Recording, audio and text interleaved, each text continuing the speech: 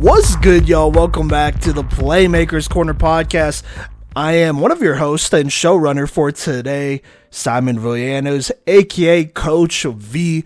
This is Playmaker's Corner, episode 413, and this is your 2024 Colorado Girls High School Flag Football Playoffs recap. We're recapping round 1 to the quarterfinals. So games from October 23rd and October 26th. You will not find a more detailed coverage of these first ever CHSAA sanctioned playoffs than right here at Playmaker's Corner. We were able to watch almost every single playoff game from last week. Weren't able to watch all the round 1 playoff games. We do have a recap from one of those in Ralston Valley versus Northfield, but after that we were able to watch every single playoff game at Jeffco Stadium, at Trailblazer, and at the NAC, the North Area Athletic Complex over there.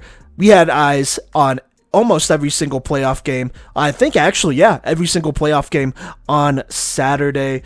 And you're going to hear from not only myself, but it's everyone on deck. We got Cody, we got Gino coming back, we got Gideon who will be making another appearance. Our guy Phoenix, I don't know if y'all have heard his voice yet on a girls flag football recap, maybe very early on at week 0, but he's going to be talking about a couple games that he was able to see. And there are so many great playoff games in 4A and 5A. Like I said, where else are you going to find all your information on Colorado girls high school flag football? But this episode's going to be super jam-packed, so feel free to use the timestamps here. We're going to talk about all the games here. Then we're going to talk Playmaker of the Week. We're going to make predictions. Myself and Gino are going to make predictions on the semifinals in 4A and 5A and make some state predictions. And then in the outro, make sure if you don't stick around all the way through, that's fine. Just make sure you skip to the outro and listen about some information about our end of the year awards. We'll talk very briefly about the 4A end of the year awards episode, which will come out in 2 days after this one comes out tomorrow on, I believe, October 30th. So there you go there. And then we'll talk maybe a little bit of 5A end of the year awards. But without further ado, let's go ahead and hop into it. We have a long episode today. All right, folks. This is actually the first round of the 5A flag playoffs, and it's a matchup between Ralston Valley at the 14th seed and Northfield, the 19 seed. This took place at Trailblazer Stadium Wednesday, the 23rd at 7 p.m. Let's go ahead and jump into it. So, on the opening drive, it's Northfield here, and I'm going based off this Max Preps roster here. But looking at it, it looks like they complete a pass to Caroline Cummings here on 3rd down and 5, deep over the middle to the 37 to get a first down. That's their big notable play here. However, on the very next play, there is going to be pressure from Ralston Valley that forces a pass that is intercepted by Gracie Hodgson here, the senior defensive back here, number 10, and returned to the 14-yard line going in. Now, for Ralston Valley, they are going to score on this next drive after getting to the 2-yard line and going with a bunch handoff that goes to Callahan up the gut. The PAT is no good. However, it's 6-0 with 8:34 to go. Ralston Valley would then get the ball back here, and they'd have a couple of first downs going for them, a couple of penalties on Northfield, making this drive a little bit more interesting than it has to be. But eventually they end up in a 4th and 3, and number 13 for Northfield, listed as Freya Erickson, gets a sack and forces a turnover on downs. Northfield will end up punting before Carmen Johnson will field the punt, where the Mustangs all bunch together, and out of the scruff here pops out Ashlyn Callahan, who sprints down the left sideline and scores. The PAT is no good, but is now 12-0 with 10:23 to go. Northfield will unfortunately punt again here, and Ralston Valley will start with just a yard until midfield with a couple of sacks and pressures from number 13, Freya Erickson, causing some problems for Ralston Valley. However, they do get some big passes here to get all the way into the red zone before getting it to Callahan, who scores here. And then the rollout right on the 2-point conversion is thrown and caught by Callahan again to go up 20-0 in this game. Now, over the course of the rest here, it's going to be a ton of Callahan action that puts up Ralston Valley 26-0, throwing a Carmen Johnson interception, and this game is all Ralston Valley here. Now, Northfield does eventually get a touchdown here later in the game, and they do force a very tough turnover on downs, but that would not be enough as Ralston Valley wins this opening game 26-6 over Northfield. All right, thank you, Cody, for that recap. But let's go ahead and get into the other 5A first round / play-in games here. Let's go ahead and start with Regis Jesuit versus Horizon, a battle of the 16th seed, and Horizon versus Regis Jesuit, the 17th seed. The winner of this game would get to play the number 1 seed in Mountain Vista later on Saturday. But in this game, Regis Jesuit would take care of business 20-0. Some stats from this game here.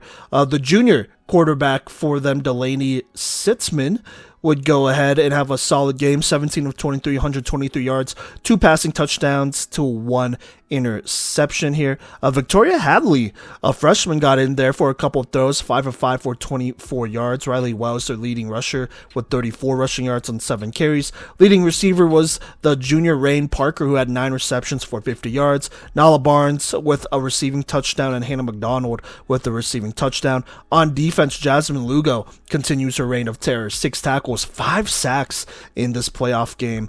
On defense, in the secondary, Nala Barnes had a pick, and then Hummertime, I want to say, the senior, had an interception. For Horizon, unfortunately, their season ends for this team here, for this young team, that is. Sophia DeAnnie, the sophomore, 5 of 8 for 33 yards and a pick. And then it looks like the junior Guevara got in there, 7 of 12 for 57 yards and a pick there as they kind of struggled.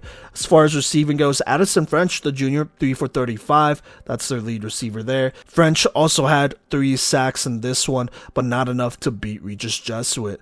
Then we have Chatfield facing off with Arapahoe. The winner would get to play number 4 Cherry Creek on Saturday here, and Chatfield would take care of business 27-13. A late touchdown in the 4th would make this a 2-score game and would pretty much put this away. No stats for Chatfield, but we do have stats for Arapahoe. Whitney Folger, 23 of 32, 170 yards and 2 touchdowns, also 40 rushing yards. She did throw a touchdown at the, I want to say, pretty early in the 4th to cut this lead to 1 score here for Chatfield. As far as receiving goes for Arapahoe, Alexa LaDuff, their lead receiver, 8 receptions for 67 yards and a touchdown. Taylor Bradley, almost identical stat line, 8 for 66 yards and a touchdown there. As far as defense goes, Lizzie Padilla, the junior, led with 10 tackles, and then Alexa LaDuff with a pick, but unfortunately their season will end as Chatfield will move on to play Cherry Creek.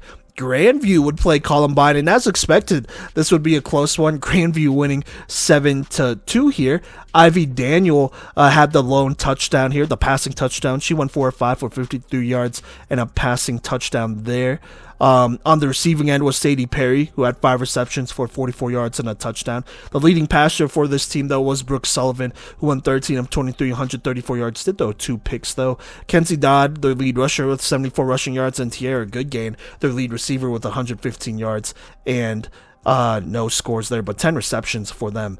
On defense, Ivy Daniel also had a pick. Tierra Goodgain had a sack, and then Sadie Perry was their lead tackler with 9. For Columbine, unfortunately, their season ends here.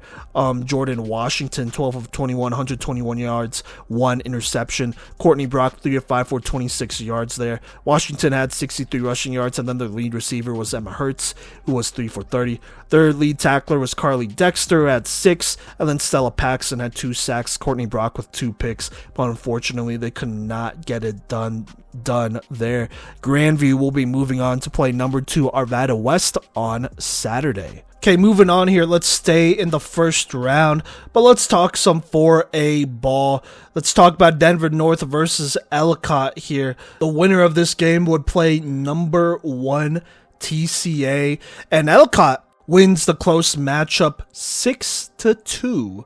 Yes, nothing too crazy there, but they win 6-2 in that matchup, and they'll be playing TCA on Saturday. Then we have Highlands Ranch, number 13 Highlands Ranch versus number 20 Colorado Springs Christian here. The winner of this game would get to play number 4 Mullen. And in this one, Highlands Ranch would win here just by a touchdown, 12-6. A late score in the fourth would give them the playoff win here. For them, their senior quarterback, Catherine Apotheker, 18 of 27, 151 yards, and 1 touchdown. Also had a rushing touchdown in this one, playing a very good game here. That one receiving touchdown she threw was to the junior Sophia Whitwer. And then you also had Addison McLeod with 71 rushing yards on the day as they take care of Colorado Springs Christian. Then we had Ponderosa playing Thornton. The winner of this matchup here would go ahead and get to play Mountain View, and Ponderosa would win 24-12 here. A 12-point fourth quarter would give them that win after Thornton would score 12 in the second to tie this game. So Pondo moving on to the next round. Then we have Manual versus Littleton. The winner of this game here would go ahead and play Vista Ridge, number 3 Vista Ridge, in the next round. And Manual wins this one just barely, 6-0 in the fourth quarter. For Littleton, they have some stats here, none from Manual, unfortunately. But Ava Palmer, 5 of 16, 22 yards, 2 picks, kind of struggled in this one here. Ava Martin with 25 rushing yards, and then Home Denoma, the freshman, was their lead receiver, only 2 receptions for 14 yards. On defense, Claudia Jones and Olivia May led with 7 tackles, Ren Freeman with a sack, and then this Littleton team had 5 interceptions from Olivia May, 2 from Sierra Wilburn, 1 from Olivia May, that is, 2 from Wilburn, 1 from Mariah Stitt, 1 from Claudia Jones, and yeah, they would not be able to beat Manual in this tough one, 6-0, so Manual will be moving on to play Vista Ridge in the next round. So there you go, those are all your first round matchups. Now let's get to Saturday, October 26th, where we see the bulk of these games. Hello friends, and welcome back to the Playmaker's Corner podcast. This is Gideon, and I am going to discuss 5 of the 6 games that happened at the NAAC football field in Jefferson County. We have a bunch of games going during this one, starting with Denver West versus Air Academy, the Classical Academy versus Ellicott, Mullen versus Highlands Ranch, Green Mountain versus Elizabeth, TCA versus Denver West, and then Cody was gracious enough to snag Green Mountain versus Mullen from me. But first of all, we are going to recap Denver West versus Air Academy. Honestly, this was the best game of the day on this side of the bracket. It was a lot of fun, and it was the first one in the morning, starting at 9 a.m. Nice and cool, but we are just going to kick this off, starting with Air Academy's side of this game. Then we're going to move over to Denver West's before we go over to the rest of these games. So, starting off here with Air Academy, we had a Hope Manning pass deflection, followed by Kyan Winya lateraling it over to Lola Neely for 10 yards on a punt return. Revan Wilkins would run for 10, and then on D, the Cadets would allow a touchdown after illegal contact, going down 7-0 with 40.3 seconds left in the first. In the second quarter, Tadra Kitchener would run for 20, and then Wilkins would go for 12.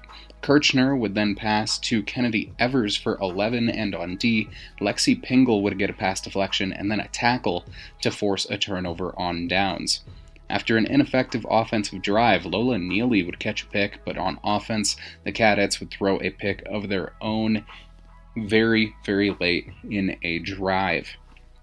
Then Milana Cruz-May would catch a pick herself with time running out in the half to keep it close. And this one, I believe, was in the red zone as well, so that was some clutch play there by Milana Cruz-May to keep it close. In the third quarter, Wilkins would run for 35 over the course of 3 plays, and then Kirchner would throw to Elena Garrett for 10 before getting it to Lane Reynolds for the touchdown, making it 7-7 with 7 minutes left in the third. Man, if it were in the 7th, that would have been a mouthful. After an illegal rush and being lured offsides, Air Academy would allow another touchdown, making it 7-14 with 2 minutes 12 seconds left in the third. Wilkins would run for 20, and then Kirchner and Evers would connect once more for 10, but then Evers would lateral to Wilkins before her flag got pulled, who ran it for another 40 yards for the touchdown score, evening it at 14 with 44.6 seconds left in the quarter. In the fourth, Air Academy would go offsides before Winya would deflect a pass, and then Eleanor Dixon would tackle for loss. And then on offense, Kirchner would run for 15. On defense, even after a holding and impeding call in the red zone, Air Academy would force a turnover on downs on the 3-yard line, which was a crucial stop for them. But then, disaster struck when a direct snap to the running back was fumbled in the end zone, leading to a safety, which led to Air Academy going down 14-16 with 6 minutes left in this game. After forcing a punt, the Cadets would turn over on downs, and then Dixon would get a tackle for loss to end the Cadets' season. Absolutely tragic way to end this year, especially when they fought so hard to win this game, to close it with less than 40 seconds left in third, and for that to be how the final points are scored in this matchup. I mean, you just feel bad for them. But, I mean, it's not like Denver West didn't earn this win. Denver West still put in a lot of effort, and this was still a close game for a reason. But all around, I commend Air Academy for this performance and for this season. And real quick, something that I'm going to do here is I'm going to acknowledge all of the seniors who put in this work in this inaugural season. For Air Academy, we have McKenna Agramson, Revan Wilkins, Milana Cruz-May, Paige Pavanka, Kennedy Evers, Lexi Pingle, Lola Neely, Abigail Shaver, Layla Nassif, Liana Linenberger, Balaj Farkas, Misha Edwards, Farah Dozier, and Eleanor Dixon. Thank you for your service to the sport and to the state, and best of luck with your endeavors moving forward. Next up, though, we have Denver West's side of this matchup that, as you just heard, Denver West would go on to win, to move on to face the winner of TCA and Ellicott. But looking at Denver West's specific performance here, starting out, Marilyn Vega would pass to Shukri Hussein for 10, and then Vega would throw to Alicia Munoz-Sturgeon for 20. On defense, Munoz-Sturgeon would get a tackle for loss that forced a turnover on downs, but then Vega passed to Zahara Muhammad for 15, before Muhammad would run for 10 herself. Vega then threw a dime to Arceli Javier, then repeated the connection for a conversion, leading 7-0 with 40.3 left in the first. Vega then got a pass deflection to close out the first, and West's run defense was a bit spotty in the second quarter, but they still forced a turnover on downs before Angel Lucero would throw to Vega for 15, and then Vega would go to Hussein for 15 herself. After Hussein got a pass deflection on D, Vega would run for 10 on offense. After a timeout with 1:01 left, the Cowboys would throw a pick, which would get turned around when Hussein caught a pick of her own in the breadbasket. Vega and Hussein then connected again for 20 heading into halftime. Denver West then allowed a touchdown after allowing a bunch of runs in the third, having it tied at 7 with 7 left in the third. The Cowboys then had Vega throw to Munoz-Sturgeon for 15 and then to Hussein for 12. Hussein then reversed for 10 and Vega connected with Javier for another touchdown, making it 14-7 with 2:12 in this quarter. The Cowboys swiftly allowed another touchdown to tie it at 14 with 44.6 in the third, and in the fourth, Vega and Hussein connected again for 20, but West ended up on D again, where Celeste Marquez got a tackle for loss. And then Samantha Morales-Torres got a pick. Vegas went through the spin cycle for 3 times for 10 yards, but then West turnover on down on the 3-yard line. West was then graced with amazing luck where Air Academy would fumble in the end zone for a safety, going up 16-14 with 6 minutes left in the game. Denver West did that is. And then after a charging penalty on a first down rush, Vega would throw to Munoz Sturgeon for 12 and then to Hussein for 15 before a punt. The Cowboys would force a turnover on downs on defense, and that is all she wrote. Denver West would move on to face the winner of TCA versus Ellicott with a final score of 16-14. And that's all for this particular matchup. All right, Coach V here, and I got your second round matchup. I think technically, second round matchup between Pomona and Evergreen. Pomona being the 7th seed, Evergreen the 10th seed here. The winner would go on and play Mountain View and Ponderosa in this game. And, these are two teams that actually met up before in the regular season where Evergreen would beat them 14-6. Now, that was an interesting game as Jay Cordova did not play quarterback. Timberly Martinez was at quarterback while Jay played a little bit more wide receiver. So it kind of looked like maybe they're experimenting with some different things over there. And then Evergreen, pretty much everyone played where they needed to play there. So going into this matchup, kind of anticipated this one being a close one and whatnot. But let's go ahead and hop into it. In the first quarter, Pomona would start with the ball here, and a tough drop snap on the first play would set them back a little bit. Definitely some nerves, and then on third down, a couple plays later, there would be a dropped pass, so they would end up going 3 and out, not quite able to recover.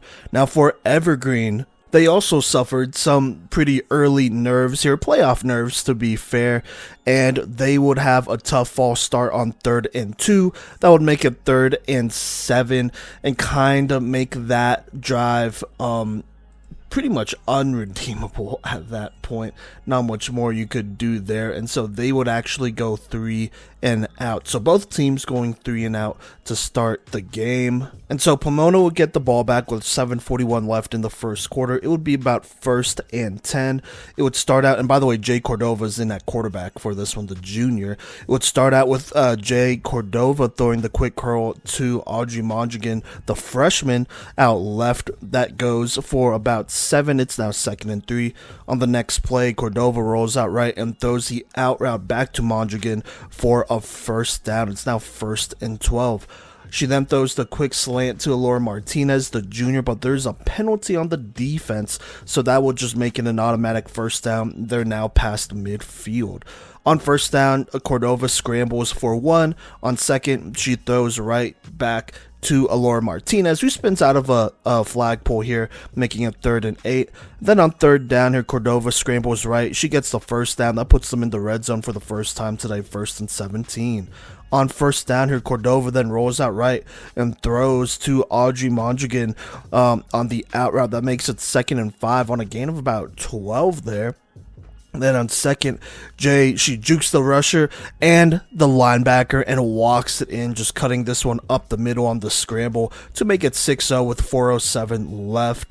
On the PAT, she then throws a perfect out route left to Emily Abeda, the senior, to make it 7-0 as Pomona takes the early lead. Now Evergreen gets the ball back with about 4 minutes left here, trying to make something happen, and it starts with their quarterback, Addison McEvers, the senior, in here as the starter.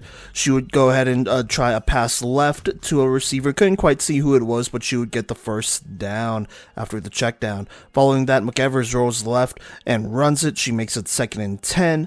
Then there's a false start on Evergreen, so now it's 2nd and 15. So there you go there. On 2nd down and 15, they run a speed option, it looks like, and it's a pitch, but it's just off the mark, so that goes for a loss. It's now 3rd and 19. On third down, McEvers tries to roll out right and throw it deep here, and it looks like Audrey Mondragon would be able to make a play here. She tries to catch this one, but it's just a little bit too high, so she bats it down, and that is another punt for Evergreen. Now, Pomona, they take over here with 1:05 left here, but this drive would pretty much go nowhere. A diving sack here by an Evergreen player on 2nd and 13 would pretty much kill this drive, as third down would be a drop, so that would as well, and so they would punt it. Now, Evergreen takes over with about 10:39 left here in the second now. 1st and 12 approaching midfield here.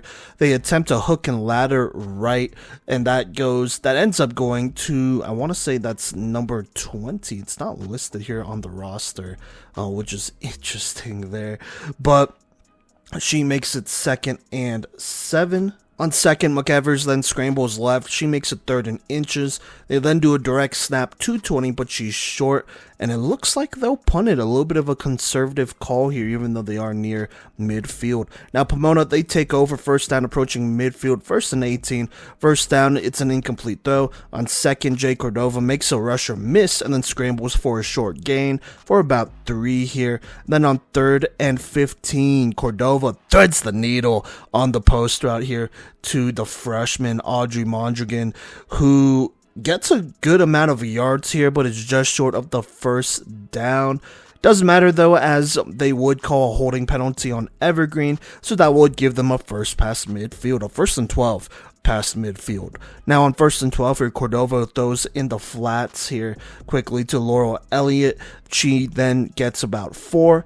On second, Cordova throws a quick hitch here, almost picked off here, but it is dropped, so that just brings up 3rd. Then on 3rd here, Cordova finds Alora Martinez, I believe, who reaches out, and that would be enough to give them a 1st down in the red zone. 1st and 16. On 1st and 16, Cordova scrambles just right up the middle. She gets about 8. On second, Cordova scrambles right here, just short of scoring, gets about 5 here, so now it's 3rd and 3. But then on 3rd down, Cordova gets the snap, throws a quick out left to Emily Abeda, her senior receiver, and she brings it in to make it 13-0.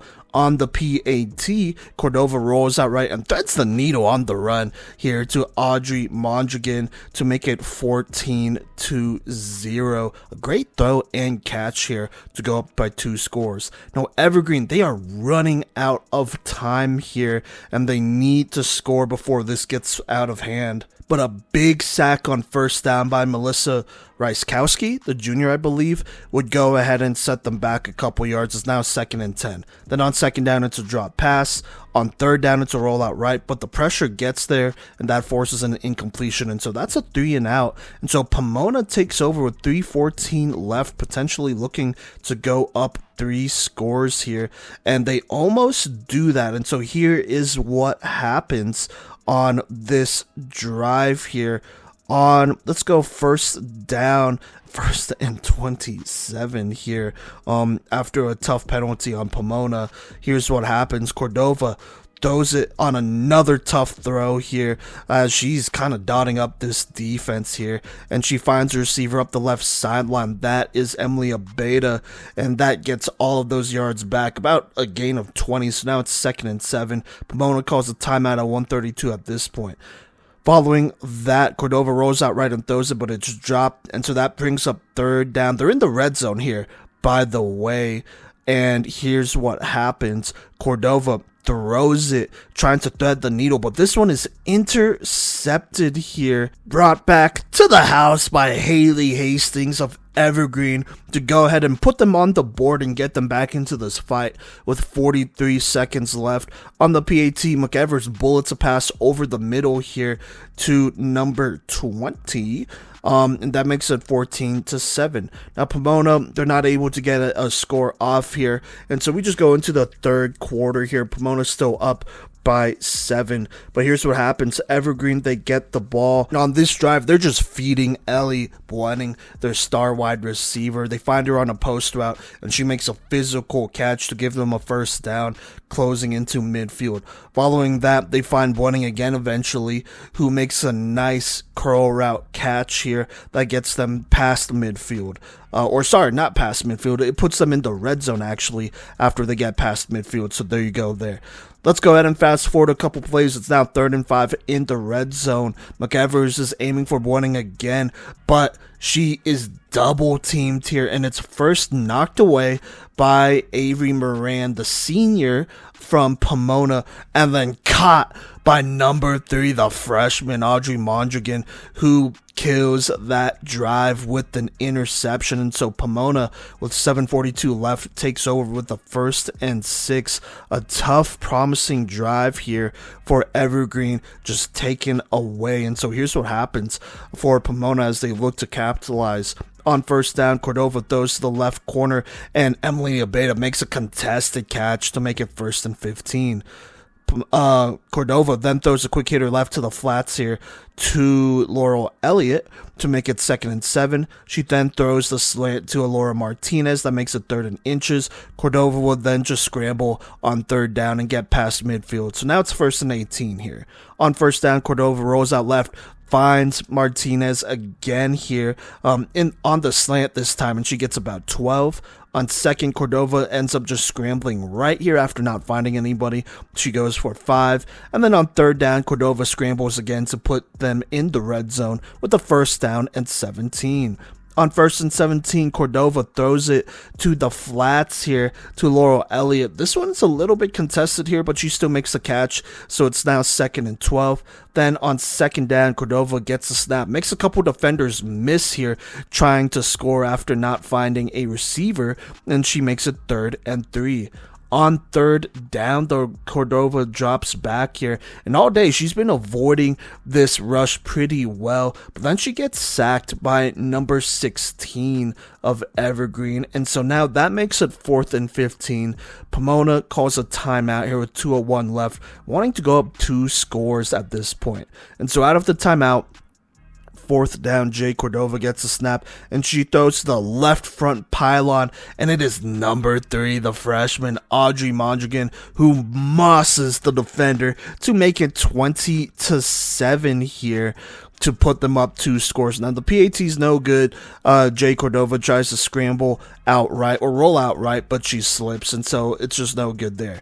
Now, for Evergreen, they get the ball here, but unfortunately, they find themselves in a tough 3rd and 29 situation after a tough tripping penalty sets them back, and that's where they're at the start of the 4th, by the way. And on 3rd and 29, McEvers goes deep here and throws it into triple coverage. It's just not really there. She's just trying to get it to Blenning, but they are keying in on her, and so now that brings up 4th down. They gotta go for it here. McEvers goes deep here, and this time it is tipped up and picked off by Laurel Elliott, who makes the diving catch here as they want to have a little bit of a longer drive. And so Pomona takes over with 11:09 left, 1st and 10 past midfield. On 1st down, Cordova rolls out left. She lofts one to Emily Abeda on the layered throw. She almost gets the 1st down, but is just short here after the catch, so it's 2nd and inches. On 2nd down here, Cordova rolls out right and throws it, and it's a diving catch by Alora Martinez to give them a 1st down in the red zone on 1st and 15. On 1st and 15 here, though, Evergreen gets a big sack from Taya Cotton.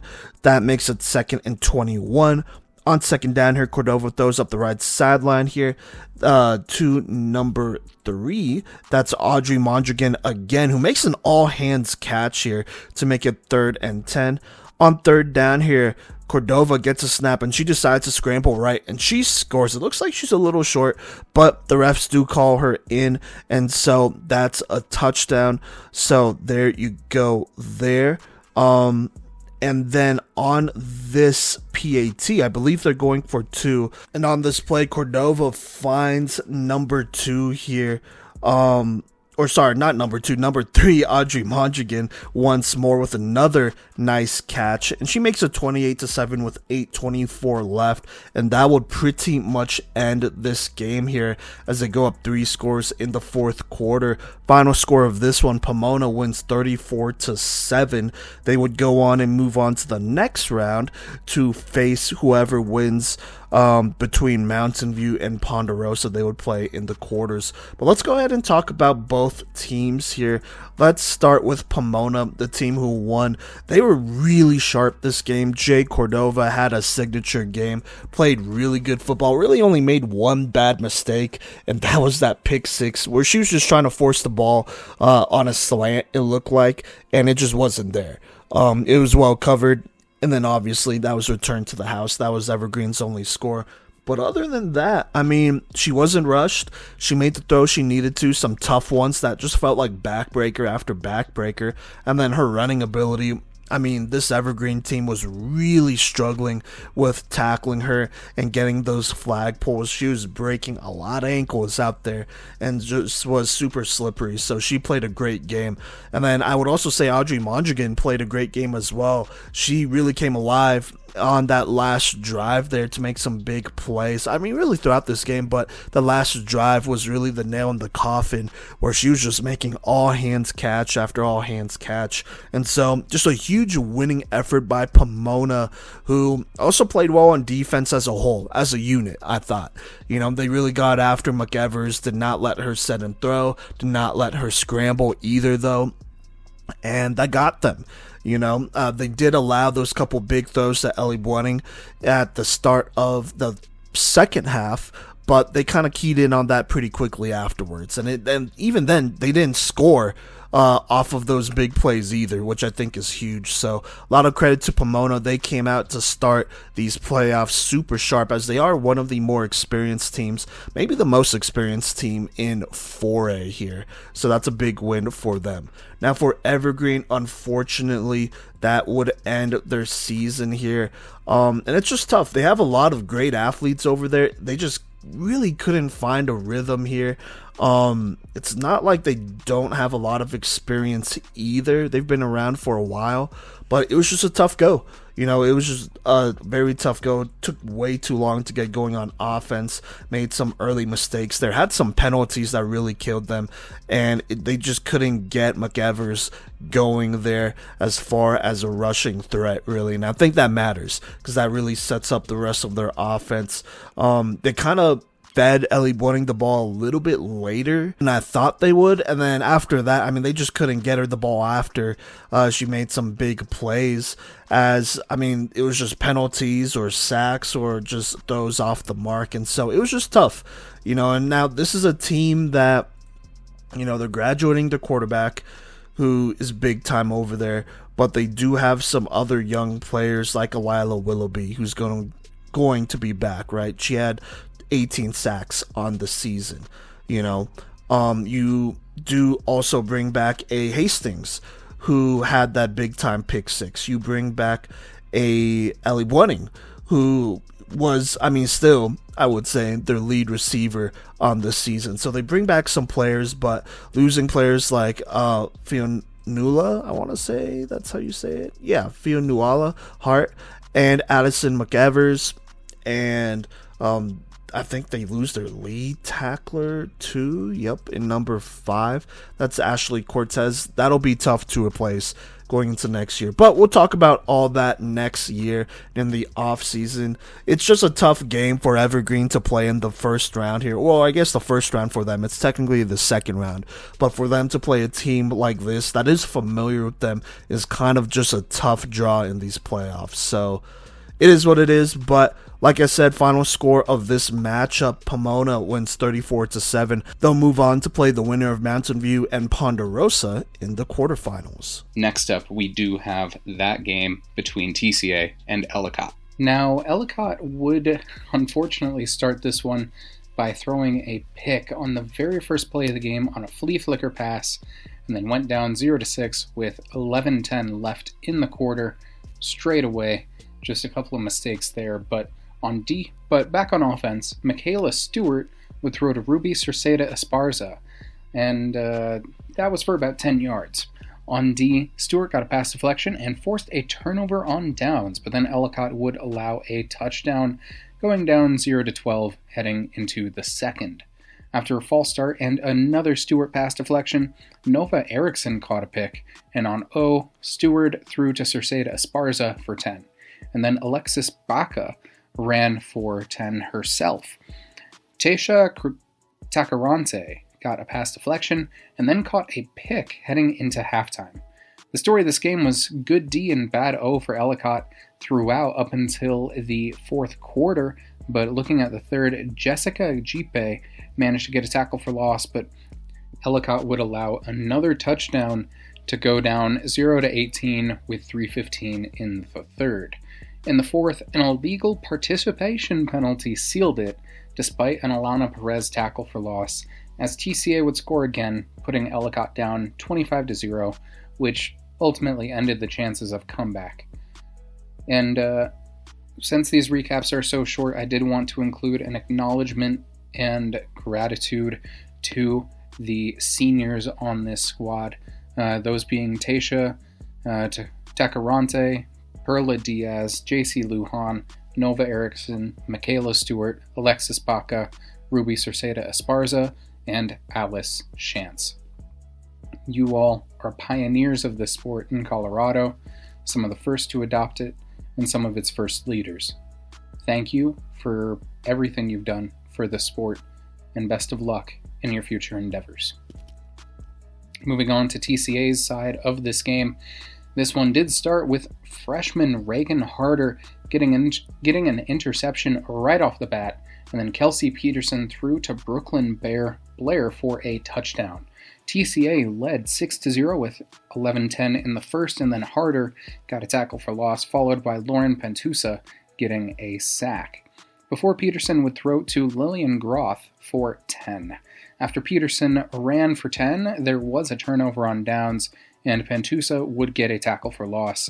And on offense once more, Groth would throw to Harder for a 20-yard touchdown, making it 12-0 with 2:29 in the first. And Pentusa would get another sack, and Blair would have a pass deflection. Groth would run for 10, and then on O, Brinley Mezzi got a pass deflection. After a holding call and timeout with 51.8 left, Groth got a pass deflection and then threw to Harder for 25 heading into the half.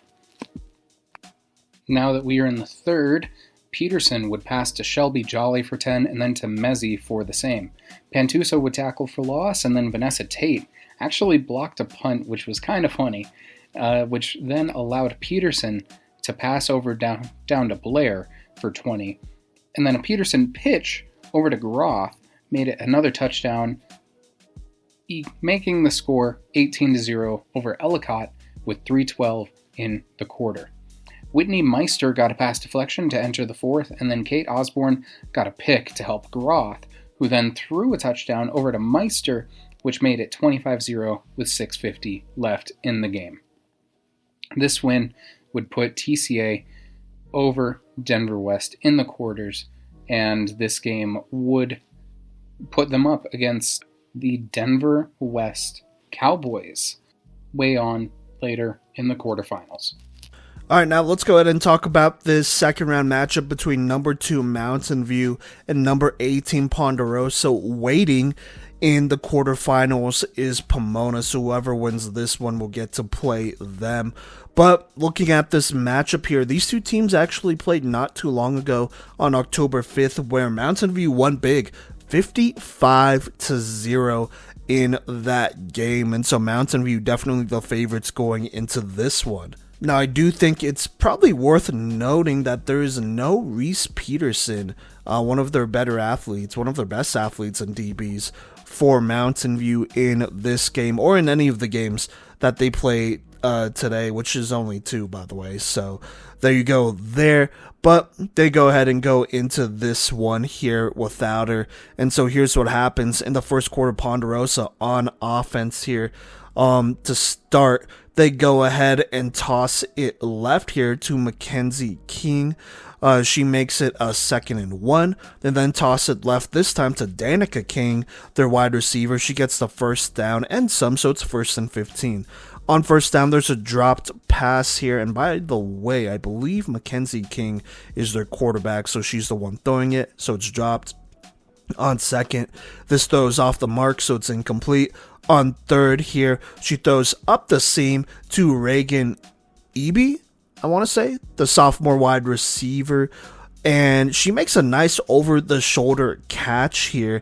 And that goes for a big gain, a first down past the midfield, as the defense kind of just broke down on that one. So it's 1st and 17. On first down, they toss it right here to Danica King. She gets about 2. Then Mackenzie King, she checks it down to Reese Bolifer, her junior center. And that would go for a pretty nice gain here, making it 3rd and 5. She then checks it down again here, this time to her freshman receiver, Kiara Johnson. And that would give them a first down in the red zone here, just barely, but a 1st and 19. They would then run the speed option left here, which would end up in the hands of Danica King. That would go for about 4. Then on 2nd and 15 here, Mackenzie King goes ahead and throws the post route, and it's there, but it is just out of reach, so tough missed opportunity. Then on 3rd down, it's a dropped pass, and so now that brings up 4th down here, and here's what happens. King, she throws it deep, but this one is double covered, but there would be a rougher the passer penalty thrown on Mountain View, so that's an automatic first down. Again, a new set of downs, and they're on the 5, so that's just a bad mistake by Mountain View here. They then attempt kind of a weird handoff, is the best way I could explain it, to number 1 Anna Johnson. She gets like 1 yard here. But then here's what happens on 2nd down. King on 2nd and 4 throws the quick out to Cora Redner, a freshman wide receiver, and she brings it in to make it 6-0 with 4:47 left for Pondo. Now, on the PAT, Gwen Marks gets a sack, and so that'll end that drive there. But Pondo scoring on their first drive, a nice drive to put together here in this second round of the playoffs. And so Mountain View takes over with 4:47 left. On first down here, Premier just scrambles right. She only gets 2. But she does it again on 2nd, and this time she goes ahead and gets the first down and some, making some defenders miss. It's now 1st and 10 approaching midfield. On 1st and 10, Premier scrambles right. She gets 7. Then Mountain View calls a timeout with 3:20 left, trying to get a little bit more going here other than Premier just running the ball. And so they attempt an end around here to Mia Artis, and she wouldn't make it. Well, she wouldn't get any yards here, so now it's just 3rd and 3. Then on 3rd down, Premier checks it down to Michaela Messias, and she would give them the first down after making a defender miss here past the midfield. So 1st and 19, and then here's what happens. It's a double pass here, and I believe I want to say either Violet Hidalgo or Michaela Messias, but they go ahead and throw it to Gwen Marks, who makes a nice sideline catch that goes for 9. On 2nd here, Premier goes deep to Marks on the post route, and she's open, and she burns the defense to the house for a touchdown. But a penalty against Mountain View will take that away. I believe illegal contact. So now it's 2nd and 20 here. On 2nd down here, Premier goes deep again, and this time it's Mia Artis who makes the diving catch here for over 20, but there's a penalty here. It's thrown against Pondo for PI, so it's a first down in the red zone, 1st and 17. On first down, they check it down. Premier checks it down to Hidalgo, and so that gives them a couple, but they would then have a false start, which would pretty much take away all those yards. So now it's 2nd and 17 again. They then hand it off to Marks, and she gets about 12, and that ends the first quarter. So Mountain View down kind of early 6-0, but in the red zone with a 3rd and 5 here to start the second. And here's what happens on 3rd down. Premier rifles to the dig route to Marks over the middle in the back of the end zone, and that ties it to make it 6-6. Then on the PAT, Premier rolls out left here, and she just decides to run it in. There's nobody there as she makes it 7-6. And so Pondo, they take over with a first down with 11:56 left. They will get the first down initially thanks to a misdirection pitch right to number 11, Danica King.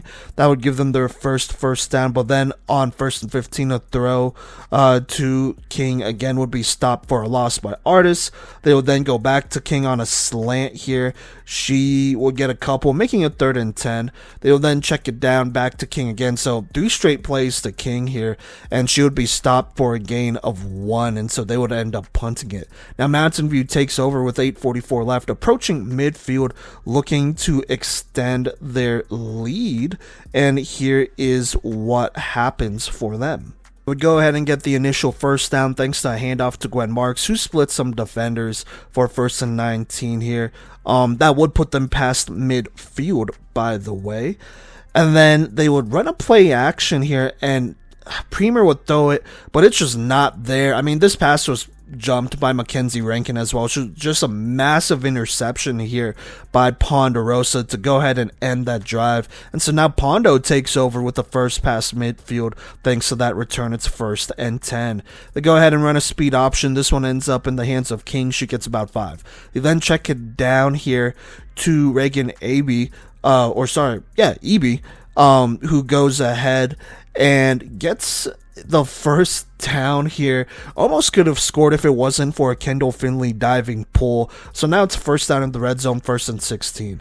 They then go ahead and run a play action pass, and they take a deep shot to Reese Bollifer, but it's well covered here by Mountain View. They then run a quick hook and ladder concept, but this time it goes to the drag to Cora Redner, and that goes ahead and makes it a 3rd and 14, so it only goes for 2 there. Then on 3rd down, the pass is deflected by number 10 of Mountain View. That's Ellie Harper. So that brings up 4th down here, and here's what happens for Pondo. They go ahead and run a little play action, some misdirection, and then they throw the out route to Cora Redner, and she scores to make it 12-7 here with 3:44 left.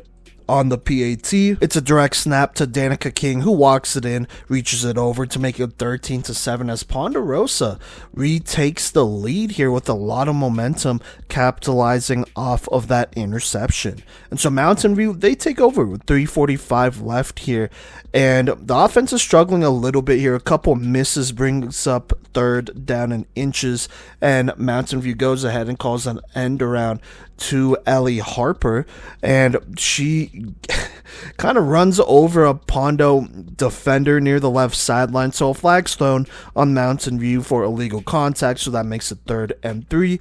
Then on 3rd down, the Ponderosa pressure gets there. That forces an incompletion, so now it's 4th down, and Mountain View calls a timeout with 2:11 left here.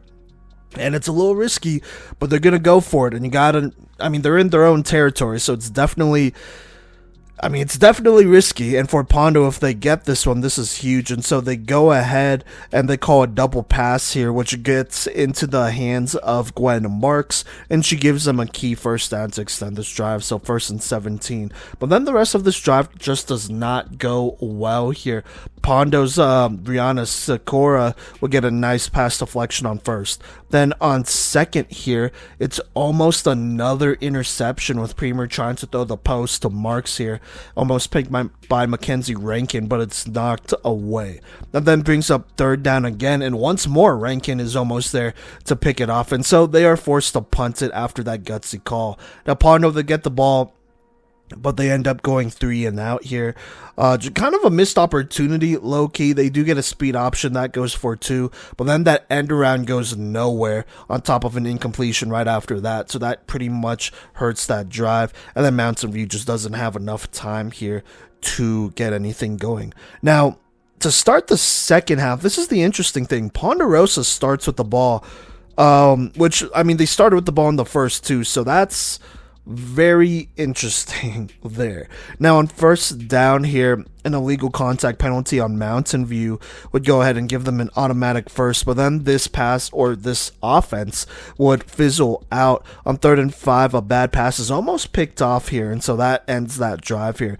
Now Mountain View, they take over, not quite out of it, but up to this point, ever since that interception, Ponderosa with all the momentum here. So they're looking to get back in it, and here's what happens. On first down, Premier checks it down for about 5. Then on second, it's the pass is knocked away. On third, it's a double pass here, and it goes into the hands of Premier on the pass, but she is just short of the first down here. It looks like they're going to go 3 and out here, but they call a timeout at 8:29. It's 4th and 5, by the way, and they decide to go for it. And so 4th and 5, another risky gambit here for Mountain View as they are backed up against their own territory. If they don't get it and it's incomplete, then Pondo starts in the red zone with a chance to go up 2 scores. But here's what happens. Premier gets a snap, and she finds Gwen Marks on a rope, and she is gone to the house to tie this game with 8:17 left as the gamble pays off on the PAT. Premier runs this one in to give them the lead again here, making it 14-13 with 8:17 left. Now Ponderosa, they're not out of it here. They have a chance to go ahead and match that, but they find themselves in a pretty tough situation after getting the first down thanks to a pitch right here to Danica King. On 1st and 19 here, they try to do it again, but Mia Artist stops that for no gain. They then check it down here, but it's a diving flagpole here by Artist again, and so now it's 3rd and 18. They then attempt a double pass here, and it's thrown deep, but great defense by Kendall Finley deflecting that, forces a 4th down here, and so they're forced to punt it. Now Mountain View, they take over with 5:26 left, 1st and 10 approaching midfield, looking to extend this lead here. On first down, the ball is knocked away by Brianna Sakura of Pondo. On second, it looks like it's a miscommunication, and this one almost makes Mountain View pay as Ponderosa is just not quite able to bring in that interception. So that brings up 3rd. On 3rd down here, Premier finds Marks on a dig for a nice gain, but she's short. It's 4th and 1 here. Pondo calls a timeout. They're second of the half, though, at 3:37. So looking to go for it, here is what happens. On 4th down, Premier gets a snap. She tries to scramble, but she is stopped by Keela Kraft here, winning that matchup. So that's a turnover on downs. Pondo gets a chance to retake the lead once more with 3:31 left past midfield. It's 1st and 18. Now, this drive doesn't start out well as the handoff is dropped, so now it's 2nd and 21. They then throw the slant here to Cora Redner left. She gets a pretty nice gain here. It's now 3rd and 12 after that one.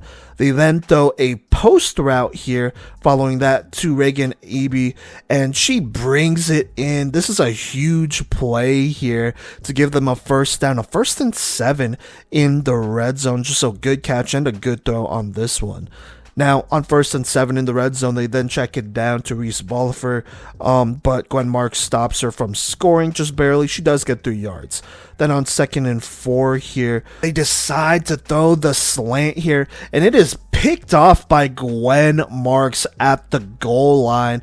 Very Seahawks and Patriots fashion from that Super Bowl years ago, and it's just a fatal mistake for Pondo as Mountain View gets the ball with a chance to score. It's 1st and 20 with 1:01 left here. Now, let's just go ahead and fast forward to the 4th quarter here. They do get past midfield thanks to a direct snap to Mia Artis, and then she throws it to Violet Hidalgo to get them over. So it's 1st and 19 past midfield early in the 4th, and here's what happens. Premier rolls out right, goes deep, but this one's just slightly overthrown. She then throws the curl left here to Artis. That makes it 3rd and 11.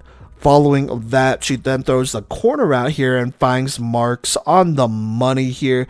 She makes a defender fall before splitting the defenders on a fantastic play by Marks. She makes it 1st and 5. They then hand it off left here to Michaela Messias, and she burns the defense left to the end zone to make it 20-13. On the PAT, Prima Rosa right and finds number 10 Ellie Harper to make it 21-13. Now Pondo, they take over with 8:55 left here, but all that momentum is gone here. First down, it's a direct snap to King. It goes nowhere. Second down, it's an out route thrown here to number 18, that's Cora Redner. She does get the first down, so it's 1st and 16. They then pitch it forward, but Marks makes a diving effort, almost seemingly to pick this one off. It wasn't a good pitch, as it was way too low here. And oh my gosh, it looks like an interception. I replayed it, I got the clip. It looks like a pick, but they call it incomplete there. So it's alright.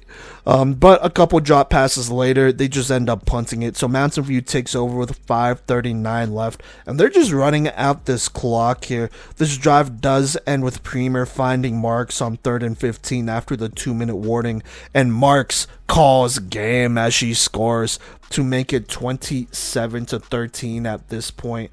And by then, Pondo only has one timeout, so they're not able to stop the clock, and so that will be it. Mountain View takes down Ponderosa here in the second round to advance to the quarterfinals and play Pomona in the next round. So a great game here, honestly. Pondo came out swinging, and this was not the 55-0 blowout that they had earlier on in the season at all. But, let's talk about this team.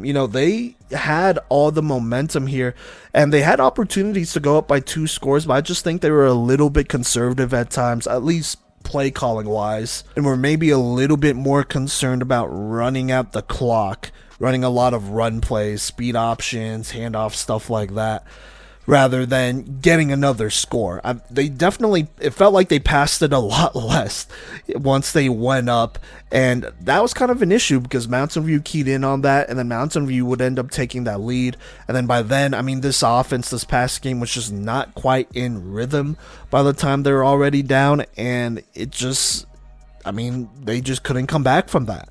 And that's just tough for a team like Ponderosa, who looked like was about to pull up the biggest upset of the playoffs, and then just couldn't quite put the nail here in the coffin here, and just allowed, they just kept the door open for Mountain View to come back. So that's just a tough game for them here. But, this is a team that had a lot of contributors in this playoff game who are pretty young here, right? You have Reese Bolifer, who's only a junior. You have Cora Redner, who's a freshman. You have Reagan Eby, who is a sophomore, So you have some young players. Their quarterback, Mackenzie King, is just a sophomore as well. So they do bring back a core next year, and I think that is definitely going to help them as far as playoff experience goes. And, that's not something you'll forget, a tough playoff loss like this here. But, it was a good performance by them. They just couldn't quite get it done against the number 2 team in the state, so that's tough. Now they do graduate some players in a Cameron Smith, Brianna Sakura, who's a good DB for them, just to name a few, and that's going to be tough, but we'll talk about all that next year here. I think this Pondo team, they'll be fine. They have a good young core. They just couldn't quite get it done. And that's just going to be a tough pill that they're going to have to swallow and wait until next year. Now for Mountain View, a little alarming. They just couldn't quite get it going. Premier was kind of off her game here, trying to force the pass at some times and whatnot, but they settled in as the game went on, and they had a good performance, scoring 27 in their first playoff game and first playoff win in program history, which I think is big time. Gwen Marks really came alive in that second half to put this game away, and they continue to roll here as they now play an experienced team in Pomona who has been here in the playoffs before. So that's going to be an interesting matchup, which we'll talk about later on in this episode. But final score of this one, Mountain View beats Ponderosa 27-13. Now we have the game between Mullen and Highlands Ranch, and looking at it, Highlands Ranch, they did have a good season, ended up in the playoffs here, would face number 4 seed Mullen here in the second round of their playoffs, first round of Mullins.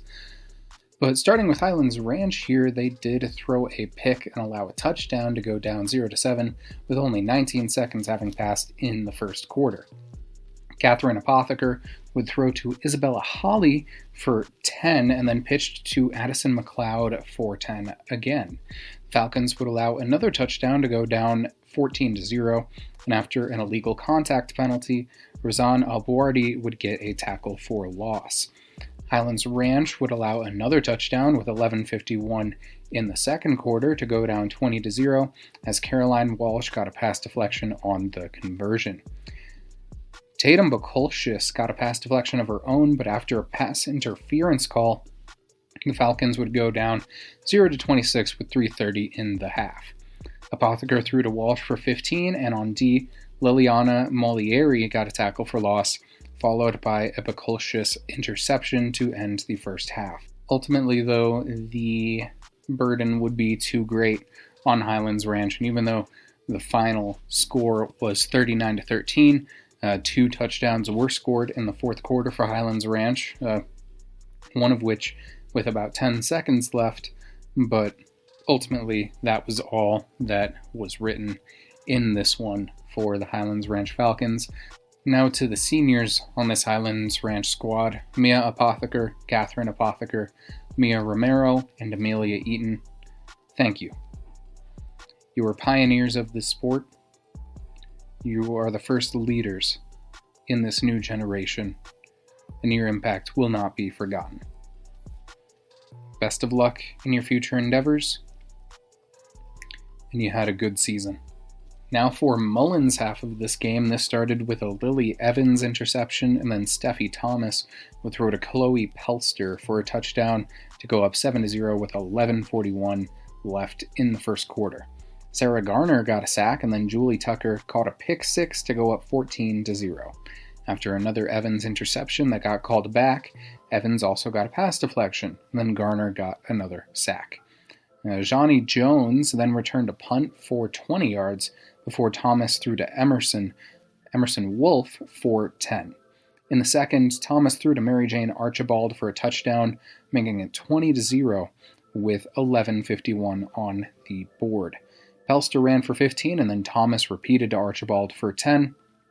Thomas bobbed and weaved for 10 herself before throwing to Keaton Arangua Egbert for 10, and then to Pelster for another touchdown, making it 26-0 with 3:30 in the half.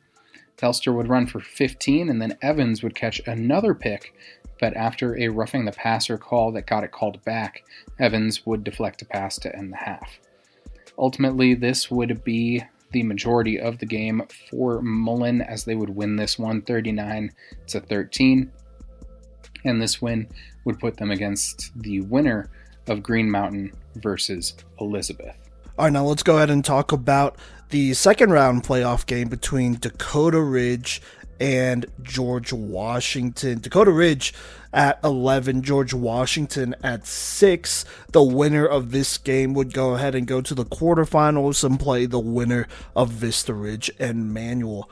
But going into this game, I believe this is one of the first playoff games that I saw, at least, where the teams have not played before, which is interesting for sure here. Dakota Ridge, first year program and whatnot, and then you have George Washington, who has been around since the beginning here. George Washington 10-4 going into this matchup here, while you had Dakota Ridge, who was 9-6 going into this matchup. I believe me and Gino both felt like this game would be a close one. So let's go ahead and hop into this one. To start the game, it was pretty slow for both teams. Defenses were playing well. Sacks for both squads. G-Dub would end up going 3, or not 3 now, but they would get a first down on a deflection that was caught by their receiver, Yoey Savage, excuse me if I'm saying that wrong,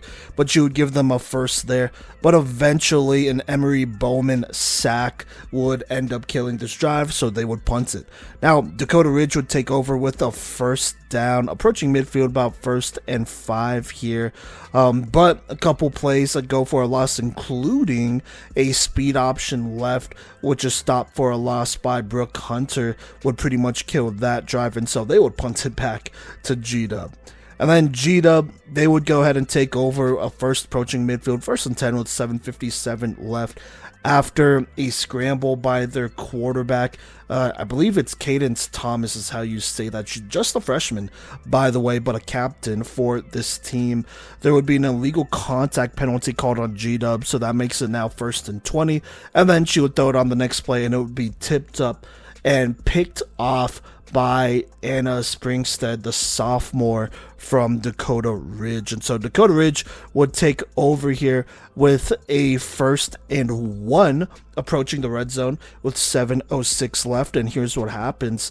The quarterback for Dakota Ridge, by the way, being Addie Orr, the senior, would go ahead and run a play action pass and then throw it deep to a wide open fellow senior in Kate Barbic, who makes it 6-0. The PAT's knocked away though, as Dakota Ridge takes the lead and takes first blood in this game. Now, George Washington, they take over here with the first down with about 7 minutes left here in the first quarter, and it's a handoff to number 1 Kailana Smith, another freshman here, who gets loose, but an inadvertent whistle happens, so they elect to replay that 1st down and 6, and so on this same 1st and 6 here, they go ahead and call a play action here and throw it, I believe, to number 11 Cadence Thomas, who's usually their quarterback, but she gets the 1st down. So 1st and 19 here. On 1st and 19, Thomas throws left to Yohei Savage, the senior, who gives them a nice gain here. Spins out of a tackle to give them a nice gain of about 18, so it's 2nd and 1. On 2nd down here, Thomas decides to scramble, and she splits some defenders to get a first pass midfield. It's 1st and 17. A hard count would then earn them 5 more yards, so 1st and 12. They would then call a reverse here. It's number 25. On the roster, there's no 25 listed, but I believe that is Madison Honeycutt, the junior here, who must have just been wearing a different jersey for this one. But she gets a couple here to make it 2nd and 8. They then throw a quick slant to Brooke Hunter. She makes it 3rd and 3. And then a handoff to Kailana Smith here, but she is swarmed by a couple Dakota Ridge defenders. So now that brings up 4th and 1 here. And on 4th and 1, the quarterback gets a snap, and Thomas just decides to scramble outright, and she wins to the corner for a 1st down in the red zone of 1st and 19. On 1st down, she then throws to the right corner to Yohei Savage. And it's on the money, but it is just barely dropped, though. So that brings up 2nd down here. And on 2nd, Thomas decides to scramble. And it looks like she is held a little bit there. But, is what it is. Still gets some yards. It's 3rd and 14. Now on 3rd down, Thomas looking to pass her, but she's sacked by the standout sophomore rusher, Emery Bowman here. And so now that makes it 4th and 14. Obviously, they're going to go for it here, and on 4th down, Thomas tries to buy time before throwing it to Honeycutt, but it is caught, and she still stopped short. I mean, she was still pretty far away when she caught it. So that's a turnover on downs. Now, Dakota Ridge, they get the ball here. And actually, let's just go ahead and let's fast forward to the 2nd quarter, where it's 2nd and 19. They're up against their own red zone in their territory here. A bad snap plus an illegal block penalty kind of put them there. And so here is what happens. They go ahead and throw the slant here, but on this play, it's another illegal block. So it's still 2nd and 19 here. Dakota Ridge decides to call timeout at 11:55, and then out of the timeout, here's what happens. They throw it, and it is intercepted by Sophia Stanbuck, the junior, and that's a massive interception for G-Dub, and so G-Dub takes over with the 1st and 3 in the red zone, 11:43 left. Now, 1st down's incomplete. On 2nd down, it's a direct snap here to Honeycutt, who runs right, but she stopped short, so it's now 3rd and 2. And then on 3rd down, they look to throw, but Emery Bowman comes up with another big sack to now force 4th and 5. And so here we go, 4th and 5. Obviously, they're going to go for it. Thomas gets the snap. She's buying time. She's running around. She just decides to heave one into the end zone. Just a shot. And it is caught by number 7, Brooke Hunter, the sophomore, who makes an electric catch. All hands over 3 defenders in a moss to tie this game. They decide to go for 2 here, though, but on the PAT, Emery Bowman gets another sack. She already has 3 so far in this first half. And so Dakota Ridge, they get the ball here. No need to panic. I mean, it's just a tie game right now, but you want to get something going before you go cold. And so they go ahead and call an end around, but all of that is brought back because of illegal blocking, so now it's 1st and 13. They call an end around again, though, this time right to Gabby Garces. She gets a nice gain here to make it 2nd and 1. Then they call a timeout at 9:21 left. Out of the timeout, here's what happens. They call an option play, and Adeor, the quarterback, keeps it, but she is stopped for no gain by Brooke Hunter, who sniffs that one out. So that brings up 3rd down, and then on 3rd down, or under pressure, tries to throw it, but it is incomplete. A dangerous pass as it's almost picked off, but they go 3 and out. And so G-Dub takes over with 8 minutes left. A lot of momentum going their way, and they get a nice return here by number 5, Olivia Chomiak, I want to say Chomiak, the senior. Excuse me if I'm saying that wrong, but she gives them a 1st and 12 pass in midfield, so great positioning here. Now, on 1st down, Thomas gets a snap, avoids the rush, and she finds Chomiak, who turns it upfield for a 1st, but flag guarding on G-Dub will bring that back, so now it's 2nd and 10. On 2nd and 10 here, Bowman almost gets another sack, but forces an incompletion. Slash almost picked off, really, to be honest, but incomplete regardless. And so that brings up 3rd down, and they go ahead and hand it off to Honeycutt here, and she gets them a 1st down in the red zone, so a 1st and 18. On 1st and 18 here, Thomas throws a dot on the dig route here to Honeycutt, who almost scores but is stopped short here, so it's 2nd and 1. Then on 2nd down, the pass is incomplete, so that brings up 3rd. And on 3rd, Thomas scrambles here, almost scoring, but that is stopped by number 16, Gabby Garces of Dakota Ridge here, just a little short. So it's 4th and 2. And on 4th and 2, it looks like Honeycutt gets the direct snap here. She rolls right, and she finds Brooke Hunter, who makes another electric all-hands catch, not over as many defenders, but still a pretty high catch to make here to give them the lead, a 12-6 lead in these playoffs. PAT is no good, though. And so Dakota Ridge, they take over. They got to get something going here. And so here's what happens. On the first play, their quarterback, Adeor, gets the ball, and she runs the option, and she runs it, and she gets them a 1st down, 1st and 18. Following that, she rolls out right, and she finds number 10, Natalie Nair, another senior here in the flats, to make it 2nd and 10, so a gain of 8. She then, threads the needle over the middle to Genevieve Pike on a nice throw. She gives them a 1st down past midfield, 1st and 17. So a couple 1st downs in a row. Dakota Ridge is rolling. They then call an end around right to Garces. She gets maybe 2. Then on 2nd down, Ortho's kind of a wobbly pass, but it's brought in a physical catch here to save this play by Kate Barbic to go ahead and put them in a nice spot. A roughing the passer penalty also is added on. So now it's 2nd and 5.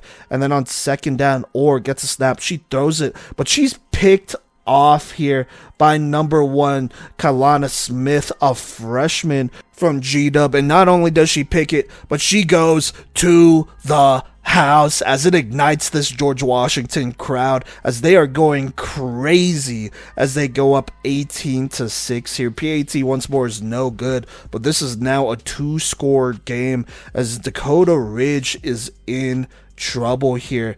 Now, they aren't able to get anything going here, basically running out this clock, and that's what G-Dub is good with as they go into half with the 2-score lead. Now, in the 3rd quarter here, Dakota Ridge has the ball. They're trying to get something going. Initially, they do get a 1st down as it's kept by their quarterback, Addie Orr, on another option play here. And then they would actually get another 1st down in a row after that, thanks to a end around to Gianna Fabrizio, but then that eventually brings up a third and 21 play here. An illegal block would help set up most of this, but third and 21, they have to go deep here or throws it, but it's just not on the money, and it's well covered anyways. Yoey Savage easily intercepts this one, and so that is going to be tough here. It's thrown against G-Dub, but they still have possession here. Now, G-Dub, they're not able to do too much. It's 7:54 left, first and 16 as they approach the midfield, but an illegal blocking penalty thrown on them would eventually kill this drive, so it's a 3 and out. Now, Dakota Ridge gets it back with 5:49 left here, but they are not able to go get much going here. They run the ball a couple times, and it's just not working out here. It is a 3rd and 1 situation as they're really close to midfield, and they throw it and it's dropped. So that's unfortunate, but weirdly enough, they decide to punt it. A very conservative call considering you're down 2 scores. But, G-Dub, they get the ball back with 3:47 left here, 1st and 20 here. On first down, the ball is deflected. On second down, Emery Bowman gets another big sack to make this now 3rd and long. And then they just go ahead and run a safe play to Honeycutt before punting it as they go 3 and out. Now, Dakota Ridge, they take over 1st and 10 in the red zone here after a bad snap on the punt. Kind of bails them out a little bit and puts them in a very good situation. So 1st and 10 in the red zone, 1:37 left here. On first down, Adeor goes ahead and scrambles left. She gets about 6 there. They then call an end around right to Gabby Garces, and she almost scores, but a diving pull by Brooke Hunter would actually stop that for a loss here, as it looked like maybe she was going to score for a second. On third down, before they could run a 3rd down play, there's a false start. So now it's 3rd and 12 here. And then on 3rd down, here's what happens. Adeor throws a slant to Kate Barbic, and she brings it in, and she goes to the house as they go ahead and cut into this lead to make it 18-12. Now they go for 2 here, trying to, make this a more manageable game and whatnot, but unfortunately, the pass is bobbled in the back of the end zone, so they will have to accept that for now. And so 4th quarter here, at the start of the 4th, G-Dub starts with the ball. They are still leading, but they are looking to potentially put this one away. And so here's what happens. After a drop on first down, it's 2nd down. It's a high throw from Thomas to her receiver.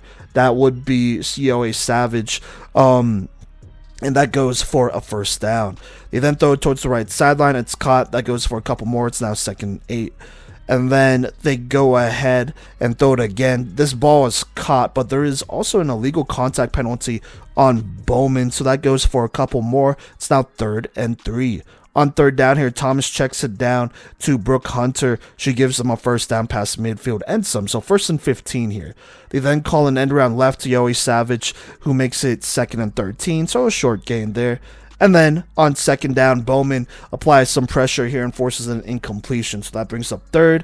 And then on 3rd, Bowman does it again, this time applying some pressure. But she forces a scramble before tracking her down right and stops her for a minimal gain. So now it's 4th and 5 thanks to some heroics from Bowman. On 4th and 5, they go ahead and check it down to Brooke Hunter. She catches it, and it's very close. Doesn't exactly get to extend it. I feel like if she extended it, it would have been a lot more obvious here, but she was focused on making the catch here. Like I said, super close here, but it ends up not mattering as she is short. They rule her short, but there's actually a penalty thrown on Dakota Ridge as well, so that would give them the 1st down in the red zone. So 1st and 15 here. But on 1st and 15, Bowman comes up big with another sack to make it now 2nd and 22. Emery Bowman having a great playoff game here in her playoff debut. But there you go there. So 2nd and 22. G-Dub then decides to hand it off. It goes nowhere as that's stopped for no gain by Gabby Garces. So now that brings up 3rd and super long here. And on 3rd down, Bowman forces the quarterback Thomas to scramble left, and then she eventually gets her as she is super short. It's 4th and 18 here, and so on 4th and 18, obviously they're going to go ahead and throw it here. Thomas gets the snap. She's looking. She throws down the left sideline, and she has a wide open receiver. That is Brooke Hunter for a touchdown, who brings it in.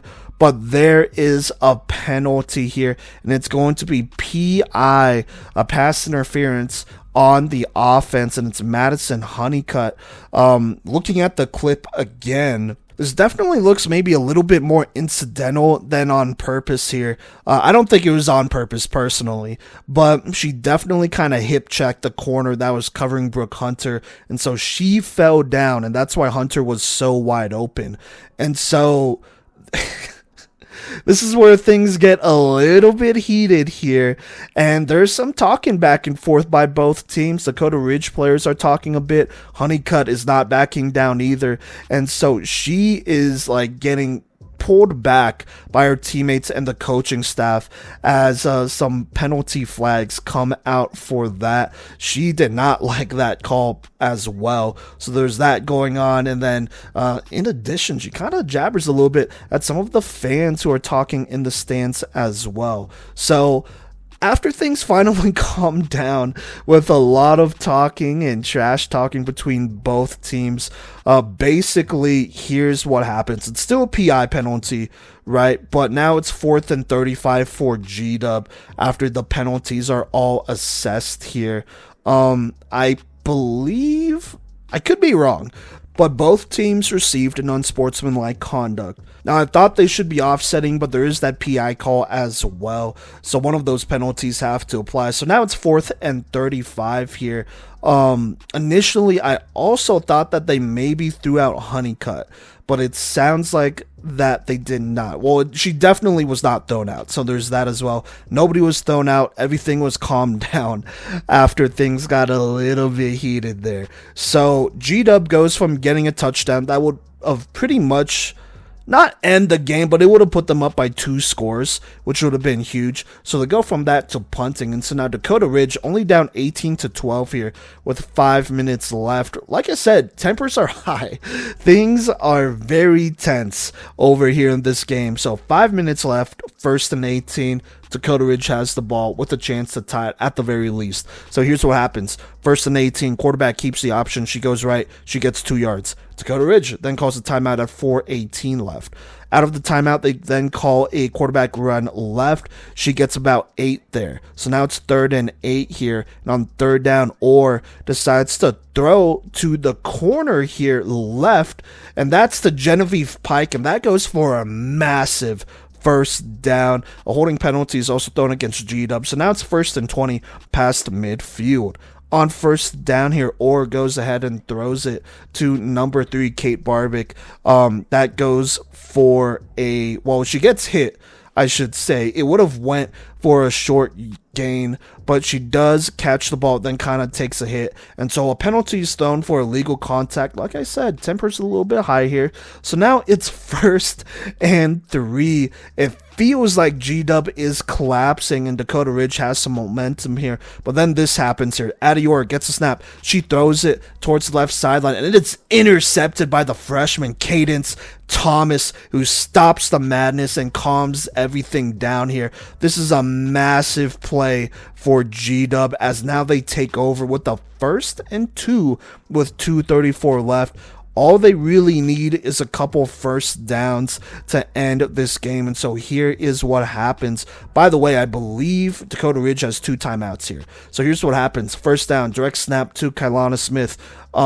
She is stopped for no gain by Bowman. That brings up 2nd down here. Honeycutt catches the toss left, then reverses fields. She gives them that key 1st down at 1:46 left here. This game is not quite over. Dakota Ridge hasn't used any timeouts yet here, but that is a 1st down. And on top of that, she did step out of bounds, so actually the clock stops right there. So clock stopped at 1:46 first down here. Number 11, Cadence Thomas, then runs left. She gets a nice gain.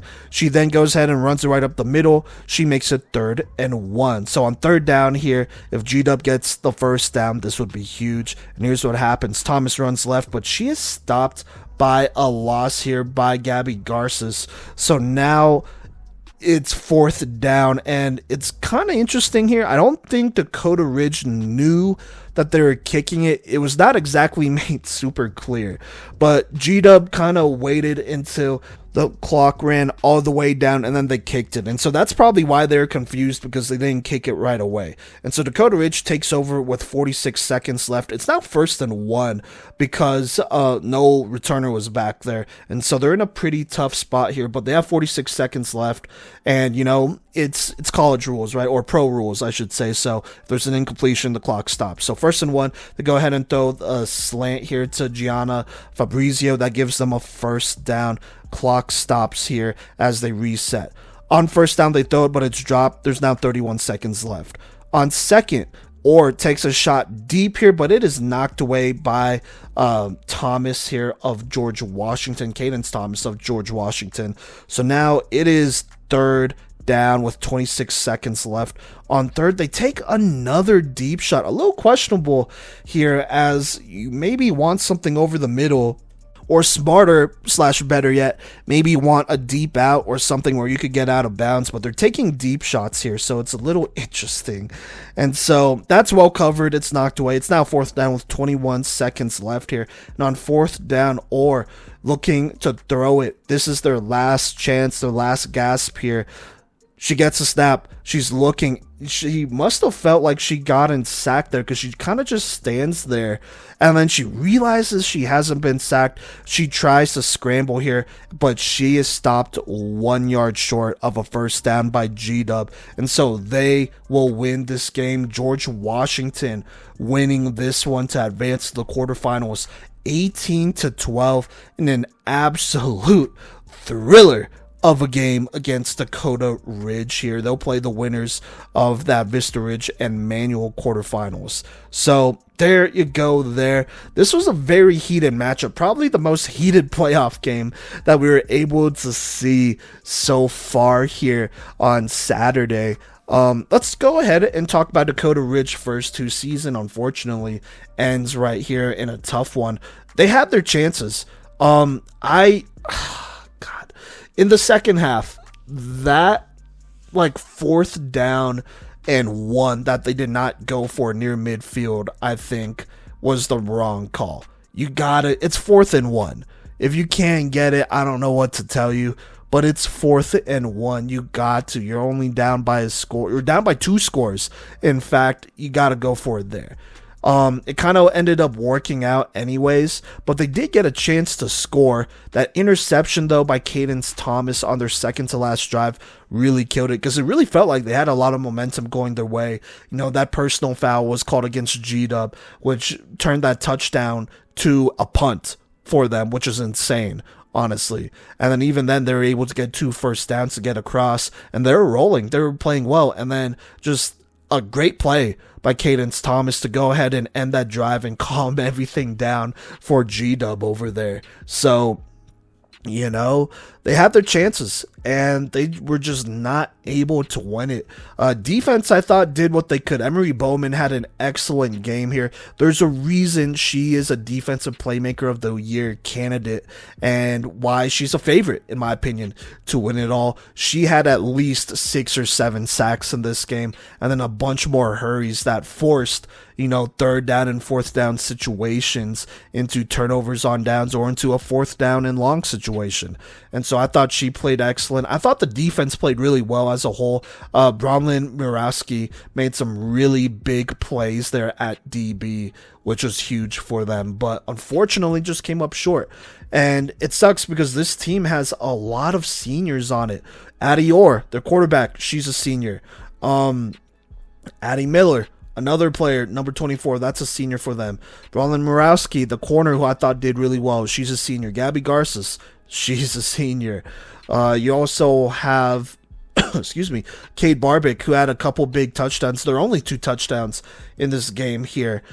She's a senior as well, and so it's going to be tough moving forward, and you do got to feel bad for some of the seniors here who, they played and they battled against a very good G-Dub team and just unfortunately came short. But for the younger players like an Emery Bowman, just to name a few here, Caroline Wolfinger, Gianna Fabrizio as well, even Grace Clapper, who I guess is a junior, that's going to be big time for them to learn from this experience here because, in this environment, you cannot let the pressure from the outside, no matter how heated it gets, get to you. If you want to win, you just got to find a way to get it done, plain and simple. So, tough loss for Dakota Ridge. Now, let's go ahead and talk about George Washington here. Looking at this team, they're a very young squad here. Their quarterback, Cadence Thomas, made some big plays on both sides of the ball, and you got to love that. Brooke Hunter made some big-time catches to put them in a very good spot for them, and also made some big plays on defense as well as one of their rushers. Madison Honeycutt made some big plays here to go ahead and put them away too. This is a team that has a lot of potential here, not just this year but moving forward. But this year, they showed what they're made of just a little bit here, and I thought they played a good game. I thought Thomas played a good game and did a really good job just calming it all down the stretch here, especially getting that interception to calm it all down. So there you go there. We're still going to talk about them. They're going to play the winner of this Vista Ridge and Manual game, but they're going to be in the quarterfinals. And for them, this is a team that's been around for since the beginning, but they have a lot of young players, right? So it's kind of a newer group. So it's definitely interesting for sure. But there you go. G-Dub, they go ahead and beat Dakota Ridge 18-12 here to advance to the quarterfinals. Now, looking at this game between the Rams and the Cardinals, we're going to start with Elizabeth here. This one began with Sofia Angulo Alfaro getting a tackle for loss, and then Madeline Franklin did the same. But the Cardinals would allow a touchdown, going down 0-6 with 5:16 in the first quarter. After a 3-and-out, Angulo Alfaro got a sack, and then Rachel Doan ran for 15 on offense. After throwing a pick, the Cardinals allowed another touchdown, going down 0-12 with 9:33 in the second. And after another Angulo Alfaro sack, another touchdown, the Cardinals were down 0-19 with 3:39 in the second quarter. Another touchdown, going down 0-26 with 1:04. And then Emma Gould threw to Gwen Hackett for 10, and then Gould ran for 10 herself. After a timeout with 39.8 seconds left in this period and a turnover on downs, Angulo Alfaro got another sack headed into halftime. Gould would throw to Hackett for 11, but after a pick six with 8:21 in the third quarter to go down 0-32, it became evident that this season was wrapped for the Elizabeth Cardinals. Now, I do want to also dedicate thanks to the seniors for this Elizabeth Cardinal squad. London Machado, Tia Vernon, Rachel Doan, Sofia Angulo Alfaro, Amanda Casaretto, Gwen Hackett, Tessa Palas, Summer Ferris, Abigail Monchak, and Jennifer Martinez. Thank you for what you've done for this sport. You are all pioneers, the first leaders here in Chassa play, and your impact will not soon be forgotten. Moving on to Green Mountain's half of this game, this started with Avery Friedman throwing to freshman Marissa Van Gilder for 15, and then to Ashlyn Douglas for 20, before a Sasha Kalani touchdown to go up 6-0 with 5:16 in the first. Julia Schaefer got a tackle for loss, and then Caitlin Hurdle got a sack before a turnover on downs on offense. Schaefer would catch a pick, and then Kalani got another touchdown, making it 12-0 with 9:41 in the second. Friedman threw to Van Gilder for 20, and then to Carson Rodenberg for a 30-yard touchdown to make it 19-0 with 3:39. And after a hurdle tackle for loss, Friedman and Van Gilder repeated again for a 35-yard touchdown, making it 26-0 with 1:04 in the half. In the third quarter, Audria Hildebrand got a tackle for loss, and then Schaefer caught a pick six, making it 32-0 with 8:21 left, putting the Rams on a collision course with Mullen in the quarterfinals. Final score 44-0 for Green Mountain over Elizabeth. All right, let's go ahead and talk about Vista Ridge versus Manual here. Winner of this game would get to go to the quarterfinals and play George Washington, who is waiting for them. Going into this game, Manual was 9-6 in this one. And then you have Vista Ridge going into this game, who was sitting at 11-4. And so we honestly thought Vista Ridge would definitely win this one. They're just a bit deeper, and it was very obvious when they walked in, so this will be a little bit of a shorter recap. But here's what happens here. To start Manual, they would get on offense here. Only 2 players on the bench for them. Their quarterback would be the freshman standout, Kaylee Walker, who plays all over, I would say, but definitely was starting for them here. On first down, she would be stopped by the standout senior rusher and I believe award finalist. That would be Josadira Gonzalez for them. That would go for no gain. Following that, there would be another quarterback run stopped by Gonzalez here. And then she would try to run it again, but she would go nowhere. So trying to run the ball here early, they would go 3 and out. Now Vista Ridge, they would take over here a 1st and 15. They would begin with a handoff to Kaiser. That would go for no gain, stopped by Kayla Valina, the junior for them. That brings up 2nd and 17. They would then run an end around here, but unfortunately, while it was a positive play, would be brought back because of flag guarding, so now it's 3rd and 27. They would then toss it left to Kaiser, who would get a couple but is way short, so they go 3 and out. Now Manual, not too much more going for them. Kaiser would get a nice deflection for them. They would get an out route here to LaKayla Byers, but that would be called back for an illegal block, and so that would really hurt them. They would go back to Byers, but that would go nowhere there on the out route. So they go 3 and out. So Vista Ridge, they take over with 7:20 left here. Kind of settling in. Kaiser gets a nice return to give them a 1st and 6. And so here's what happens. First down, handoff to Kaiser. That goes for 1. Second down, it's a drop. Third down, it's a toss left to Kaiser, but she is short of the first down. It's 4th and inches. Vista Ridge calls a timeout at 5:47 to talk about this. Out of the timeout, here is what happens. They go ahead and snap it to their senior quarterback, Ariana Harris, and she runs forward on the QB dive to give them the first down in the red zone. Manual then calls a timeout at 5:23 here for a conversation with the ref, but obviously he's not going to change his mind. So out of the timeout, here's what happens. They go ahead and snap it to Harris, who throws the drag route to fellow senior Brooklyn Kaiser, and she walks it in for the touchdown here, the first ever touchdown in Vista Ridge flag football history. Also gives the camera a little look there, but the PAT's deflected, so they will only go up by 6. Now Manual, they take over here with 5:15 left, but this defense plays very well. Josie Gonzalez applying a lot of pressure, and then Addison Rana holding it down in the back at safety, and so they would end up forcing a 3 and out. Now Kaiser with another great return here gives them a 1st and 19 in the red zone, but a big time sack by Manual, that'd be Kayla Valina, would put them a little bit farther back here. That would have been a pick if she did not get the sack, so that's tough. But that brings up 2nd here.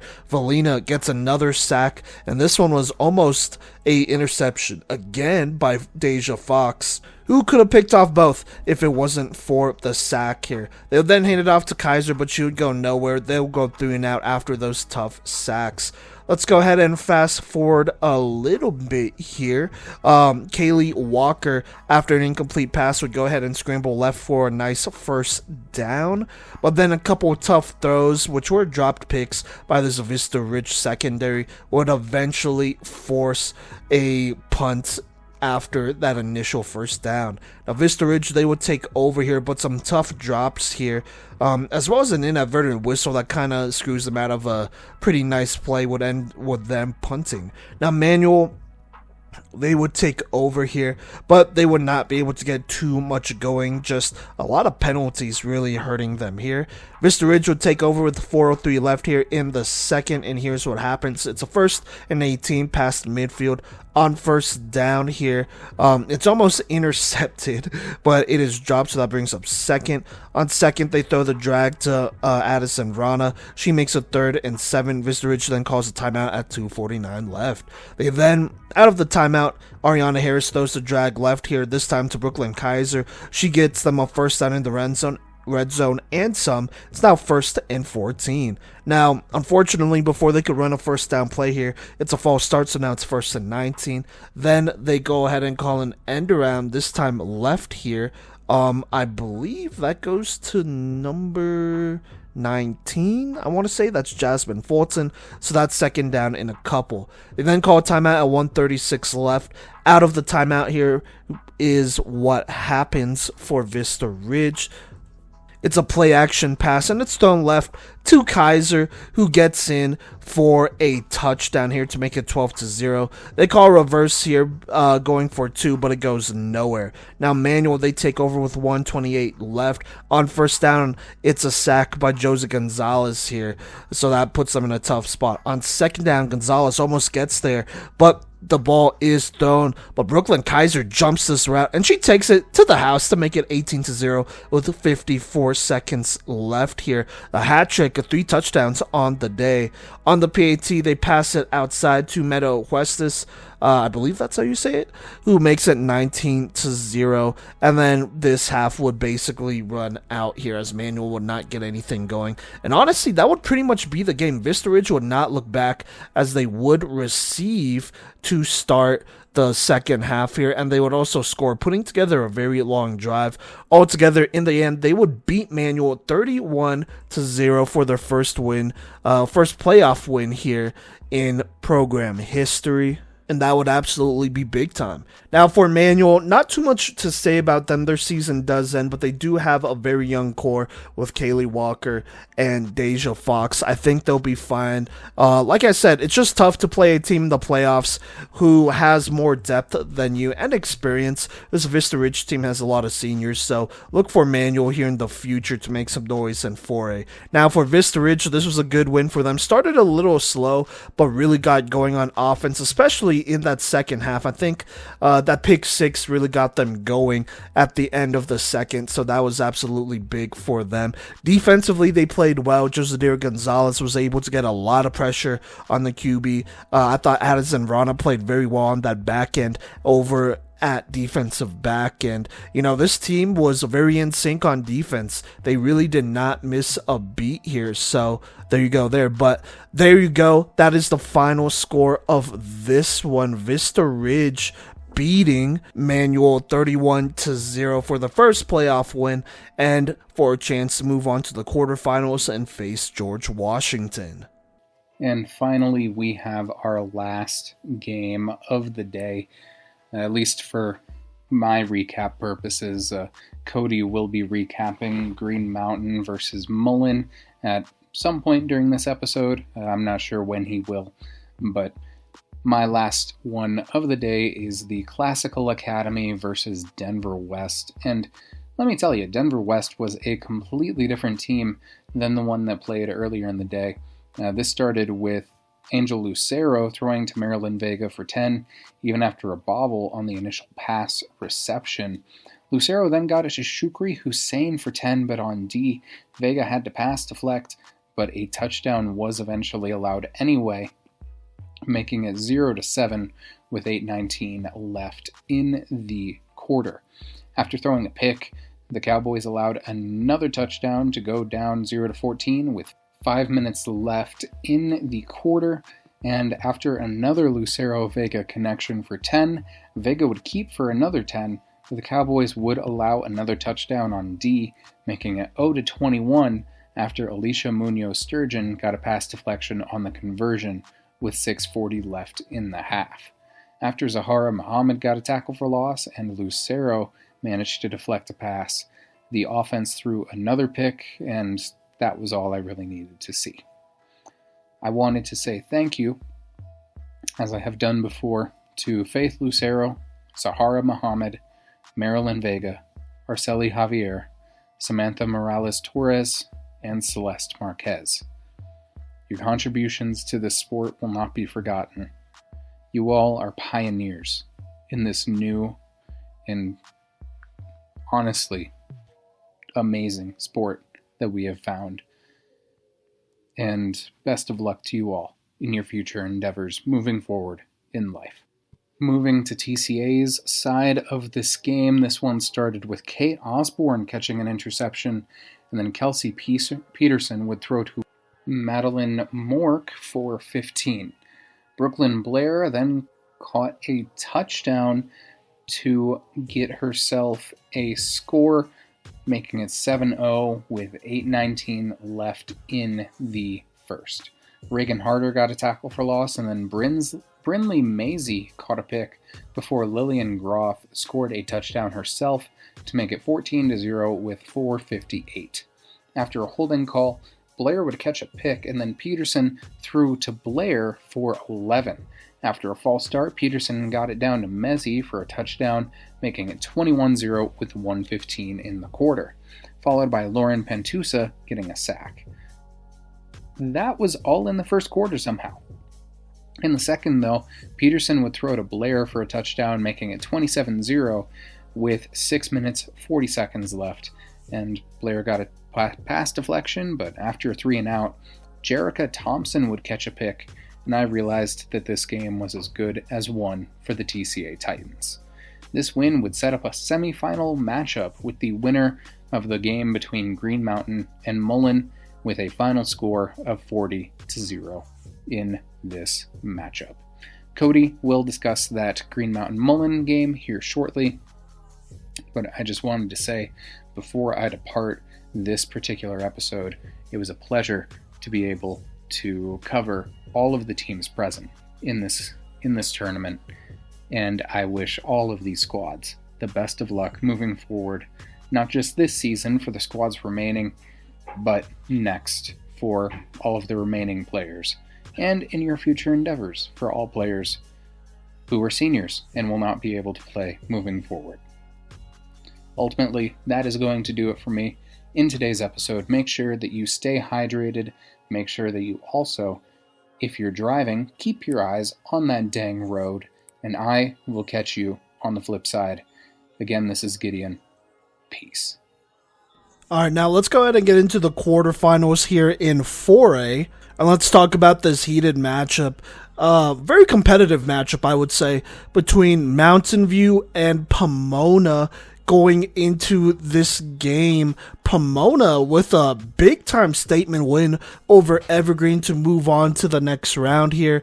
For Mountain View, survived kind of a closer one than expected against Ponderosa 27-13, but in the quarterfinals, no less here. So a very interesting game. I don't believe either team has, neither team has seen each other before this one, so this would be their first ever matchup here, and a very interesting one because Pomona, even though they are a little bit younger, they do have some experience from the last couple years in previous playoff runs. And then you have Mountain View, who's in their very first playoff run, but a lot of these players are older than the Pomona players over there, as they are seniors, but this is their first year. So very interesting here.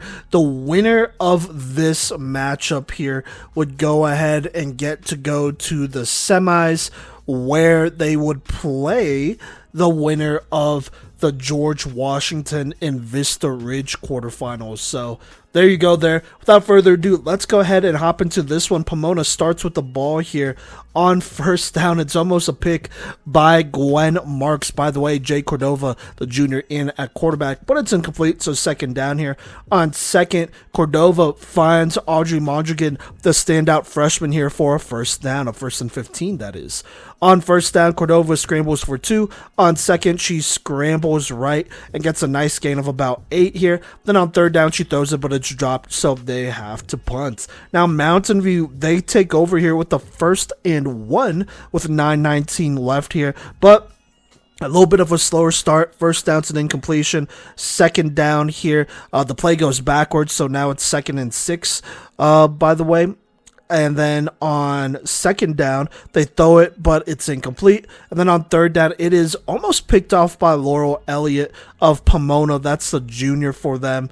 But instead, it is dropped. And then on fourth down here, Premier, she rolls out right. And she has some room here, but instead of getting the first down, she takes a shot downfield to a receiver in 1-on-1, and it is overthrown. So that's a tough turnover on downs as Pomona takes over with the first down in the red zone here, 1st and 14 with 7:23 left. Kind of a tough mistake to make very early on in this playoff game. And so here's what happens. Pomona trying to capitalize here. Cordova scrambles left. She gets about 2 yards. On second down, it's a drop. On third down, Cordova rolls out right, and she throws a dot to number 16. That's Laurel Elliott, who brings it in for a big-time touchdown at 6:13 left. On the extra point, they're going for 1. Cordova runs around, and she eventually finds Avery Moran, the senior, to make it 7-0 as Pomona capitalizes on the Mountain View mistake. Now, Mountain View, they come out, and they are still pretty cold on offense here. First down's an incompletion. On second down here, Finley does find Mason Premier, the quarterback. Kendall Finley, the senior, that is, finds Mason Premier, the quarterback, who goes ahead and gets the first down, a 1st and 17. On first down, they run a similar play. Finley gets the direct snap, and then she throws it to Marks. That goes for 2 yards. On second down here, Premier gets the snap. This time she throws it, but it is off the mark, so incomplete. Then on third down, Premier gets the snap, and she throws it to number 27, Michaela Macias, in the flats. She spins out of tackle, gets some yards, but the defense collapses on her, and she's well short, so Mountain View has to punt. Now, Pomona, they take over with the 1st and 16 approaching midfield here. After a couple drops and a Cordova scramble, they are in a 3rd and 8 situation. On 3rd down and 8, Mountain View looking to get the ball back here and force a punt. Cordova goes ahead and checks it down here to Alora Martinez. She gives them a first down to extend this drive past midfield, 1st and 17. But then, not too much going on after that here. Cordova scrambles for no gain. A curl goes for 2 yards. Then there's a drop, and so they have to punt it. Mountain View taking over to start the second quarter with the 1st and 6. On first down, though, Premier goes deep to Marks, but it is kind of a dangerous pass as the defense is there, but it's incomplete. They then run an end around right here to number 16. That would be the senior Mia Artis, who would make it 3rd and 7. And then following that, they would check it down to Violet Hidalgo. That would give them a first down, so 1st and 18. But on first down, it's incomplete. On second down, it's a handoff to Marks that goes for 1 yard. And then on third down, Premier takes a deep shot down the right sideline to number 23, Jessica Hopkins, who's open, but it is overthrown here, so they have to punt. Now, Pomona, they take over, but they go a tough 3 and out here after a nice sack from Caitlin Little would go ahead and pretty much kill this drive, so they would give it back to Mountain View. And so Mountain View takes over with 6:58 left in the second. 1st and 8 approaching midfield. They run a double pass here and pass it to Michaela Macias, but it is not a great decision here, as it is pretty easily picked off by Laurel Elliott. So Pomona takes over here, and here's what happens. 1st and 15 past midfield. Cordova cuts it upfield. She gets about 12. Following that, Cordova gets a snap. She's kind of running around, running out of time. She throws a pass here, which is definitely forced, and it is intercepted by Mia Artis. So Mountain View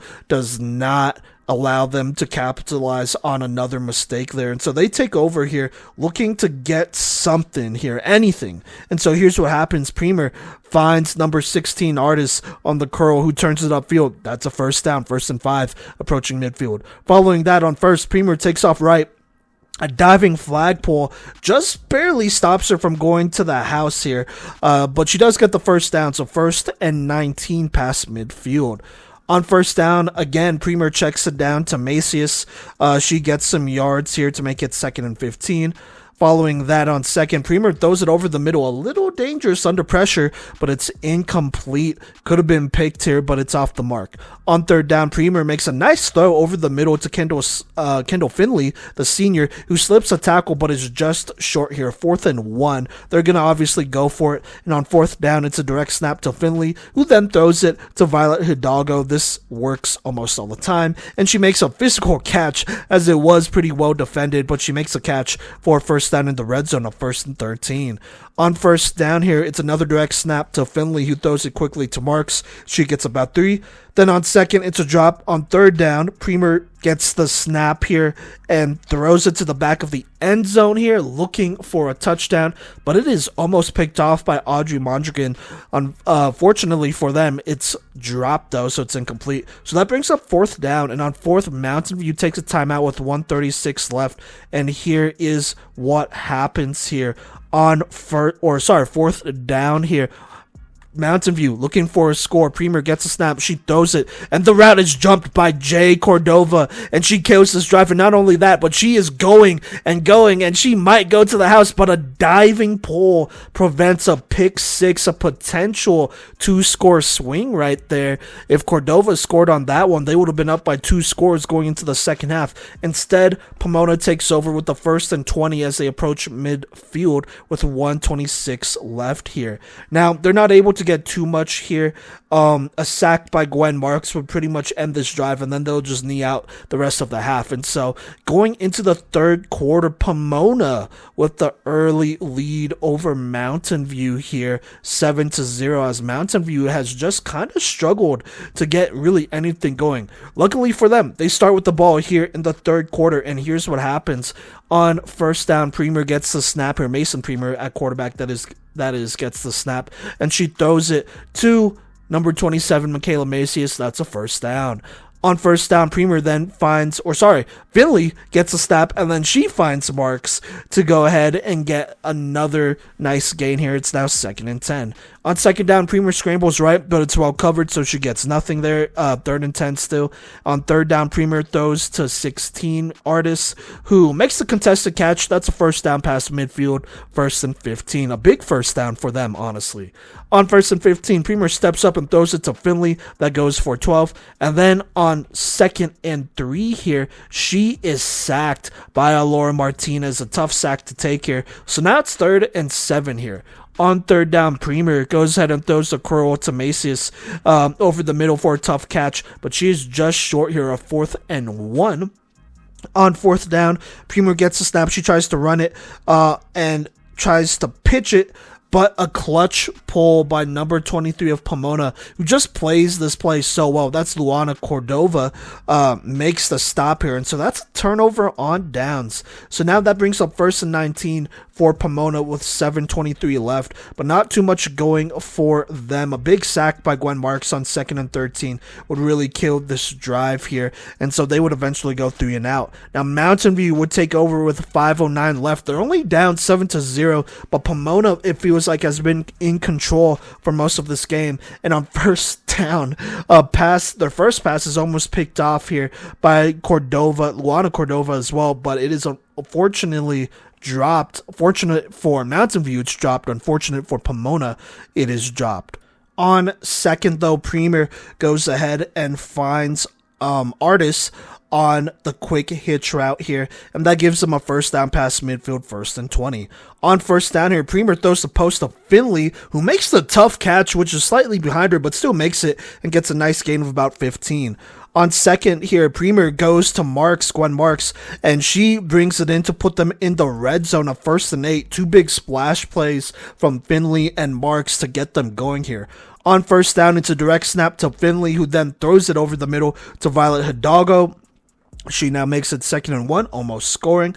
On second, it's the same thing, direct snap to Finley, and she throws it, but it's tipped at the line. So now it's 3rd down here. Then on 3rd, it's a direct snap, this time to Michaela Macias, and she reaches over. From our point of view, it looks like she is short, but the refs call it a touchdown here.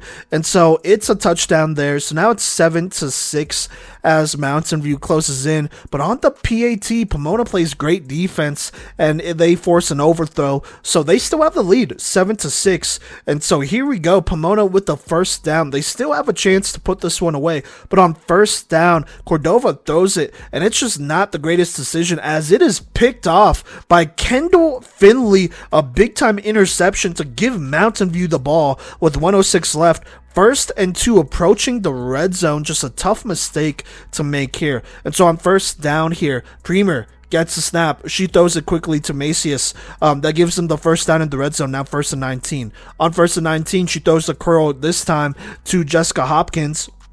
She gets about 7. On 2nd, Premier just runs it up the middle. She gets a nice gain of about 9 or so. And then the quarter ends. So to start the 4th quarter, Mountain View with a chance to take the lead with a 3rd and 3 in the red zone. Here's what happens. It's a direct snap to Finley, and she goes ahead and tries to throw it here, but it is deflected by the freshman Audrey Mondragon, who makes the late deflection there to force a 4th down. And so Mountain View, they decide to call timeout here at 11:33 left, first timeout of the half, and talk about it. And then out of the timeout, 4th down and 3 in the red zone. Here is what happens. They go ahead and Premier gets a snap. She throws it, but it is deflected by Pomona. Audrey Mondragon, the freshman, coming up big again to force a turnover on downs as Pomona is holding on to this lead, but they sorely need to get a score to really feel comfortable here. So now it's 1st and 15 with 11:27 left in the game. On 1st down, Cordova throws it to Mondragon on the out. She makes it 2nd and 12. On 2nd, Cordova finds number 14, Emily Abeda. I believe this is her first catch of the game, but she's stopped by Mia Artis here, so now it's 3rd down. On 3rd, Cordova throws the drag here back to Abeda, but she is short, so now it's 4th down. Obviously, Pomona's going to punt this one so that they don't start in the red zone. And so Mountain View, they take over after a quick 3 and out here. With a 9:33 left, 1st and 3 approaching midfield. On 1st down here, Premier throws it, but it's dropped, unfortunately. On 2nd, it's a direct snap, this time to Kendall Finley, and she throws it right to Premier. And then she takes a shot down the sideline, this time to Jessica Hopkins, who is open and goes down the left sideline to the house to make it 12-7 here. An electric play by Jessica Hopkins to get loose, and a good throw by Premier to put them ahead for the first time in this game in the 4th quarter. On the PAT, it's a pitch right to Premier, and she just goes ahead and runs it in untouched to make it 13-7.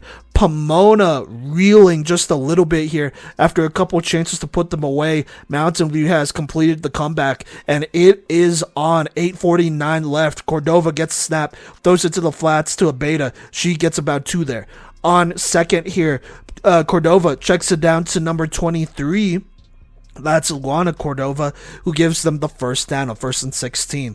On 1st down again, Cordova goes back to number 23 here, but she stopped for a couple of about 6 though, so now it's 2nd and 10. On 2nd down, Cordova throws deep here, trying to find Laurel Elliott, but the defender doesn't get turned around here, as she is covering her pretty well, but this is definitely PI, as she is not able to play the ball, the defender that is. So now it is 2nd and 1.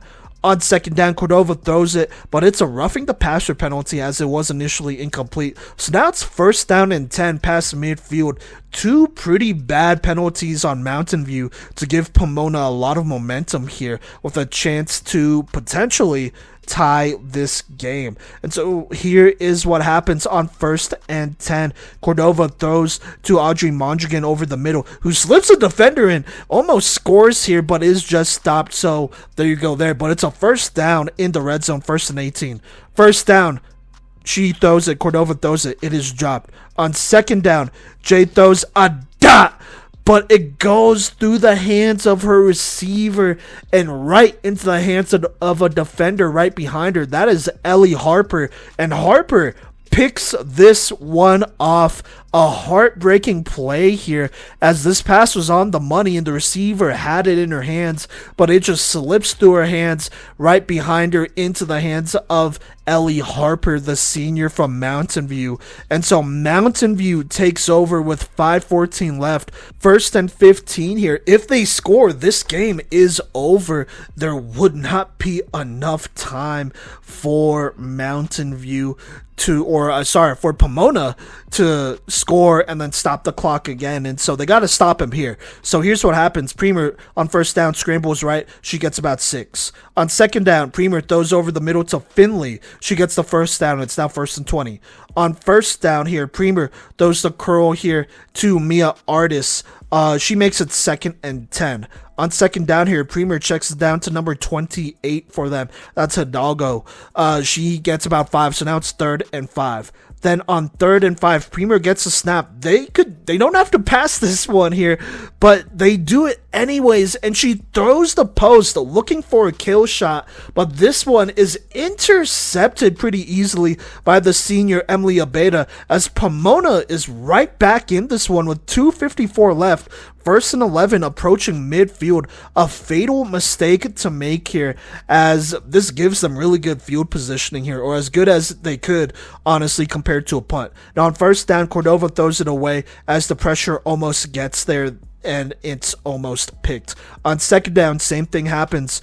Cordova this time doesn't throw it away. She tries to throw to receiver. It's almost picked. So that brings up 3rd down here after 3 incompletions.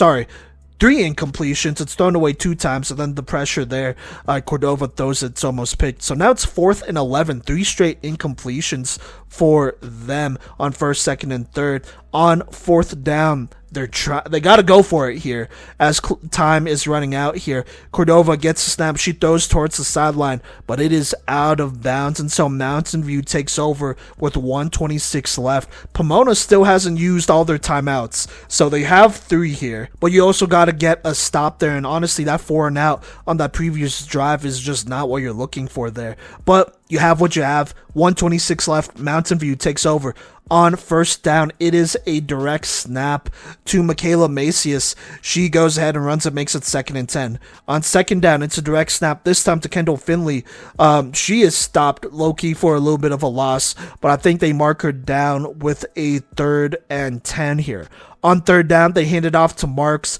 She's definitely stopped for a loss this time. Now it's 4th and 12 here. Pomona calls a timeout with 1:13 left here. I believe that is their last timeout. So Pomona gets the ball back. It's now 1st and 5 with 1:05 left in this game. On 1st down, Cordova takes a deep shot here, but it looks like there's a miscommunication. The receiver kind of broke in while Cordova was throwing the other way. Fortunately for them, it's incomplete, but this could have been a pick here. On 2nd down, Cordova takes a deep shot here, and that decision would prove to be fatal, as number 23, Jessica Hopkins, the junior, makes an amazing pick here to go ahead and end that drive and pretty much end this game, as Mountain View emerges victorious in this one in their 2nd ever playoff game, beating Pomona 13-7. They'll go to the semis against whoever wins Vista Ridge versus George Washington, while you have Pomona losing a heartbreaking one while seemingly having control of a lot of this game in the 1st half. And so let's go ahead and talk about this game. Let's start with Pomona here. Man, did they fight in these playoffs. They beat Pondo, and they had control of this game. They just couldn't get it done at the end. They had multiple opportunities to go score, but their last 2 drives were a 4 and out and then an interception with a minute left here basically, and it just wasn't obviously it's not what they're looking for, but they played well enough to keep this one a close game. And really, the last 3 drives were super close, and it went interception, which was just a tough drop there on that one, and then a 4 and out, and then another interception in those last 3 drives to potentially tie this game and even potentially win this game, as Mountain View scored with 9:33 left. So they had those 3 drives there and they just could not get anything. A lot of credit to Mountain View on those 2 picks. They just played very good defense and there just wasn't much you could do there. And then on that 4 and out, I mean, same thing. They played great defense, didn't force a turnover, but they were taking away looks here. And so for Pomona, they scrapped hard, especially at the end of this season, but unfortunately just came up a little short to Mountain View in this one. And this was a heartbreaking one. I'm not going to lie. This was a heartbreaking one for Pomona. You got to feel bad for a team that has so much talent, that fought so hard throughout this season, and, looked like they were going to be able to upset Mountain View and potentially even have a shot at the state championship. And then they just come short in this game, and that's just a tough one if you're Pomona, and this is just a squad that fought so hard. And even then, I mean, like I said, this is a team that has playoff experience, but they're a pretty young team. Just looking at their roster, I believe they only have 3 seniors. Now, those seniors are pretty important in Ava Cabral, Avery Moran, and Emily Abeda here. Obviously those players were with them for a minute, but going into next year, they pretty much bring back everyone. They bring back the quarterback, Cordova. She'll be a senior. They bring back Timberly Martinez, who I don't know. I could be mistaken, but I feel like I didn't get to see a lot of her. So she'll be back next year, which I think is big time.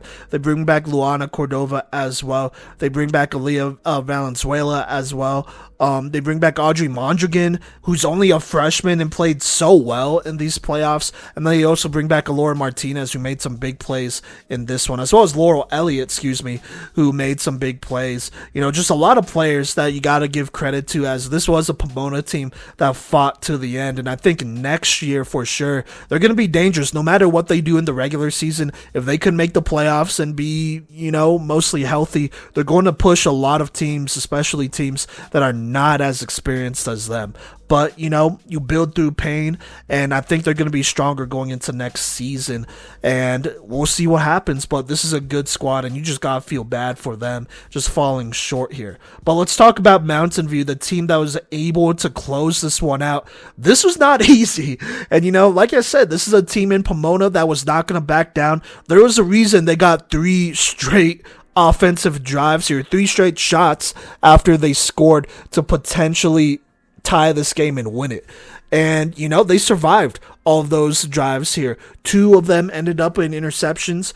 One of them ended up in a 4 and out where they just played good defense. And so now that they got through a tough Pondo team who really gave them a good game, and then a Pomona team who gave them a good game, you got to think whoever's waiting for them in the semis, they're going to be ready for them. They get a week off to kind of look at some things and, prepare to the best of their ability. And on top of that, hopefully they also get Reese Peterson back, as she did not play in this game. And I do kind of feel like that showed at some times with her not being just another threat over there. And so we'll see what happens and whatnot moving forward. I think getting a Peterson back, another senior who has helped out this team, that's going to be big time for them. That's going to be huge for them as far as communication and whatnot, and just having options and being deep. But this team, they have really showed their toughness through these 2 games. They're going to give whoever they face in the semis a very good game, and then after that, potentially state. So we'll see what happens. It wasn't perfect, but they found a way to get it done defensively. Offensively, you just got to learn from those mistakes and continue to get better, and I think they will. And so this was such a great game. A shame only one of these teams could come out of it. This definitely could have been a state championship game, and I think none of us would have complained about it, but it is what it is. Mountain View beats Pomona 13-7 to advance to the semis. And for my last recap of the weekend, I got to watch Mullen and Green Mountain here in the quarterfinals here. Green Mountain started the action here, and this game was not super close here, honestly. And Green Mountain starts us off with just a simple check down to Sasha Kalani, who catches a check down, but cuts inside and makes literally everyone miss and wins down the left sideline in the foot race to go up 6-0 with 10 minutes and 40 seconds left. Now, Mullen will go 3 and out on the next play, and Green Mountain will start on the 36, but we'll have to jump back a few yards to the 31 after an illegal motion. Now, there's going to be a, couple of yards lost on this first play as Johnny Jones here gets a flagpole for loss. However, a play action that is lobbed into double coverage is brought down by Van Gilder here with the 34-yard line going in. They then check down to Kalani, who accelerates all the way to the 18-yard line. And with no pass rush on the next play, our quarterback loads up and uncorks it deep right to Van Gilder for the score here. The PAT is no good, but it is now 12-0 with 6:56 to go. Mullen will go 3 and out, especially with a Caitlin Hurdle tackle for loss. Now, Green Mountain throws an underneath route here to number 6, Kara Harris, to start the drive and get all the way to the 23-yard line. There's a pass that's just a bit outside before a handoff on 3rd down to Sasha Kalani picks up a first. They then call a play action throw over the middle to who else? Marissa Van Gilder, who makes the catch. And on the very next play, the quarterback Avery Friedman keeps it herself for the PAT and puts them up 19-0 with 2:56 in the first. Mullen will end up having a couple of drops and having to punt.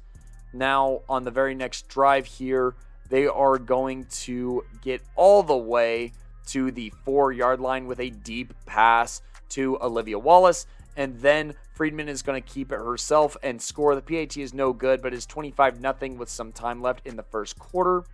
Mullen calls a hook and ladder for a first down to end the first, but a couple of drops and a QB keeper makes it do or die with 4th and 10 until midfield. They call a reverse pass that is no good. Green Mountain comes right back out and bombs it deep to Kara Harris, who catches it for the touchdown, putting them up big with 9 minutes to go in the first half, and then immediately come out and get an interception from Ashlyn Bates here. And while Johnny Jones makes a huge flagpole on the very next play, and this Mullen team forces a turnover on downs, Mullen will unfortunately have to punt, and this half will end with a Green Mountain 32-0 lead, and the final score was 39-0, with Green Mountain beating Mullen here to punch their ticket to the semifinals. All right, now let's go ahead and talk about the final 4A quarterfinal game and the final 4A playoff game that we're going to talk about on this episode. And it is the game between Vista Ridge and George Washington here. The winner of this game gets to have a date with Mountain View in the semis and a chance to go to states.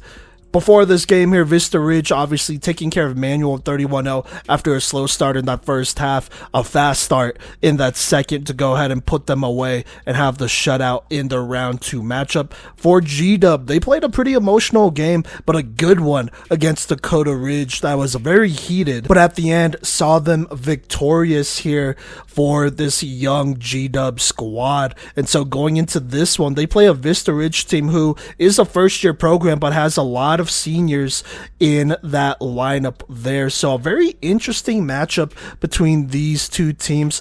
Let's go ahead and hop right into it and not waste any time. To start, G-Dub will get the ball here.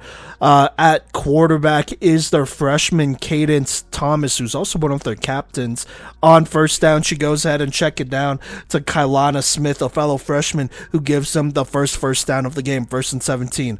On this 1st and 17 here, Thomas tosses it right to Smith. That goes for a loss, snuffed out by Josadira Gonzalez, the star rusher for Vista Ridge and senior for them, by the way. So now it's 2nd down here.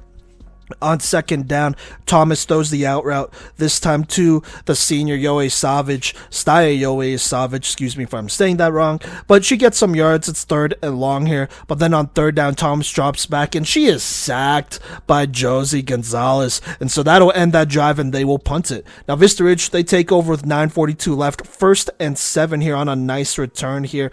A low snap here would go ahead and not be dropped, but it would disrupt the timing of this, as it would be handoff to Samira Jackson here. That would end up being second down after a minimal gain.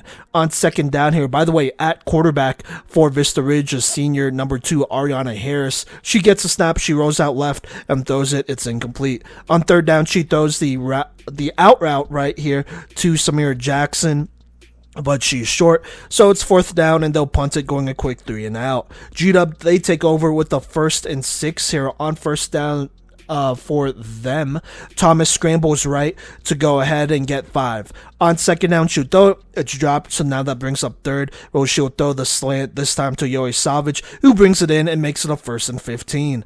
On first down here, Thomas throws it, and this pass is almost picked off as it's tipped up, but it just brings up second down. On second here, Thomas hands it off to Madison Honeycutt, the junior here, who goes ahead and makes it 3rd and 15. And then on third down, Thomas throws the slant to Brooke Hunter, who only gets 5 here, and so they will punt after a quick drive there. Now, Vista Ridge takes over with 4:45 left, 1st and 9, trying to settle into this one. First down is incomplete. Second down, Harris rolls out right, and she this time throws it to Jackson on the drag route. That's a first down there. Now it's 1st and 18. They then hand it off to their senior, Brooklyn Kaiser here, who would go ahead and get 4. Following that, Harris rolls out right and throws it this time to Meadow Huestis, the senior for them, who catches the ball here off a tip, but still catches it. So now it's 3rd and 7. They then run a speed option right here and pitch it to Brooklyn Kaiser, who gives them the first down past midfield and some. So it's now 1st and 13. Following that, they hand it off to another senior of theirs, Addison Arvada, this time right on the sweep, but she's stopped by a number of G-Dub defenders for a loss. And then on second, right before the quarter ends, Harris keeps it and she gets about 7. And so it's now the second quarter at the top here. 3rd and 6 for Vista Ridge as they are approaching the red zone past midfield. On third down, they throw it, but this pass is dropped, so now that brings up 4th, and they're going to go for it. And on 4th here, Harris gets a snap. She throws the curl to number 13, Meadow Huestis, the senior. She gets the first down that puts them in the red zone. 1st and 20 though. 1st down and 20 in the red zone. The first trip of the game here. Harris tosses it left here, not right, to Brooklyn Kaiser. She goes ahead and gets about 10. On second down, Harris, she throws it, but this pass is almost intercepted by number 11, Thomas of G-Dub here. Fortunately for them, though, it's not, and it's also a penalty against G-Dub, so now it's a 1st and 5. I believe it is roughing the passer here. So on 1st and 5, they then go ahead and hand it off right to Kaiser, who almost punches it in to make it 2nd and 1. They just call the same play, though, and Kaiser this time gets in, and she makes it 6-0. On the PAT, Harris rolls out left and she throws it to Vrana to make it 7-0 as Vista Ridge draws blood to start this playoff game here. G-Dub takes over with 9:04 left though in the second, and here's what happens. On first down, it's a direct snap, this time to Honeycutt, who takes off down the right sideline after a couple missed flag pulls and gets a huge gain here. 1st and 10 now past midfield on, I want to say, almost a 40-yard run. Following that here, they go ahead and throw it to Brooke Hunter, but she falls down as she makes this catch, unfortunately, behind the line of scrimmage, so this is a loss of 3. On second down, they go ahead and run the option. This time it's kept by Smith, who gets the direct snap, and she goes down the right sideline, and she gets another big play here. 1st down in the red zone, 1st and 16, as G-Dub is rolling. On 1st down here, this time Thomas gets a snap. She throws a corner out to Yoe Savage, who brings in a touchdown, who's just wide open here to go ahead and make it 7-6. They would then go back to Yoe Savage to go ahead and tie this one here at 7-7. Now Vista Ridge, they take over with 6:51 left, looking to respond here, but on 1st down here, Harris would go ahead and throw it to number 6. That's Samira Jackson. It's a little low, so she's only able to get a couple gain of 5 there. They would then hand it off to Kaiser. She would give them a 1st down of 1st and 17. But then on 1st down, they would throw it. It would be dropped. On 2nd down, it would be an end around right here to number 18. That'd make it 3rd and 7. And then on 3rd and 7, they throw it, but this one would almost be intercepted. Luckily for them, it's dropped, so they will go ahead and punt it. Now G-Dub takes over with 3:43 left, 1st and 5 here. Thomas throws it, and it's intercepted by Brooklyn Kaiser, who almost goes to the house, but is stopped by Cadence Thomas, who prevents the touchdown here. So it's now only 1st and 10, but in the red zone for Vista Ridge, looking to go up and take the lead here. And on 1st and 10, Harris throws out right here to Kaiser. She gets about 6. Then on 2nd down, it's a drop, so that brings up 3rd down here. They go ahead and run the speed option left, and Kaiser this time punches it in to make it 13-7 as they take the lead for the first time in this playoff game. On the PAT, it would be deflected by Brooke Hunter, a nice deflection there, so it would stay a 6-point lead. Now G-Dub takes over with 2:11 left, still some time here. Here's what happens. They throw the swing route left to Honeycutt. She gets a 1st down, 1st and 19. On 1st and 19, they throw it, but it's deflected. Then caught by number 15, Yohei Savage, for them over a couple defenders. So now it's 3rd and 10 here after that crazy play. Or sorry, that would happen on 2nd down, so now it would be 3rd and 10. G-Dub will then call a timeout with 1:21 left. Out of the timeout, here's what happens. They're looking to pass here, but Kristen Quinn, the sophomore standout rusher for Vista Ridge, would go ahead and get some pressure here. That forces the incompletion. They're going to go for it here on 4th down here, and they would try to throw it, but Quinn comes up big again. This time gets to the quarterback and gets a sack, so that's a turnover on downs. Vista Ridge in a prime spot to go up by 2 scores with 1:09 left. They have a 1st and 5 past midfield, approaching the red zone. On 1st down, Harris rolls out right, and she finds Kaiser. She gives them the 1st down to put them in the red zone officially here. So now it's 1st and 20. On 1st down and 20, Harris rolls out left this time, throws to Rana in the flat. She gets about 6 there. Vista Ridge then calls a timeout with 50 seconds left. Out of the timeout, 2nd and 14 here. Harris gets the pass. She throws it. It's a double pass here, who then throws it to number 13, Meadow Huestis, but it is dropped here. It would have been a touchdown, so that's tough. So now that brings up 3rd down. And on 3rd and 14, Harris throws a screen left to Kaiser, but she is short. So they're going to go for it here on 4th down in the red zone here. On 4th, they call a double pass and they throw it, but it's off the mark. The pressure kind of gets there, disrupting this whole play. So it's a turnover on downs.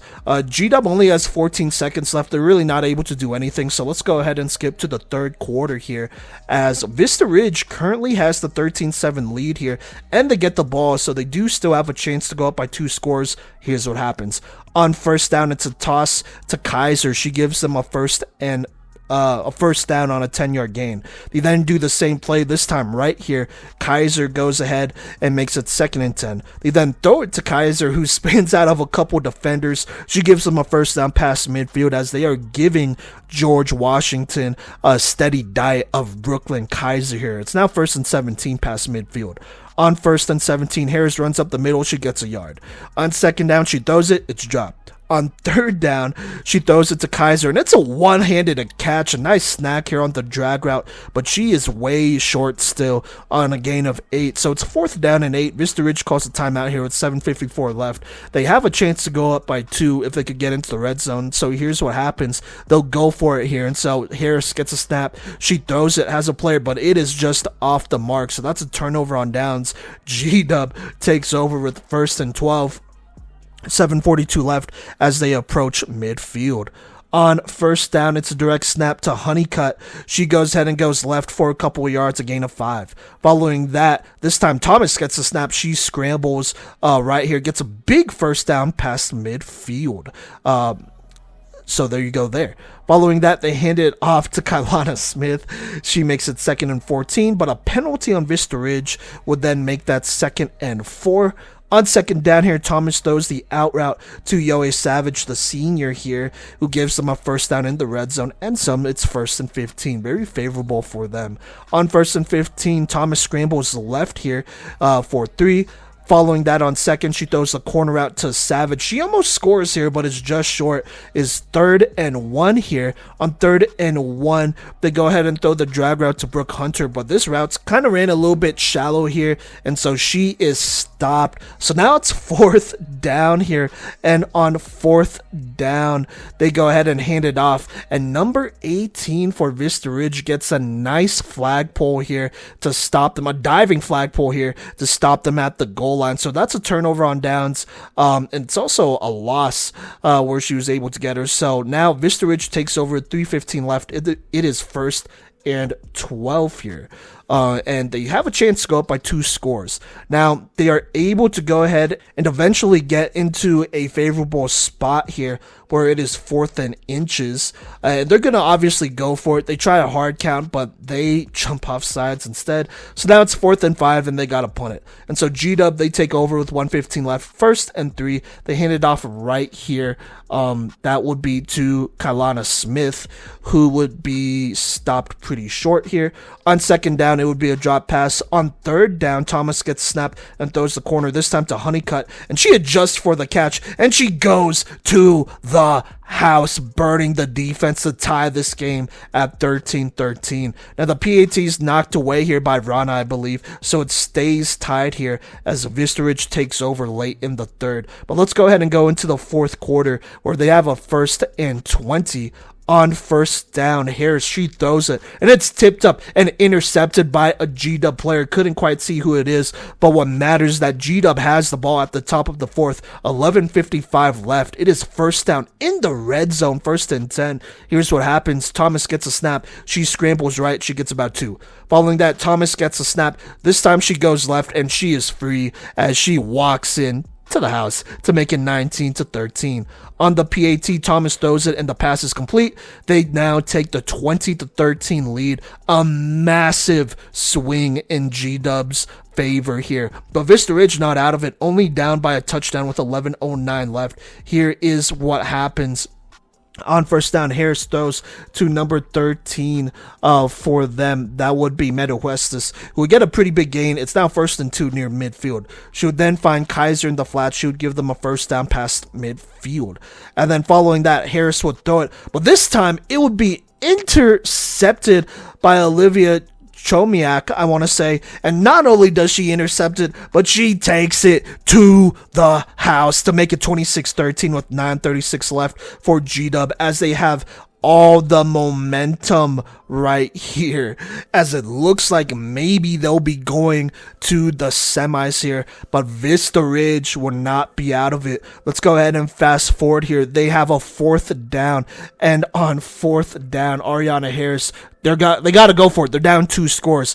She goes ahead and throws it to the junior Samira Jackson, and she makes a physical catch. And then not only that, she goes 40 yards to the house as Vista Ridge cuts into this lead, making it 26-19.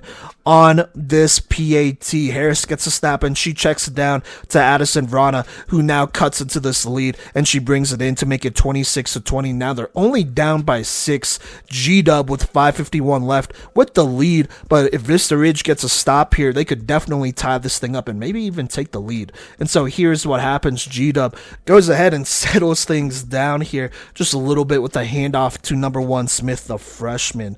But she's stopped for a loss by Kristen Smith here. So now it's 2nd down here. They go ahead and throw the swing route to Honeycutt, Madison Honeycutt, and she gives them a 1st down, now a 1st and 14. On 1st and 14, they then direct snap it to Yoe Salvage, but she is stopped by no gain by the Vista Ridge rushers of Quinn and Gonzalez. On 2nd down, they then call an end around right, this time to Honeycutt, but Vrana gets in on the action and stops that for no gain. So now it's 3rd and long, thanks to some great stops by the Vista Ridge defense. G-Dub calls a timeout on 3rd down with 3:17 left, so that stops the clock, which is an interesting decision here. And then out of the timeout, 3rd down, they decide to throw it, trying to go for a 1st down and keep this drive alive and put away Vista Ridge. And so Thomas gets a snap. She throws it over the middle, but Addison Vrana was waiting for that, and she jumps that route and intercepts the pass here as she gives Vista Ridge the ball. A 1st and 1 past midfield. They are on the edge of the red zone, 21 yards away with 3:06 left, only down 6 points here. And so Vista Ridge right back in this one. Here's what happens. They hand it off left to Kaiser. She gives them the first down in the red zone, but a legal procedure would bring that back. So not only does that burn a down, but that pushes them back 5. So now it's 2nd and 6. You then call an end around left to Kaiser here. She gets a lot of that back. It's now 3rd and inches as she's short. They then go ahead and go hurry up. They hand it off or snap it to Harris, and then she goes right up the middle, reaches out here. They call her short here, 4th and inches, so a little questionable here, as it definitely looked like she was over on that second look. But Vista Ridge, they would go ahead and call a timeout with 1:50 left here. 4th and inches, they got to get this, and then looking down the line, they got to score. And so they go ahead and call the same play on 4th and inches. This time she gets just barely across here, but it's 1st and 20 in the red zone. This drive is still alive, and their playoff hopes are still alive here. On 1st down, they throw it. Harris throws it, but it's incomplete here. Then run a play here. I believe it's a handoff, but that would be called back because it would be a flag guard. So now it's 2nd and 30 here, and on 2nd and 30, Harris gets a snap, but she drops it, a little bit of a low snap. So now it's 3rd and super long, as the Vista Ridge is just hurting themselves at this point. On 3rd down, though, Harris gets a snap, and she checks it down pretty quickly before the rush could get there to Meadow-Hestis, who now makes it 4th and 25 here. And on 4th and 25, not many plays you could do here, but they got to take a shot here, trying to potentially tie this game. And instead, Harris gets a snap, and she throws a swing route. Maybe this was a double pass. Maybe there was more to this one, and it could have been a lateral, but this swing route is dropped here. A devastating drop for Vista Ridge as G-Dub takes over on downs here, and they will just knee this one out as George Washington will move on to the next round of the playoffs to place Mountain View, winning 26-20 over Vista Ridge. Now let's go ahead and talk about Vista Ridge here. You know, in their first year, they won 12-5, which is pretty good here. 3rd in their league as well, which is not bad at all. Got the first playoff win, a lot of first for this squad here. And you know, this is a team with a lot of freshmen on this team. Their quarterback, Ariana Harris, she's a senior. Their best rusher, star rusher, who is an award finalist, Josie Gonzalez, she's a senior. Brooklyn Kaiser, who they featured down the line and had some great games in the SEL tournament, as well as their playoff run here, she's a senior, which is tough there. You also have other players like Meadow-Hestis, who made some plays here. She's a senior as well. Addison Vrana, who had that clutch interception. She's a senior. You know, so a lot of seniors on this team, but they help set the foundation for this team.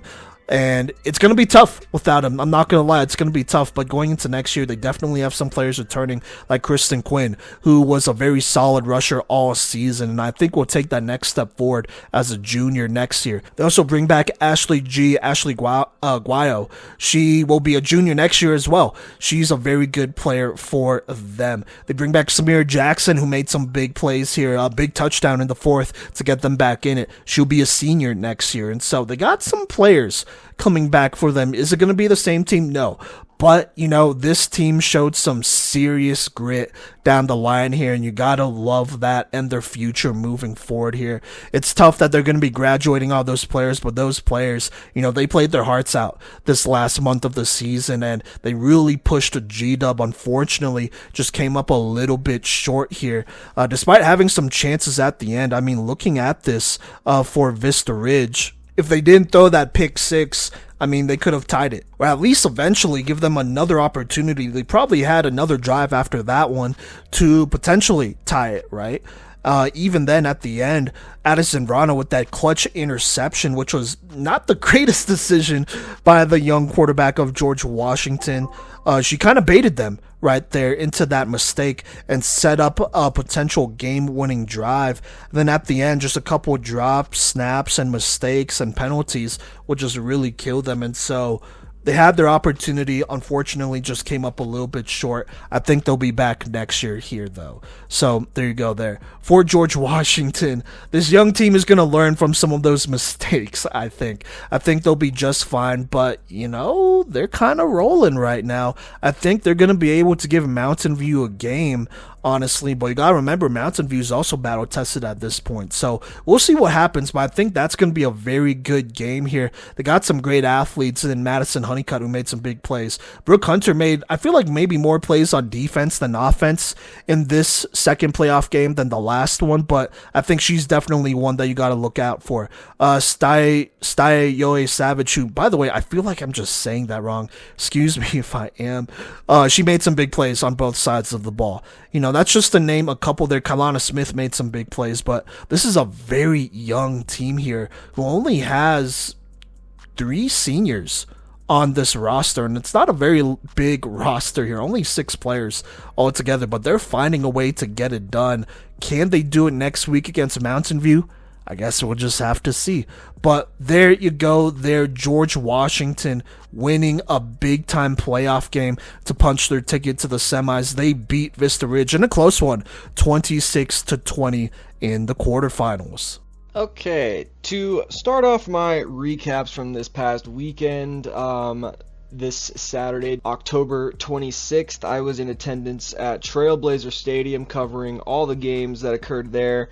One of those games was Mountain Vista versus Regis Jesuit, the 1 seed taking on the 17 seed to kick off the second round of playoff. And this was just a absolute blowout of a game. I mean, to start off, Mountain Vista had the ball first, and when Mountain Vista gets the ball in number 8, Ariana Aki's hands, it's just a show. It's just something spectacular to watch. We already saw her getting at least 30 yards on a first down after already getting the pass down to Riley Rivera to start off.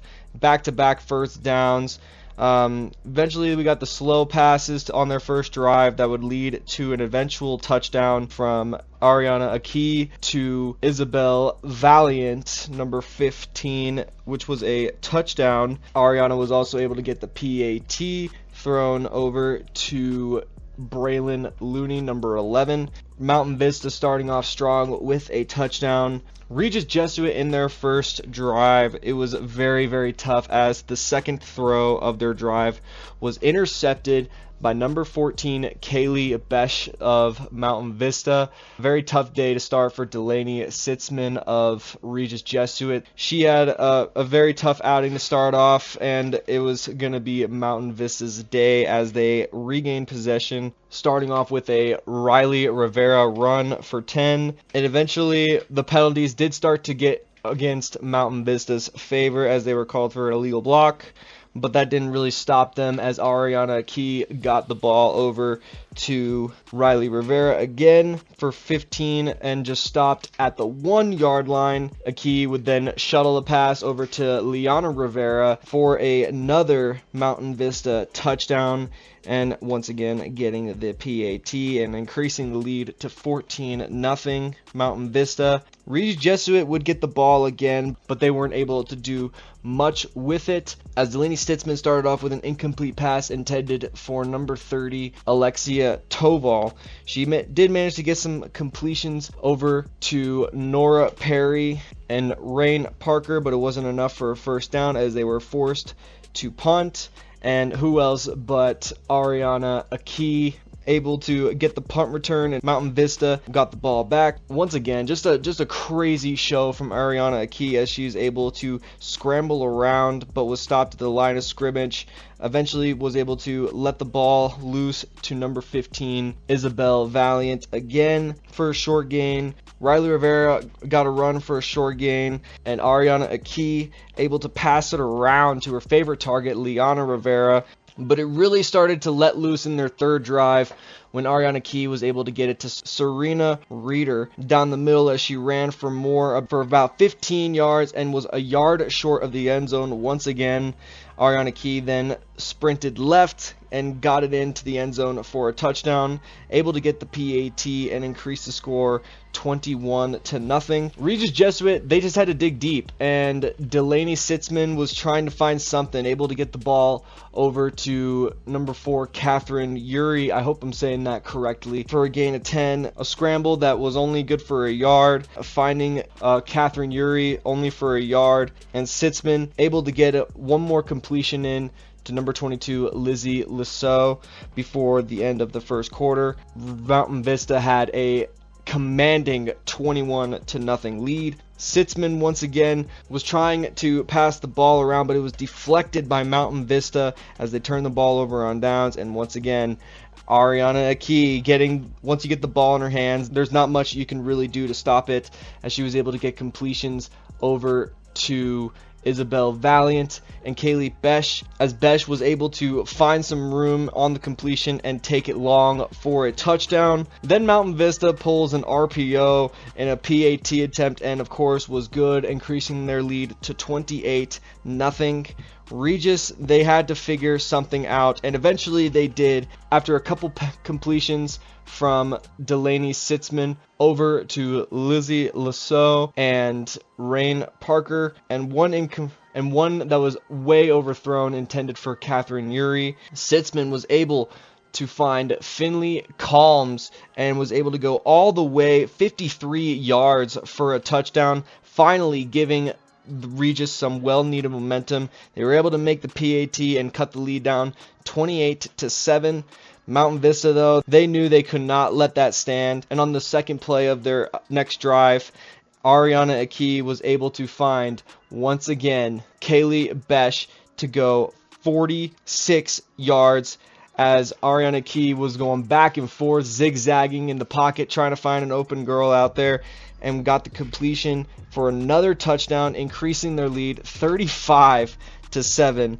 Regis, it was tough. They really needed to find something. After a completion from Sitzman to Rain Parker, it was intercepted by Mountain Vista number 6, Lindsay Dondero, and Mountain Vista once again getting the ball back, and on the first play, Ariana Akey getting it to number 1, Riley Rivera, for a touchdown. With a PAT once again completed, they were up 35-7. Regis Jesuit were now on their heels, but were not down quite yet. They were still fighting. Sitzman got a completion over to Rain Parker for 20, but it was called back on a penalty. Sitzman tried to look deep down to Michaela Shively, but was also incomplete as that was overthrown. And Sitzman finally got a completion to Rain Parker that was completed for about 7 yards, but it was short of a first down, resulting in 4th and 2. And they tried to go for it, but was immediately sacked in the backfield by number 14, Kaylee Besh. She had a day today, as well as Ariana Akey, and once Mountain Vista got the ball back, there was really nothing left they could do. They pretty much had Regis in the palm of their hands. After an incomplete pass from Akey went down in the middle of the end zone, and trying to get it one more time to Besh that was just out of reach, Ariana Akey decided to run left and was in for the touchdown. Riley Rivera punched it in for the other PAT, and that is when note-taking had to end, because they were up by a commanding 42-7 score. Mountain Vista would go on to win this game by a staggering 56-7. They didn't let off the gas at all in the second half, had most of their reserves in the fourth quarter, and that'll do it for this recap. Alrighty, it is now time for this next recap, where we have the 2-seeded Arvada West Wildcats facing off against the 15-seeded Grandview Wolves. This was a pretty lopsided matchup, so I'm not going to waste any time and just jump right into this recap here. It is Arvada West ball, 1st and 6 to start off this game. On first down, we are starting off with some fireworks here as a pass over the middle to Molly Shellpepper from the QB Sailor Swanson gets them a very quick first down.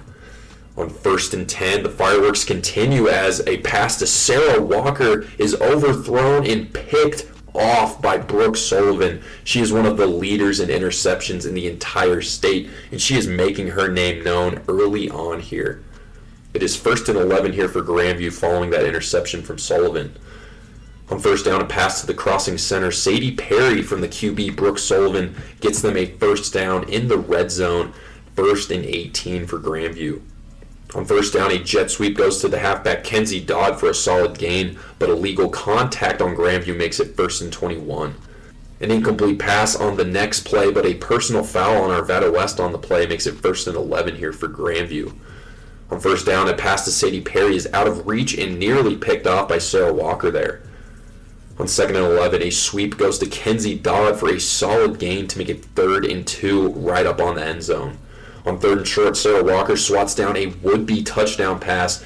She's making a huge impact here on defense to make it 4th and 2 for Grandview. On 4th down, Lindley McReynolds gets the flagpole on a QB sneak for a very clutch turnover on downs. It will be 1st and 15 here for Arvada West near their own goal line after that defensive stop. On first down, a pass goes to Sarah Walker for 8 yards, and then Sailor Swanson keeps it for a huge gain and first down to make it 1st and 12. On first down, Swanson surveys and throws a beauty to Molly Shellpepper, but it is incomplete. On 2nd down, Swanson finds Sarah Walker over the middle for a first down across midfield. Swanson throws out of a sack on first down, so it will be 2nd and 16 here, and then another incomplete pass makes it 3rd and 16. On 3rd and 16, Swanson surveys and dances out of a sack, and she will scramble for 6 yards here. It will be 4th and 10, and of course, Arvada West is going for it here. On 4th down, Sailor Swanson keeps it and sneaks it up the sideline and walks it in for the touchdown. The extra point was no good, so Arvada West leads now 6-0 with 4:43 left here in the first quarter. It will be 1st and 6 for Grandview after that touchdown, but they would actually end up going 3 and out here with Lindley McReynolds getting a sack to help force that punt. It is 1st and 17 for Arvada West following the punt. A short crosser goes to Santana Pena on first down for 6 yards, and then Swanson keeps it for a huge gain down the sideline across midfield. She is definitely showing off that dual threat ability so far in this one.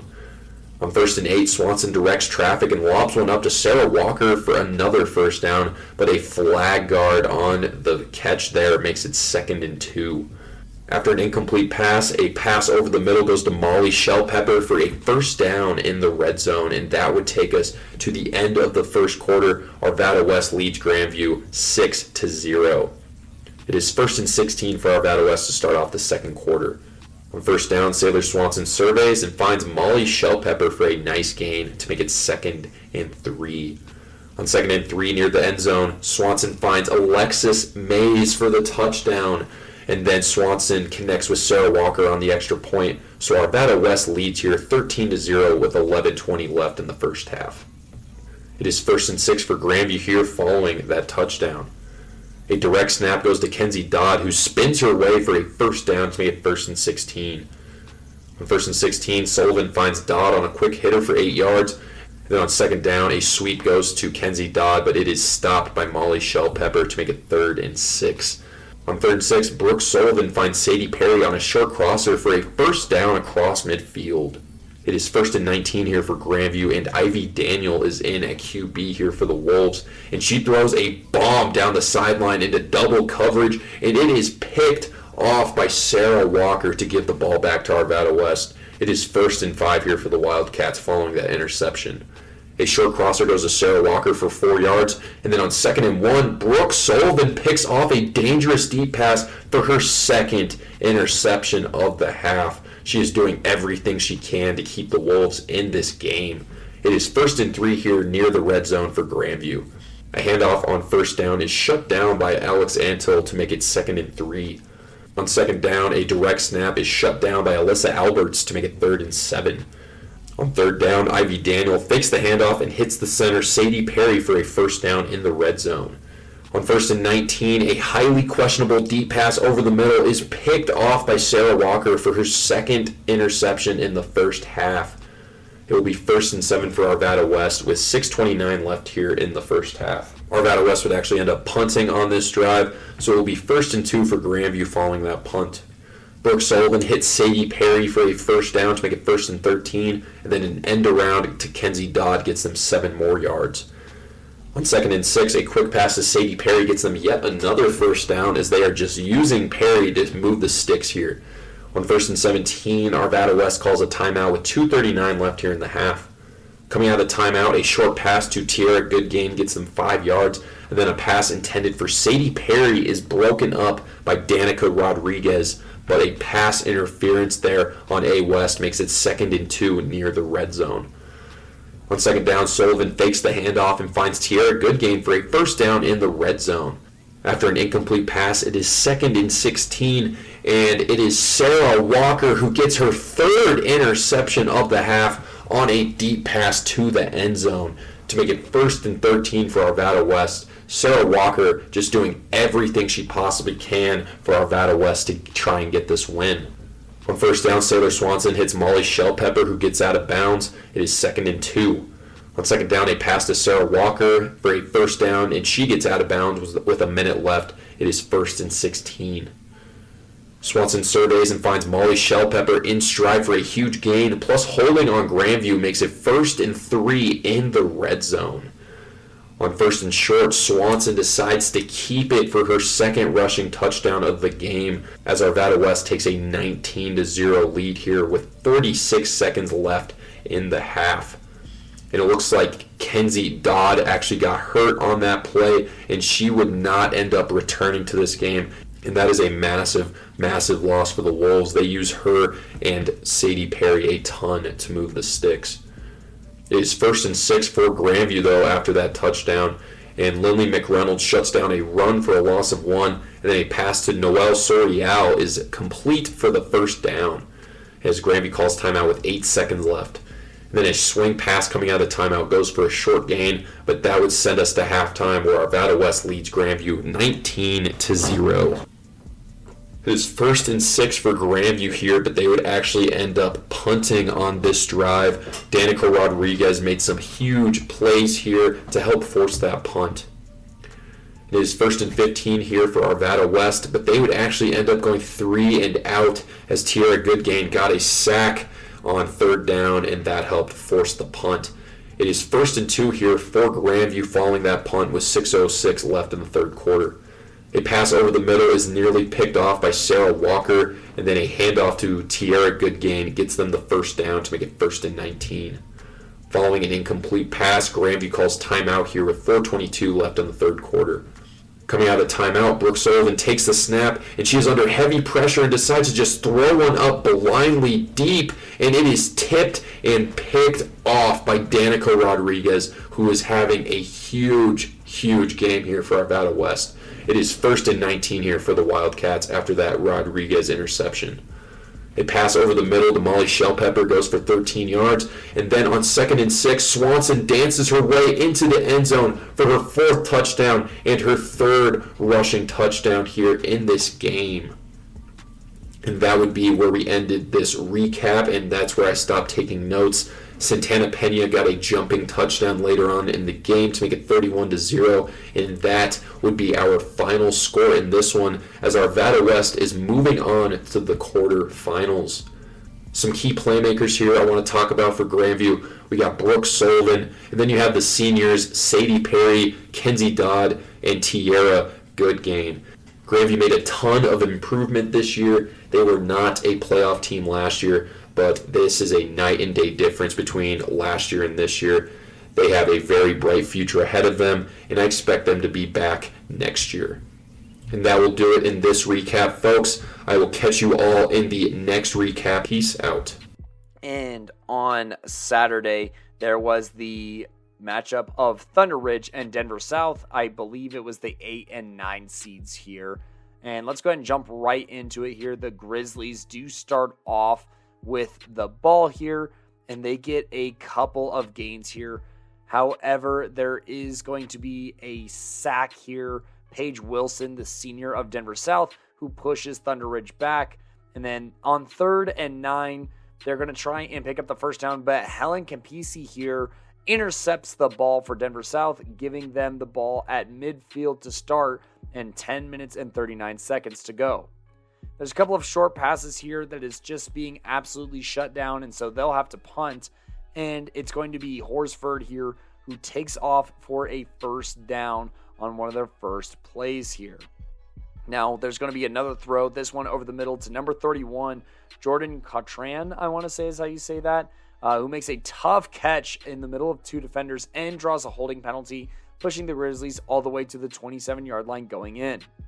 After a run and an overthrow, it is now 4th and 5, and they're going to keep 3 blockers in to throw right to number 13, Rye Way, who makes a catch and barely gets a first down.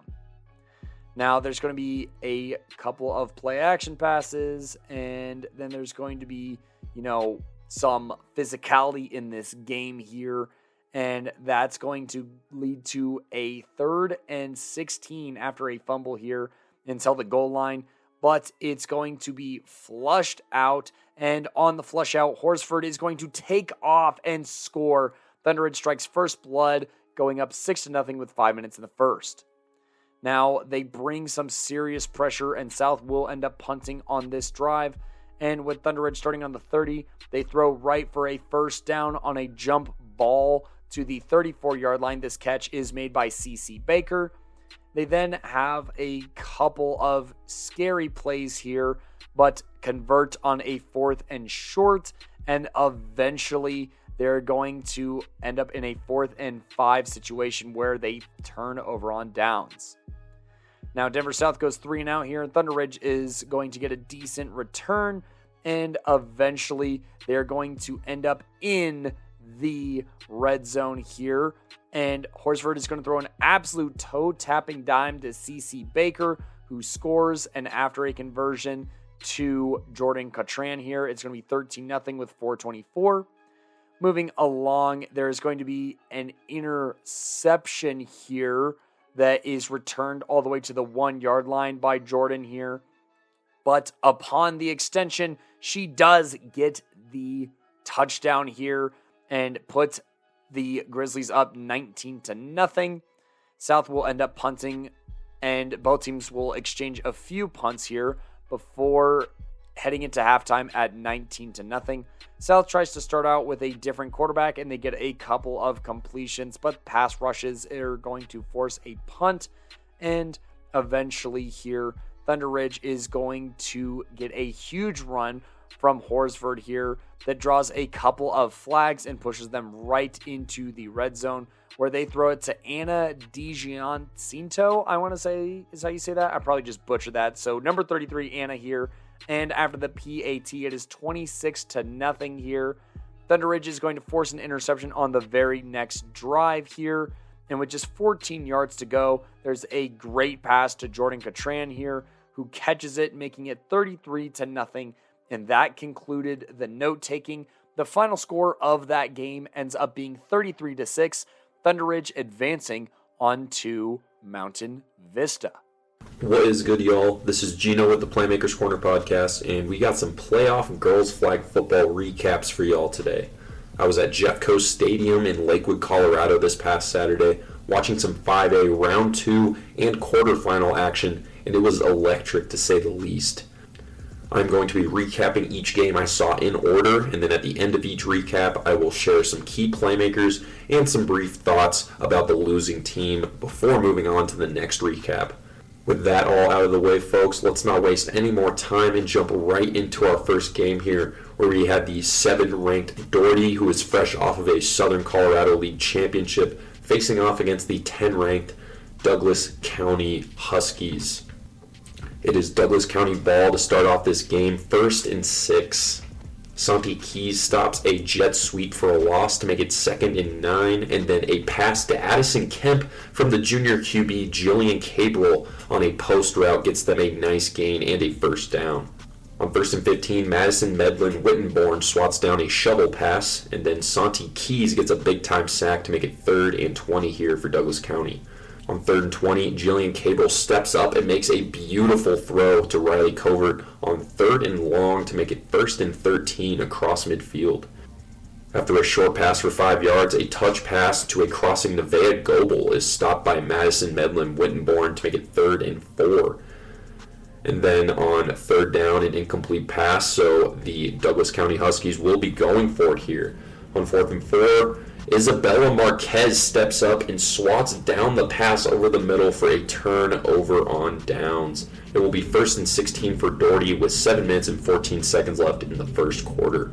On first down, a jet sweep goes to Alyssa Ramos, and that is stopped by Jillian Cabral after a couple yards. Cabral is looking to make an impact on both sides of the ball here. On 2nd and 14, Maria Dakolenko picks off the pass and takes it in for the pick 6. And after the extra point, that puts Douglas County up 7-0 with 6:39 left here in the first quarter. It will be 1st and 6 here for Doherty following that pick 6. On first down, a fake sweep into a handoff to Isabella Marquez goes up the middle for a first down to make it 1st and 14.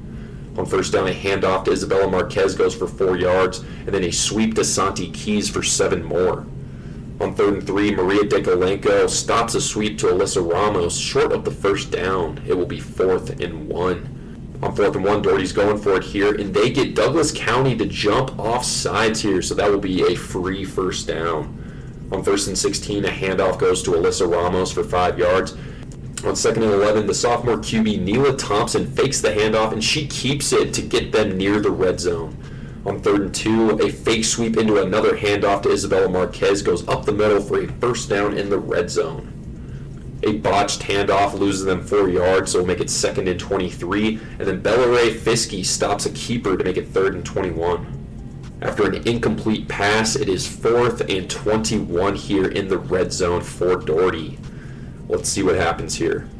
Neela Thompson takes the snap. She steps up and throws it just in time to Santi Keys, who takes it in for the clutch touchdown on 4th and long. There was a snap infraction on the extra point, so that'll be a loss of 5. But Alyssa Ramos takes a short pass, and she falls into the end zone for the extra point to tie this game 7-7 with 1:26 left in the first quarter. Douglas County would end up going 3 and out here, and that will actually end up taking us to the end of the first quarter. It is 1st and 20 for Doherty after that punt return from Alyssa Ramos. A handoff on first down goes to Ramos, and it is stopped by Jillian Cabral with a diving flagpole to make it 2nd and 13. And then a handoff to Santi Keys goes for 9 yards, and on 3rd and 4, Ramos takes the handoff and dodges several flagpoles for a huge gain across midfield. It is 1st and 5 near the red zone. A handoff on first down goes to Isabella Marquez up the middle, and that will be another first down in the red zone. It will be 1st and 20.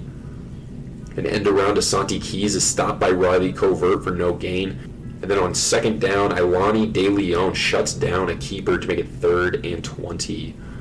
On 3rd and long, a dropped handoff to Alyssa Ramos makes it 4th and 25. And then on 4th and 25, an incomplete pass makes it a turnover on downs here.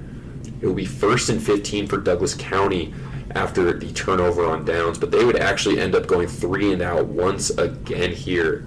So now it is 1st and 19 after the punt for Doherty, and they also go 3 and out here. They would punt with 3 minutes and 30 seconds left in the half. Faith Turnbaugh gets a solid return on the punt, so it will be 1st and 1 for Douglas County. Following an incomplete pass, Jillian Cabral fakes the speed option on 2nd and 1, and she throws a perfect pass down the sideline to Riley Covert, who goes all the way for the touchdown. And then Cabral keeps it on the extra point, so Douglas County takes a 14-7 lead with 2:38 left here in the first half. It is 1st and 6 for Doherty following that score, but they would actually end up punting it here with a minute left. And following the punt, it is 1st and 7 for Douglas County with 50 seconds left. And guess what? They would actually end up punting it as well. And so after the punt, it is 1st and 17 for Doherty after Madison Lemp got a nice diving flagpole there on the punt. On 1st and 17, a double reverse to Alyssa Ramos for a decent gain, but an illegal block makes it 1st and 27, and that would take us to the end of the first half, where Douglas County leads Doherty 14-7 in our first game of the second round here at Jeffco Stadium. Coming out of halftime, it is Doherty ball, 1st and 6, but they would actually end up going 3 and out here as Jillian Cabral was making some nice plays there on that drive. It is 1st and 17 for Douglas County following the punt with 9:39 left here in the third quarter. A short pass to Kenzie Jones goes for 4 yards, and then Jillian Cabrel keeps it for a nice gain to make it 3rd and 2. On 3rd and short, Cabrel keeps it again across midfield, and that will be a 1st down and 15. On 1st and 15, it is a pass to Faith Turnbaugh, who's open along the sideline for a 1st down in the red zone. On 1st and 18 in the red zone, a hook and ladder goes for a nice gain, and then a touchdown pass to Faith Turnbaugh, who had an absolutely awesome drive there. The extra point was no good, so Douglas County leads now 20-7 with 6 minutes left here in the third quarter. It will be 1st and 6 here for Doherty. Following a couple of misplays here, it is 3rd and 1, and then a handoff to Alyssa Ramos gets them the 1st down. It will be 1st and 15. And then a handoff to Alyssa Ramos gets them the 1st down, so it will be 1st and 17. Another handoff to Alyssa Ramos goes for 7 yards, and then Ramos lines up under center, and her pass to Isabella Marquez gets them the 1st down across midfield. 1st and 19 here for Doherty. A Ramos run goes for 10 yards, and then a reverse on the next play is dropped, so that will be a loss of yards. It will be 3rd and 14. After a misplay, it is 1st and 15 here in the red zone for Doherty. On 1st down, Neela Thompson's keeper goes for no gain, and then a Ramos keeper goes for 5 yards. On 3rd and 10, a short pass goes to Alyssa Ramos for 5 yards to make it 4th and 5 in the red zone. On 4th and 5, Doherty really needs a score here. It is a short pass to Brooklyn Dorrance, but it is stopped by Jillian Cabrel. That is a massive turnover on downs for the Douglas County defense. It is now 1st and 19 for Douglas County near their own end zone with only 54 seconds left here in the quarter. And it will be 2 dropped passes to take us to the end of the third quarter, where Douglas County leads Doherty 20-7. And Douglas County would actually end up punting it here to start off the fourth quarter, and Doherty would get the ball here 1st and 14 following the punt. But unfortunately here, Alani De Leon and Ellie Bowers made some massive plays here for Douglas County to force Doherty to go 3 and out. So after the punt, it is now Douglas County ball 1st and 4 in their own territory. But guess what? They would actually end up punting it here as well, as Leilani Daniels made a very nice play to swat down a dangerous deep pass, and that would help set up the punt here. It is 1st and 6 here for Doherty following that punt. A handoff to Santi Keys plus illegal contact on the defense makes it 1st and 11 with 6:10 left here in the game. Maria Dikolenko shuts down a Ramos keeper for a loss of 4, and then a quick pass to Santi Keys makes it 3rd and 11. On 3rd down, Faith Turnbaugh swats down a pass over the middle to make it 4th and 11. And Doherty, of course, is going for it here on 4th down, and the pass is dropped. That will be a turnover on downs. It is Douglas County ball now, 1st and 9 with 4:34 left here in the game. The receiver and the safety run into each other hard on a deep ball, so that will be pass interference to make it 1st and 19 in the red zone for Douglas County. That is an absolutely massive penalty. Following an injury timeout with 4:29 left, it is 1st and 24 here. The offense wasn't set following the injury timeout, so that's a loss of 5, and then an incomplete pass makes it 2nd and 24, as Doherty calls timeout with 3:30 left here in the game. Coming out of the timeout, it is 2nd and 24, and Jillian Cabrel launches one deep, and it is picked off by Leilani Daniels, and that gives Doherty a chance here with just over 3 minutes left in the game.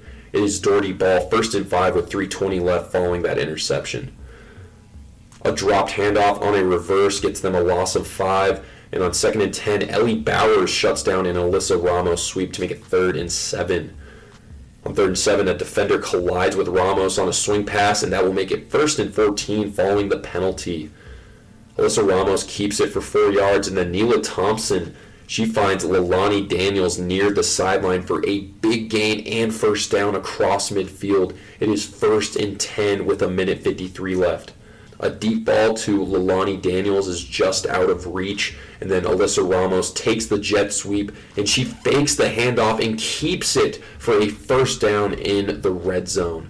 After an incomplete pass, it is 2nd and 20, but after another incomplete pass plus illegal contact on Douglas County makes it 2nd and 9 here for Doherty. On 2nd and 9, Neela Thompson rolls out right and keeps it for the touchdown to keep Doherty in this game. Alyssa Ramos takes the handoff in for the extra point, so it is 20-14 now with 1:08 left here following that touchdown. It is 1st and 6 here for Douglas County, and they just need probably 1 first down to end this game. Doherty has 2 timeouts left here, though. A Jillian Cable keeper goes for 2 yards as Doherty calls timeout with 1:03 left. Coming out of the timeout, Alyssa Ramos shuts down a sweep for a loss of a yard. It will be 3rd and 5 as Doherty calls their final timeout with 57 seconds left. Coming out of the timeout, a clutch flag pull by Alyssa Ramos on a hook and ladder makes it 4th and 2. Douglas County takes a delay of game following that penalty to make it 4th and 7, and they are going for it for some reason, pinned up against their own end zone. Let's see what happens here. Jillian Cable takes the snap, and she just runs it straight into the end zone for a safety, and she knocks 6 seconds off the clock there. Folks, I can tell you when I watched this live, I didn't really understand what was happening. But what happened there is Cable took the safety, and that just gave Doherty a free 2 points. But Doherty had to go all the way to the opposite side of the field and go the full length of the field to score again. And I think there was only 6 seconds left when they started that drive. So that was a very, very smart play there from the Douglas County offense. And that would do it here in this one as Douglas County gets the win to move on to the quarterfinals. They win 20-16 over Doherty. Some key players here I want to talk about for Doherty. We got Santi Keys, Alyssa Ramos, Isabella Marquez, Neela Thompson, Leilani Daniels. This team has a great future with their young players and a very passionate coaching staff. They should be a perennial playoff team for years to come. And that will do it in this recap, folks. We're going to go ahead and move on now to the next recap. Now, going into the next matchup, we have Cherry Creek and Chatfield. This was a really, really good matchup that went down to the wire, and it all started off with Chatfield getting the ball first.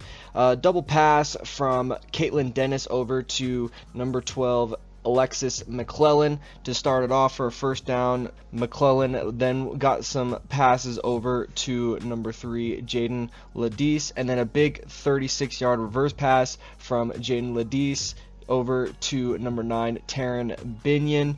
Cherry Creek would put them back into reality as they were sacked by number 9, Campbell Metcalf. Chatfield got back on track with Alexis McClellan, getting a pitch over to number 1, Melanie Archuleta, which was just a series of pitches over to Caitlin Dennis and then to Jenna Lee that would set them up for 1st and goal. The pass got batted down by Cherry Creek, forcing 2nd and goal on their opening drive. A short connection from McClellan over to Ladise, setting it up for 3rd and goal at the 3. They would eventually then get a touchdown. The same connection, McClellan over to Ladise to start off the score. An indirect snap over to Jaden Ladise would get them the extra point, starting off their matchup 7-0 over Creek. Creek then took over on their opening drive with number 4, Addie Beck, getting over to number 9, Campbell Metcalf, but for a loss of 2, stopped by Chatfield's number 18, Bella Consolio. Beck would then get a couple completions over to number 14,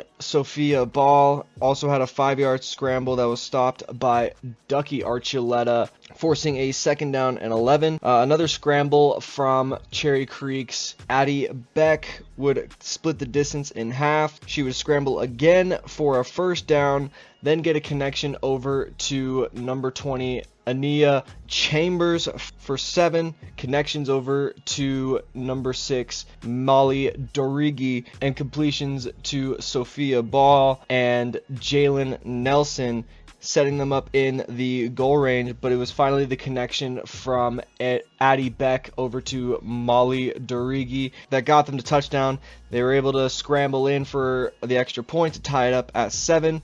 Chatfield would regain possession, having a 16-yard 1st down on a pass from Alexis McClellan over to Jaden Ladise. Creek would continue to step up the pressure as they were able to get another sack thanks in part to number 10, Ashley Sands, getting in the backfield. A double pass broken up and an illegal forward pass later, leading to another breakup, would have Chatfield forcing a punt over to Creek.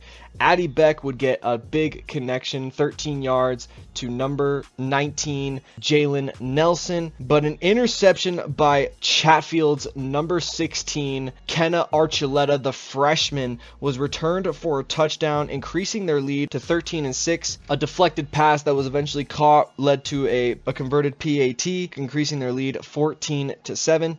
Cherry Creek would get the ball back, but instantly got sacked by Chatfield, resulting in a 2nd and 10. Andy Beck would get a couple completions and one incredible completion by Sophia Ball that was one-handed, resulting in a first down. Cherry Creek would continue to drive down into the red zone, and on a completion from Addie Beck over to Sophia Ball would get the game tied back up at 14. Chatfield would regain possession, and it was not going their way. Campbell Metcalf once again getting in the backfield on a sack, resulting in a 3rd and 10, and then a pass breakup, forcing Chatfield to punt the ball back to Creek. Creek had a little bit of issues later on in this drive. They had some good completions, but got called back for flag guarding on 3rd and 22. A scramble that resulted in a 4th and 8 led to a Chatfield timeout. An incomplete pass resulting in what would have been a touchdown from Addie Beck over to Molly Dorigi, forcing a turnover on downs and Chatfield regaining possession. And as Chatfield got the ball back, it wouldn't take long for Creek to get the ball back, as Ashley Sands forces an interception, getting the long return over to the 45-yard line. Creek regaining possession, and on a final incomplete pass on a prayer, it would go into halftime tied at 14. It was going to be a game on our hands. Creek would then get the ball to start off the first half, and Addie Beck was able to get some completions in and a scramble. She was sacked in the backfield by number 20, Kendall Hollenkamp, resulting in a 3rd and 7. But a connection from Addie Beck, Jalen Nelson would get them the first down again. They would continue to drive, and it would be a connection from Addie Beck to Emily Schubert that would result in a touchdown for Cherry Creek. The extra point was no good as Chatfield regained possession down 20-14. Alexis McClellan tried to get some momentum going for her team, and was even lucky on a pass interference that on Creek that moved them up to 2nd and 4, but an incompletion and a huge flag on a quarterback keeper that would force a 4th down. Creek would intercept the ball again, resulting in Cherry Creek taking over. Emily Schubert coming up big on defense, and Creek regaining possession. After a couple incompletions, a roughing the passer would give them an automatic first down, and Addie Beck was able to get connections over to Ania Chambers, Molly Dorigi, and Ashley Sands in the goal line, but it was finally a connection from Addie Beck over to Jalen Nelson that would result in a touchdown. 26-14 lead was now in Creek's favor. Another incompletion, though, on a 2-point try that would have put the lead up to 14. Chatfield would regain possession down 12, and they would regain the ball going into the end of the third quarter, down by 12. They were able to drive, though, and it was finally a pass from number 9's Taryn Binion over to Ducky Archuleta for a 30-yard touchdown on a huge high-point grab. The extra point was good, and they would cut the lead down 21-26. Creek would regain possession. They had some good momentum on a big connection from Addie Beck over to Ania Chambers, but they were called for unsportsmanlike conduct after the play, and resulting in a 1st and 15 from the penalty. But it didn't really matter to Creek, as Addie Beck was able to scramble around and then find a connection to Sophia Ball on a hook and ladder over to Molly Dorigi that would go 45 yards for a touchdown, giving Creek a 32-21 lead. Their extra point would go incomplete. 3 conversion attempts in a row that were no good for Cherry Creek, and Chatfield would have the ball down 32-21. But Chatfield was not done yet. After some incompletions, but they were bailed out by illegal contact, resulting in a first down, another incompletion on a second down, and then a designed run that would go up to the 3rd and 2. Ania Chambers would stop the run and force a 4th and 5, but Chatfield had to dig deep with Alexis McLennan connecting over to Taryn Binion for the first down. McClellan would then find Caitlin Dennis, and this was really crunch time. They were trying to find something early, and eventually McClellan would connect with Jaden Lodis for 15 and a 1st and goal, and they had to hurry up, force an incompletion to stop the clock. McClellan then scrambled in for a touchdown, cutting the lead 27-32. They were able to get the extra point, making it 28-32. Chatfield was able to stop Creek on the next drive, and when Chat finally had the ball, they had less than a minute to figure something out, but sacks from number 9 Campbell Metcalf and Ania Chambers would seal the deal, and Creek would win 32-28 in a nail-biter of a matchup that would have Creek moving on to the quarterfinals. All right, in the round 2 matchup here, it is going to be Valor and Ralston Valley here. And let's go ahead and jump in. Ralston Valley will start with the football here, but they are going to end up getting a tough first down here on second down, where number 33 is going to get the reception. That is Savi Dorotic, I want to say. But eventually, when they're on their way to midfield, there's going to be a huge flagpole by Valor's Margot Harry here that forces a turnover on downs. Now, Valor here, they begin with their triple option and a couple of jet sweeps and play actions that get them into the red zone here. And eventually, Valor will call a timeout after a shift with 6 minutes and 8 seconds in the first quarter. And upon this next play, they try and throw it over the middle to Alexis Wood, but Carmen Johnson makes a huge play from behind Wood to punch the ball out over the top and force the turnover on downs. Now, on the very next drive here, Ralston Valley is deep in their own territory here, and there's going to be an incompletion, but an illegal block on the very next play will make it very, very close. And upon being inside of their own 5-yard line, Valor will capitalize and get a safety to go up 2-0 with 5 minutes and 7 seconds in the first quarter. Now, this safety does give Valor control of the ball here, and they're going to put together a really nice drive, starting off with a jet sweep left to Alexis Wood, who gets a first down.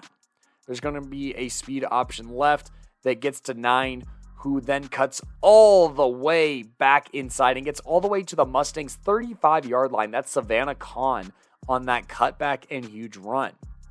Now, a few plays later, we're going to end up with 3rd and 4 and a direct snap that is going to get to the first down line. Now, they then pass it underneath here to number 36, who gets inside the 10-yard line. And then there's going to be a wide pitch that gets inside the 5. Following that, there's going to be a snap and throw right up the middle to Savannah Prinzo, who scores, putting Valor up 8-0 with 1:22 in the first. This next RV drive stalls out here, and that is going to kick us off into the second quarter with a punt from Ralston Valley.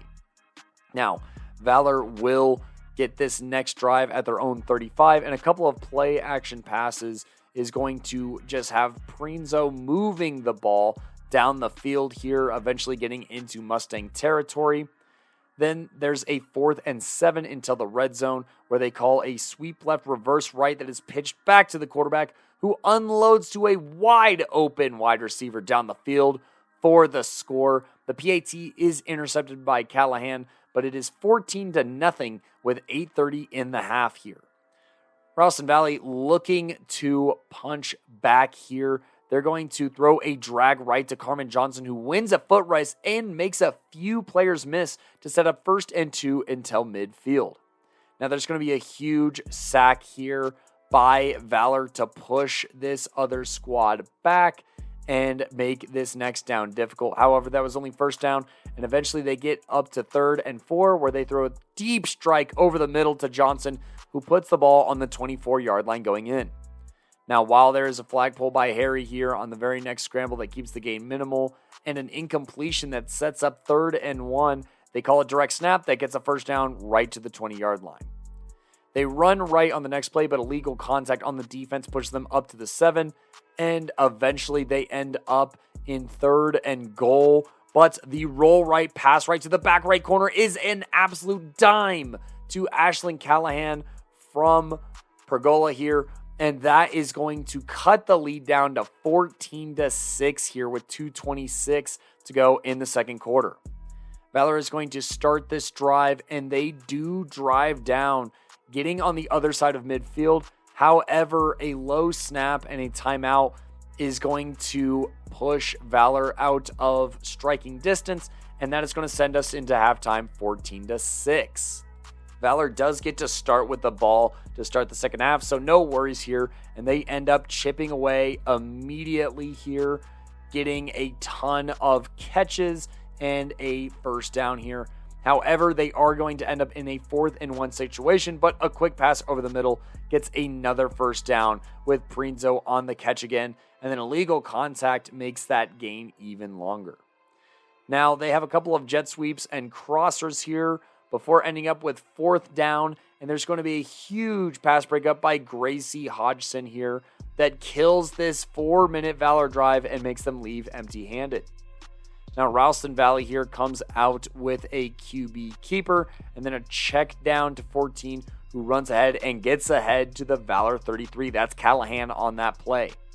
Callahan gets a handoff in the very next play for a nice gain, but after an almost interception and an offensive pass interference, they are in quite the hole, but no fear. Carmen Johnson is here with a huge catch, getting them to the 11-yard line. There's then a pass over the middle on 4th down that is caught by Carmen Johnson here. The 2-point conversion is no good, however, thanks to a vigorous Valor pass rush here, and is now 14-12 with Ralston Valley still trailing. Now, Valor here is trying to go up a little bit more, and they're going to get a keeper on first down that gets a first down. The next play is not as good, but then a set of pitches on the next play makes it only a yard until midfield, and a short play is called for a first down. Now, Prinzo here, Faith that is, tucks and runs and sets up 2nd and 10 until the red zone.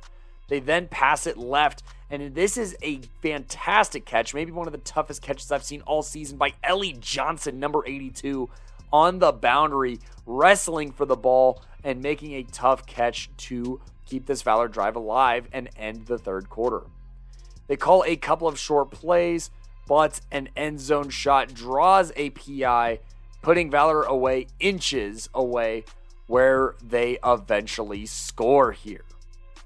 Now, there's going to be a direct snap to Callahan here that moves the chains, now down 20-12. And then the quarterback is going to keep for a chunk and keeps again, but a penalty kills the vibe here. There's a great pass here, though, down the left sideline to Shelby Colosimo here, who keeps the drive alive. This offense starts to kind of grow stagnant, but eventually the reverse to Callahan gains a first down. The Valor pass rush is teeing off, however, and after some sacks, it is 4th and 30, and who else other than Margot Harry gets a sack here to force a turnover on downs.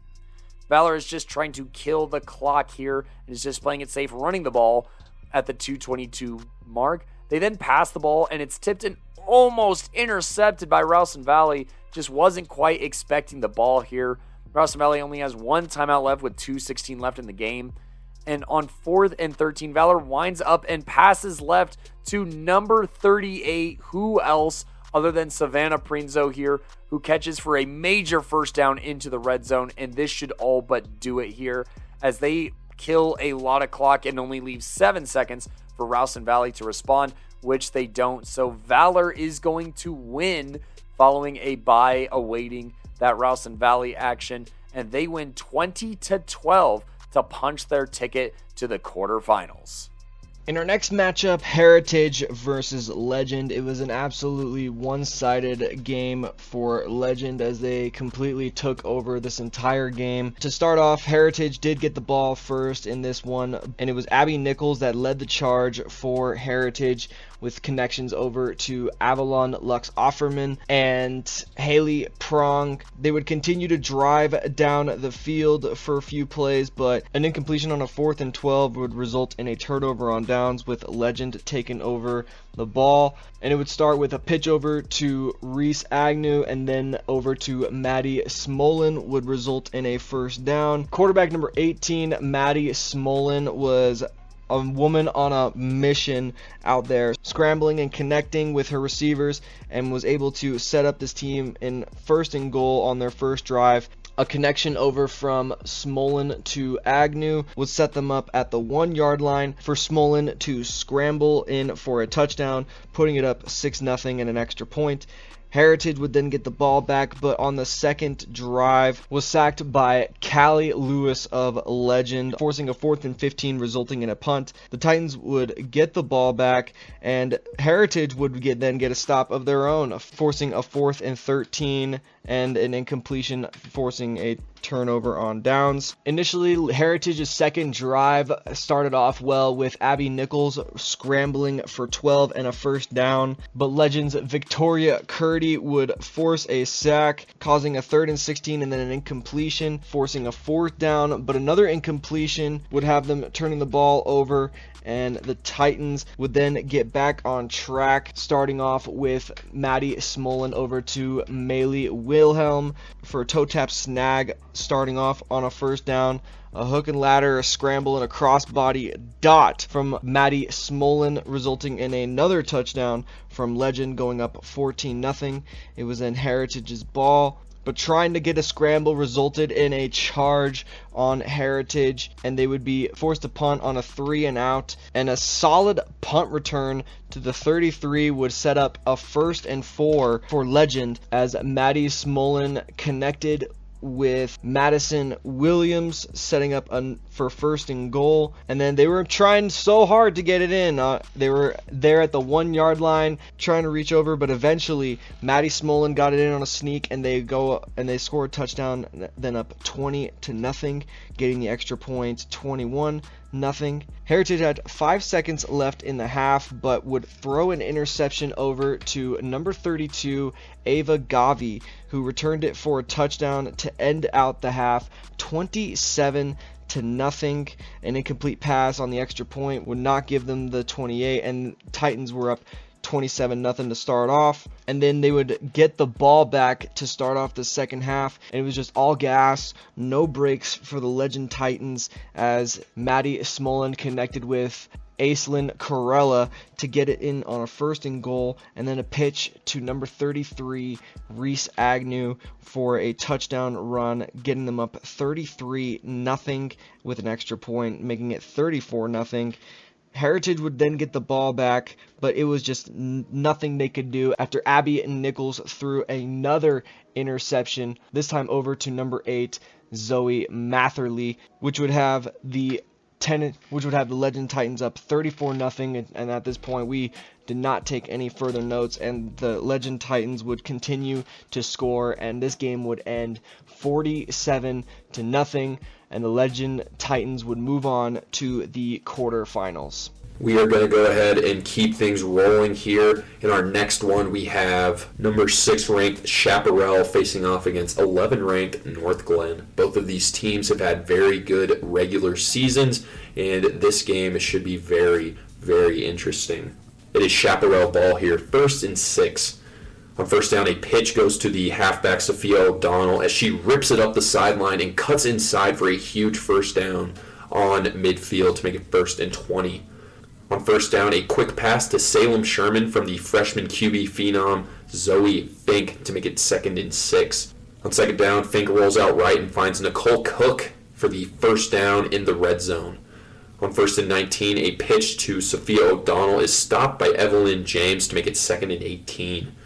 On 2nd and long, Fink keeps it for 5 yards, and then a pass to Salem Sherman on the next play makes it 4th and 4 right up near the end zone. On 4th down, Zoe Fink takes the snap, rolls out right, and hits Nicole Cook for the touchdown to make it 6-0. They would not get the extra point, so Chaparral has an early 6-0 lead here with 8:40 left in the first quarter. On first down, the QB for Northglenn, Sydney Reese, drops one to Cooper Trickle for a first down to make it 1st and 20. On first down, Sydney Reese launches one deep, and Paige Fink fully extends and picks off that dangerous deep pass to give the ball right back to Chaparral. It is 1st and 16 for Chaparral in Northglenn territory. A pass to Lizzie Valentine goes for 5 yards. Then after an incomplete pass on third down, Sophia O'Donnell takes the handoff and spins her way near the red zone to make it 4th and 3. On fourth down, a pass to Sophia O'Donnell as she takes it in for a nice first down in the red zone. It is 1st and 10 here. Evelyn James breaks up a short pass on first down to make it 2nd and 10. And then a handoff to Sophia O'Donnell is stopped by Leah James to make it 3rd and 11. On third down, Madeline almost gets a huge sack here before Zoe Fink released a touchdown pass to make it 4th and 16 in the red zone for Chaparral. On 4th and long, Evelyn James picks off a pass over the middle, and that gives Northglenn the ball back with a huge opportunity to try and tie this game or maybe take the lead. Northglenn would end up getting a first down here with a pass to Carol Martinez, but they would end up punting it right after that with Sophie Matthews and Molly McWilliams getting some big time plays there to force the punt. It is 1st and 7 for Chaparral in their own territory. A pass to Salem Sherman goes for 5 yards, and that takes us to the end of the first quarter where Chaparral leads Northglenn. A quick pass to Sophia O'Donnell gets them 1st and 6 near midfield, and then the center, Abby Valverde, takes a short pass for 5 yards, and Sophia O'Donnell ends up getting them the first down on the next play. On 1st and 19, a deep pass to Jamie Baum is incomplete with great coverage from Leah James to make it 2nd and 19. On 2nd and long, Zoe Fink rolls out right and finds Sophia O'Donnell for a nice gain to make it 1st and 3 near the red zone. A pass to Nicole Cook, who cuts across after multiple missed flag pulls for a first down in the red zone. On 1st and 6, Madeline almost tracks down Fink on a keeper for a loss of a yard. And then a pass over the middle to Salem Sherman gets Chaparral the touchdown. They take a 12-0 lead here after the failed extra point with 7:38 left in the half. It is 1st and 6 now for Northglenn. A pass to Evelyn James goes for 3 yards, and then Sydney Reese finds Carol Martinez for a first down to make it 1st and 15. Sydney Reese falls forward on a scramble, and she actually ends up getting hurt on that play. There will be an injury timeout here with 6:18 left in the half. It is 2nd and 12 following the timeout, and it is Ellie Taylor in here at QB for Northglenn. And on her first pass, she launches one deep, and Paige Fink picks it off and takes it in for the pick 6. That is her 2nd interception of the half to give Chaparral a 18-0 lead with 5:38 left here in the half. The 2-point conversion to Jamie Baum was good, so that will be a 20-0 lead. Northglenn would actually end up punting it very quickly here on this next drive, so it will be 1st and 13 for Chaparral in their own territory following the punt. A quick pass goes for 3 yards, and that will be the 2-minute warning. Coming out of the 2-minute warning, a quick pass to Jamie Baum goes for 3 yards, and then Northglenn calls timeout with 1:36 left in the half. Coming out of the timeout, Zoe Fink flicks one to Nicole Cook, who is stopped by Leah James to make it 4th and 6. Northglenn calls timeout here with 1:23 left in the half. Zoe Fink rolls out left, coming out of the timeout, and finds Salem Sherman across her body for a first down across midfield. After a couple incomplete passes, it is 3rd and 19, and a speed option pitch goes to Sophia O'Donnell to make it 4th and 14 as Northglenn calls timeout. That is their last of the half with 34 seconds left here. We have quintuple receivers on the left as Fink takes the snap. She rolls out left and lobs one up to Jamie Baum, who somehow makes the catch for a first down in the red zone. Baum's jump ball ability is clearly vital for this Chaparral offense. Chap calls timeout following that play with 9.5 seconds left. Their coach actually thought Baum got out of bounds on the previous catch, and he let like 8 seconds roll off the clock before realizing it and calling timeout. And Zoe Fink keeps it and weaves her way for a huge gain to make it 2nd and 9, as Chaparral is just barely able to call timeout with 0.02 seconds left in the half. On 2nd and 9 and the last play of the half, Madeline almost gets a sack, and that sends us to halftime. It is 1st and 6 for Northglenn. to start off the second half of this game, but they would actually end up punting it here. But they did have Sidney Reese back in at QB. Jaden Greenstreet stopped the final play of that drive to get the punt to happen. It is 1st and 5 here for Chaparral near midfield following that punt. A pass for a first down across midfield makes it 1st and 18, and then a quick pass to Sophia O'Donnell, but she is stopped by Madeline Olmos on a diving flagpole. A quick pass is stopped by Olmos again to make it 3rd and 9, and then a pitch to Sophia O'Donnell, who jukes her way up near the first down, but an inadvertent whistle makes it a repeat of downs. Zoe Fink rolls out left on 3rd and 9 and finds Salem Sherman to put it near the red zone. It is 4th and 1. On 4th down, a pass over the middle to Abby Valverde gets them the first down to make it 1st and 16. And after a couple of plays, Carol Martinez swats down a pass in the end zone instead of picking it off, and Salem Sherman dives out and catches the tip before it hits the ground for a circus touchdown. It is now 26-0 after the failed extra point with 5:35 left here in the third quarter. And that, folks, is where I stopped this recap. Chaparral ended up getting the win here, 32-0 over Northglenn. Some key players here I want to talk about for Northglenn. You got Madeline Olmos, Leia and Evelyn James, and Sydney Reese. This is a very, very solid core of players and should get them a lot of wins and should make them a playoff team for the next few years. And for the first quarterfinal matchup at Trailblazer Stadium, we had ThunderRidge taking on Mountain Vista. Both had outstanding blowouts in their second round matchups, now had to face each other. And for this one, Mountain Vista got the ball first, and in classic Mountain Vista fashion, just give the ball to Ariana Key. She'll figure it out. She was able to connect to Liana Rivera, scramble around, and also find connections over to Serena Reeder and Kaylee Besh, and they would start off their opening drive on a touchdown from Ariana Aki over to Kaylee Besh to set them up at 6-0, converting the extra point to make it 7-0. And on ThunderRidge's first drive, they throw an interception that was snagged by number 3, Liana Rivera, and once again, Mountain Vista had the ball, and it was just the Ariana Key show, able to scramble to set up 1st and goal, and then once again scrambling for a touchdown to put them up 13-0. There was an illegal block on the offensive try, and they had to repeat for the extra point, and it was an amazing dot from a key over to number 15, Isabel Valant, converted the extra point, putting it up 14-0. ThunderRidge, though, now down 2 scores, had to get some offense going as Allie Horsford tried to get some scrambling in and then throw the ball around, almost threw an interception, and they were forced to punt on their second drive. Monte Vista then got the ball, and Ariana Key was scrambled for 28 and a first down, had connections over to Valant and Braylon Looney, with that connection to Looney scoring yet another touchdown, going up 20-0. A penalty in the extra point is good. After that, Vista was up 21-0.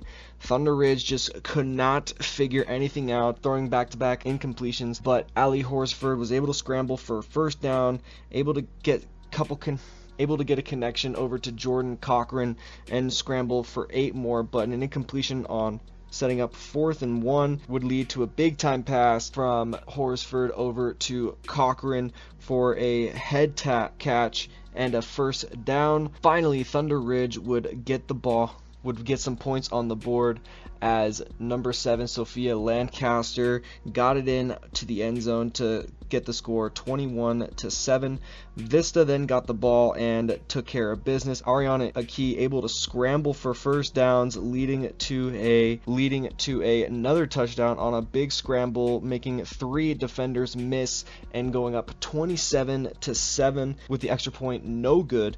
ThunderRidge took possession of the ball. Horsford was able to get a completion over to Sophia Lancaster to start off, but another incompletion and then a short pass on 3rd and 12 12 and a scramble for 2 that made it 4th and 10.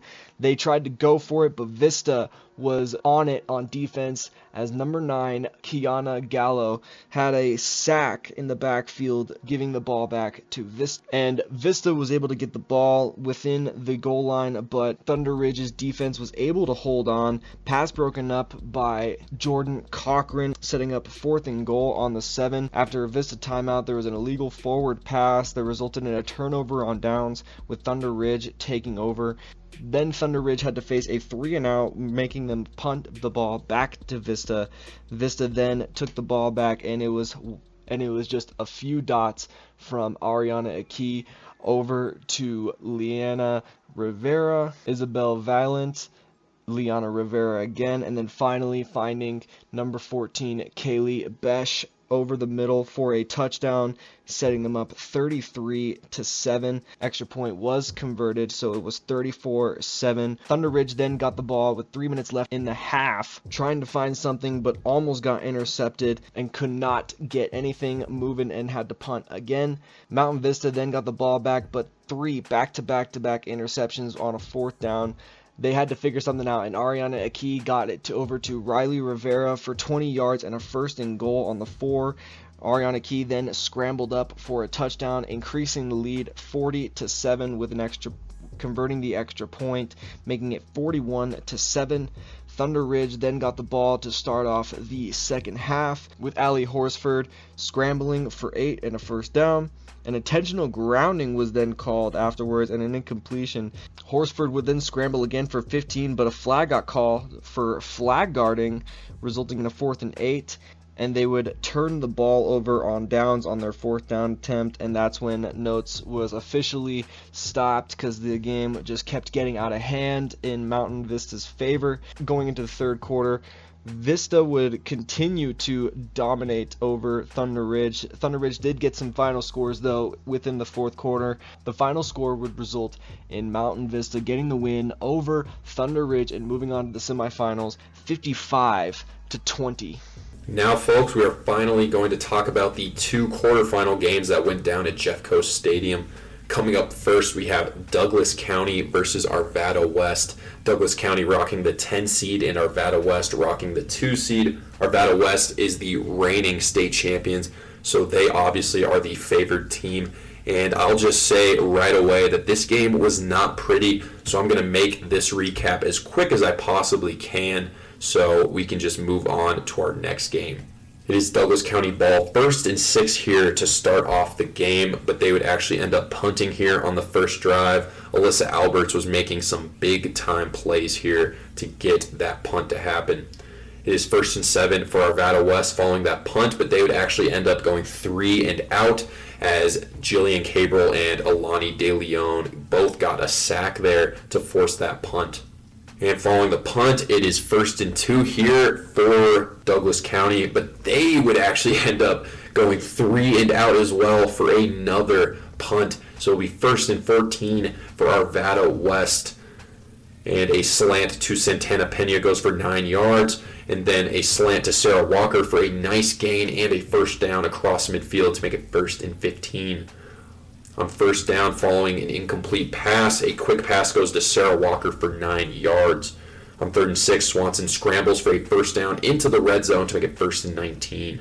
On 1st and 19, Alani De Leon gets her 2nd sack of the quarter for a big-time loss of 10 yards to make it 2nd and 29. Unfortunately for Douglas County, though, they were able to get those yards back, though, as Sailor Swanson found Sarah Walker for a big-time gain to make it 3rd and 10, and that will send us to the end of the 1st quarter here, where Douglas County and Arvada West are tied 0-0. It is 3rd and 10 here to start off the 2nd quarter. Sailor Swanson steps up on 3rd and 10, and it is a dime to Sarah Walker for the touchdown. It is 6-0 with 11:49 left here after the failed point after. It is now Douglas County ball, but they would end up going 3 and out once again. The defender actually collided with the punt returner, so after the penalty, it will be 1st and 15 here for Arvada West. On 1st down, Sailor Swanson finds Molly Shellpepper on a post, and she goes all the way for the touchdown, Shell Pepper caught the extra point as well, so that makes it 13-0 with 9 minutes left here in the half. Believe it or not, Douglas County would end up going 3-and-out once again here as Danica Rodriguez made a big play and Lindley McReynolds got a sack. That Arvada West defense is absolutely dominating early on here. It is 1st and 1 near midfield for Arvada West.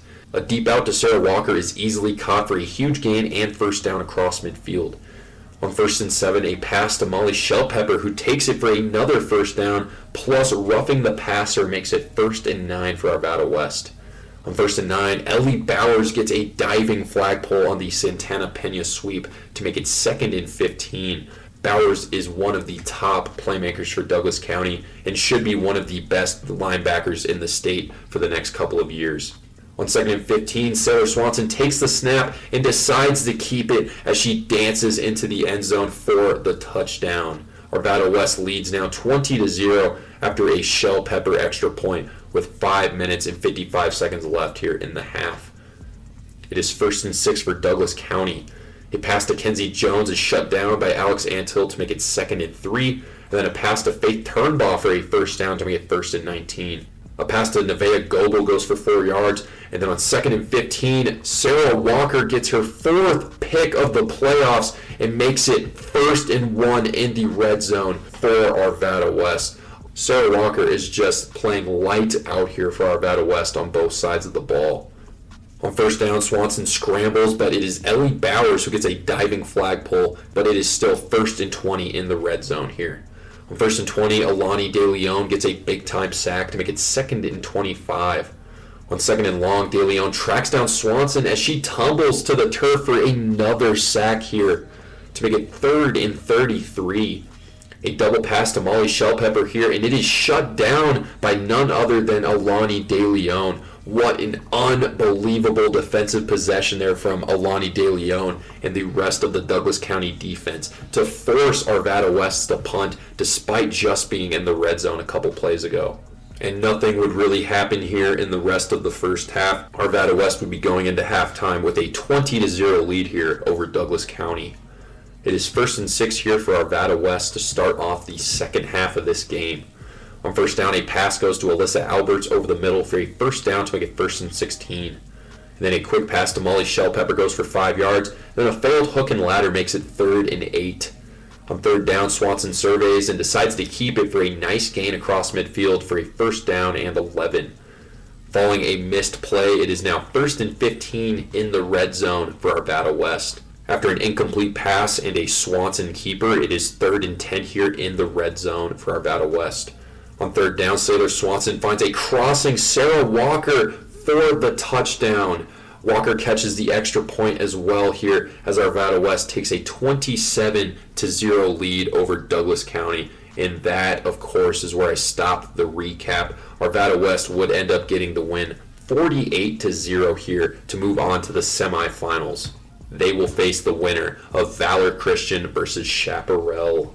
Some key players I want to talk about from Douglas County here. This was a massive game from Alani De Leon. She completely took over drives single-handedly. And then her counterpart on defense is the linebacker Ellie Bowers. She is only a sophomore, and she is already one of the best linebackers in the state.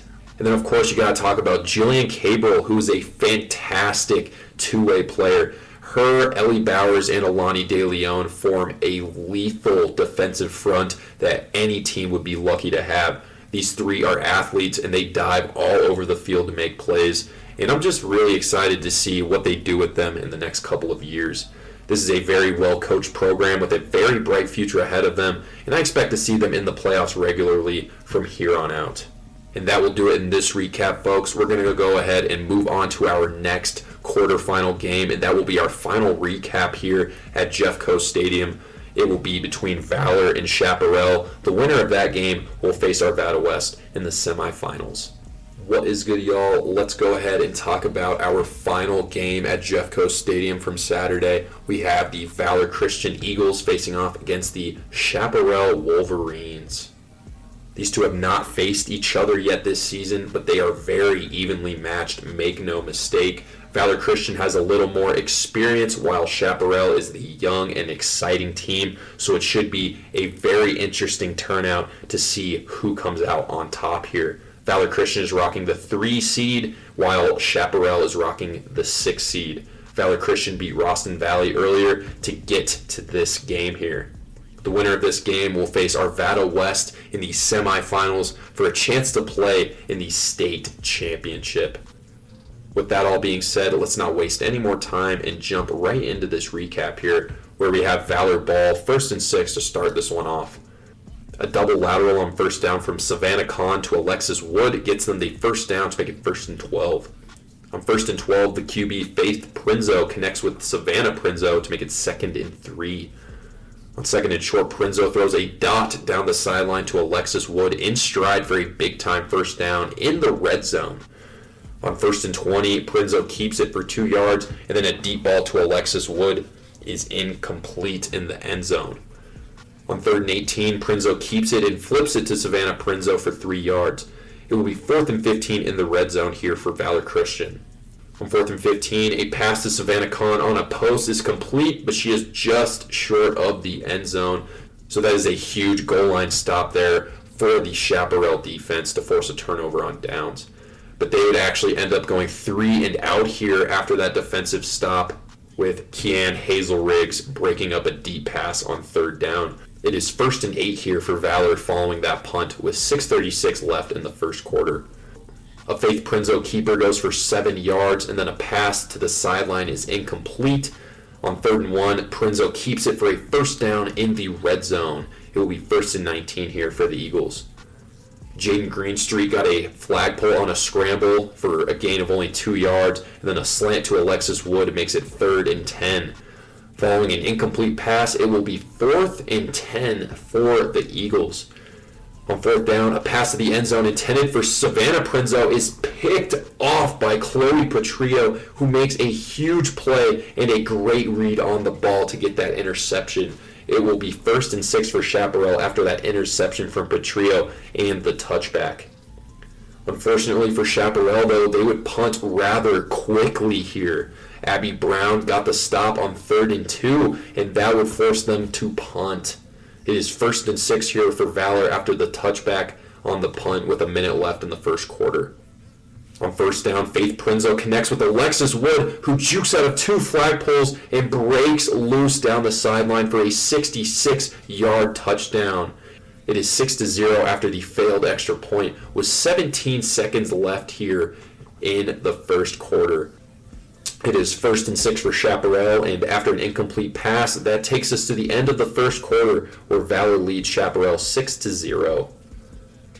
After a few missed plays, Chaparral would end up punting it once again here. This is a very, very slow offensive start for them, and it will be 1st and 4 here for Valor near midfield following the punt. On 1st down, Faith Prinzo's pass to Savannah Prinzo gets them the first down across midfield. On 1st and 18, a double lateral to Alexis Wood is stopped, but a flag on Chaparral makes it 1st and 4 near the red zone. A run is stopped to make it 2nd and 3, and then a great pass from Prinzo on 2nd down is dropped. Addison Brantley stopped a run short of the first down here to make it 4th and 3. On 4th down, Faith Prinzo connects with her sister Savannah Prinzo near the sideline for a first down in the red zone. After an incomplete pass on 2nd and 15, Prinzo scrambles for a decent gain, but an illegal block on Valor makes it 2nd and 29. On 2nd and 29, Paige Fink bats down a deep ball into the end zone, but roughing the passer there on Chaparral gives Valor a free first down. It will be 1st and 19 here. On 1st down, Savannah Prinzo takes a short pass for a couple of yards. And on 2nd and 16, Faith Prinzo and Alexis Wood connect once again on a slant as Wood takes it in for the touchdown. Valor leads 12-0 with 7:13 left here in the first half. It is 1st and 6 here for Chaparral, and they need a score to stay in this game. Zoe Fink's jumping pass to Salem Sherman gets them the first down. On 1st and 20, a short pass to Nicole Cook is stopped by Reese Beiser, and then Chaparral calls timeout here with 6:19 left in the first half. Coming out of the timeout, a pass to Lizzie Valentine is caught for a short gain, but roughing the passer on Valor makes it 1st and 5 near midfield. On 2nd and 5, a pitch goes to Sophia O'Donnell for a first down across midfield. On 1st and 19, Abby Brown shuts down a short pass for a loss of 2, and then a deep ball to Jamie Baum is overthrown with good coverage from Morgan Wood. On 3rd and 21, Sadie Lee shuts down a pass intended for Salem Sherman over the middle to make it 4th and 13 here, as Chaparral calls timeout here with 3:19 left in the half. But they would actually end up punting it here coming out of that timeout. It is 1st and 5 here for Valor at their own 15 following the punt with 3:15 left in the first half. And on 1st down, Paige Fink gets a huge interception on a dangerous pass. That is her 3rd interception of the day here, and that sets up a massive opportunity here for the Wolverines to get back in this game. It is 1st and 1 near the red zone for Chaparral. On 1st down, Zoe Fink lobs one up to her number 1 target, Jamie Baum, who somehow makes the grab over her defender for the touchdown. That makes it 12-6 after the failed extra point with 2:21 left here in the half. It is 1st and 6 here for Valor following the touchdown from Baum. A dangerous pass over the middle is nearly picked off, and then Savannah Prinzo takes a short pass for a first down to make it 1st and 10. Following an incomplete pass, a pass over the middle is caught by Ellie Johnson in stride as she goes for a huge first down just short of the red zone. It is 1st and 1 here for Valor. A quick pass over the middle to Savannah Kahn gets them the first down in the red zone to make it 1st and 16. A pass to Savannah Prinzo gets them 6 yards, and then Addison Brantley stops a Prinzo keeper to make it 3rd and 10. A pass to the end zone is tipped and nearly picked off to make it 4th and 10 as Valor calls timeout here with 33 seconds left in the first half. Coming out of the timeout, Jaden Greenstreet breaks up a pass in the end zone for a massive turnover on downs with 27 seconds left in the first half. Greenstreet making some big plays in this game here. And Shap didn't have much going for them on this next play as Margot Harry got a pressure to force an incompletion. As we go into halftime here, Valor Christian leads Chaparral 12-6, and the winner of this game will be playing Arvada West in the semifinals next week. Chaparral would end up punting it here right away on their first drive. Reese Beiser got a big play on 3rd down to help force the punt. Sophia Abar takes the punt return near midfield here. It will be 1st and 3 for Valor. A speed option pitch to Alexis Wood gets them a first down across midfield, and that is a big gain to make it 1st and 8. On 1st down, Faith Prinzo connects with Savannah Prinzo for 6 yards, and then a double lateral for a first down in the red zone to make it 1st and 15 here. Following a couple of incomplete passes, a post to Alexa Wood for a big gain is just short of the end zone. It will be 4th and 2 here for Valor. On 4th and 2, Valor hustles up to the line, and Faith Prinzo finds Savannah Prinzo over the middle for the quick touchdown to get that 2-score lead back. It is 18-6 here after the failed extra point with 6:41 left here in the third quarter. It is 1st and 6 here for Chaparral following that touchdown. On 1st down, Abby Brown breaks up a pass, and then a pass over the middle is caught by the center, Abby Valverde, for 3 yards. Then on 3rd and 3, a check down to Nicole Cook gets them just barely enough for the first down. On 1st down, Jade Harry shuts down a run for a loss of 3, and then Zoe Fink goes through her progressions, rolls out left, and finds Salem Sherman, who takes it down the sideline for a huge first down across midfield. It is 1st and 10 now. A run is stopped for no gain, and then on 2nd and 10, Sophia O'Donnell takes the carry for a nice gain near the red zone. It will be 3rd and inches. A pass over the middle is incomplete to make it 4th and inches, and then a run up the middle is just barely good enough for the first down. It will be 1st and 19 in the red zone here for Chaparral, as Valor calls timeout with 1:39 left here in the third quarter. A bootleg pass to Sophia O'Donnell goes for 4 yards, and then another pass to O'Donnell goes for another 4 yards to make it 3rd and 11. On 3rd and 11, Zofink takes the snap, and she hits Salem Sherman on an out route as she reaches across for the Chaparral touchdown to put them back in this game. It is 18-12 after the extra point was stopped with just 9 seconds left here.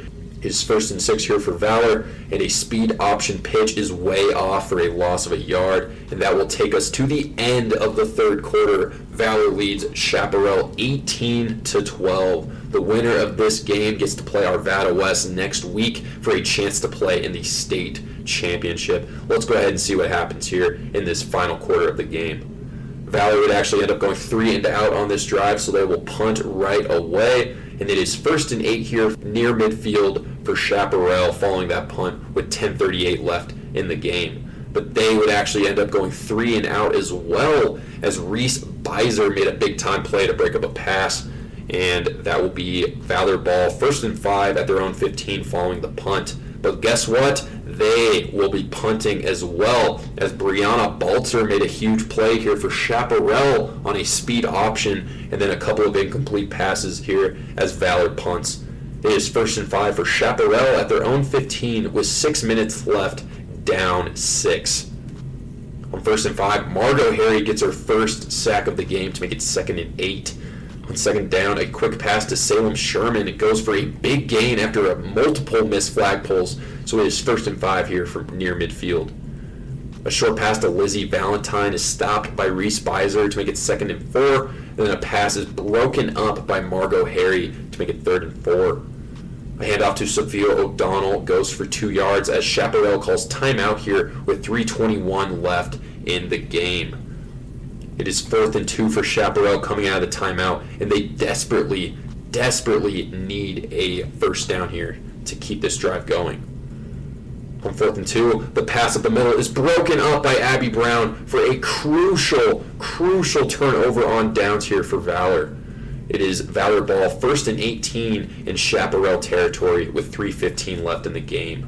But they would end up going 3 and out to give Chaparral yet one more chance to try and tie this game or take the lead. Molly McWilliams got a massive sack there for a loss of 8 yards, and then Sophie Matthews broke up a pass on 3rd and 21 to help set up the punt here. It is 1st and 13 for Chaparral following the touchback and a legal blocking flag.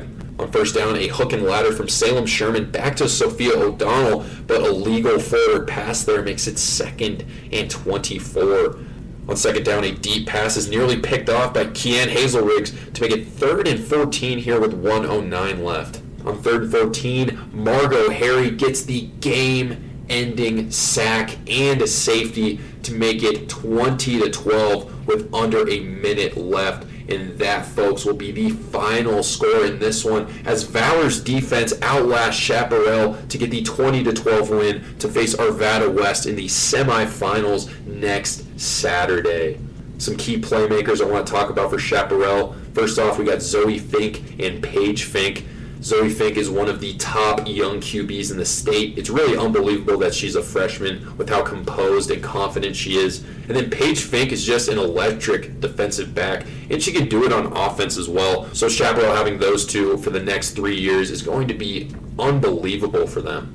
And then you got the utility, Sophia O'Donnell. She is electric with the ball in her hands and is one of the top playmakers in the state. I have not seen a utility player play with as much skill and power as O'Donnell does. And then you got Jamie Baum. She is a very, very good receiver. She is a senior, however, though, so it is very sad that they won't have her back next year. Her jump ball ability is just huge for the Chaparral offense. And then on defense, you got girls like Molly McWilliams and Sophie Matthews. Both of those girls up for some awards here in our Playmaker of the Year awards, with McWilliams at rusher and Matthews at linebacker. Speaking of linebacker, you also have Jaden Greenstreet. She was huge in this Valor game. I don't know if Chaparral would have even been close in that game if it wasn't for Greenstreet getting clutch plays on 3rd down. But then you also have receivers like Salem Sherman and Nicole Cook. Both of those players were getting fed like crazy to move the sticks, and those two are definitely going to be key players here for Chaparral in the future. This team has arguably the strongest young core of playmakers out of every school in the state. They will be a top 5 team and a perennial powerhouse with how they're coached and with how much flag football talent is in that area. And with that all being said, folks, that about wraps up these recaps here for round 2 and the quarterfinals. from Jeffco Stadium from this past Saturday. This is Gino with the Playmakers Corner podcast, and I want to thank you all for listening, and I hope to see you all next week here where we have the semifinals and state championship games at Trailblazer and Jeffco, with the state championships being played at Trailblazer. But I will go ahead and check out here, and I will see you all next week. Peace out. And for the final game of the night at Trailblazer Stadium, it was Creek versus Legend in a quarterfinals matchup that I won't be forgetting for a very long time.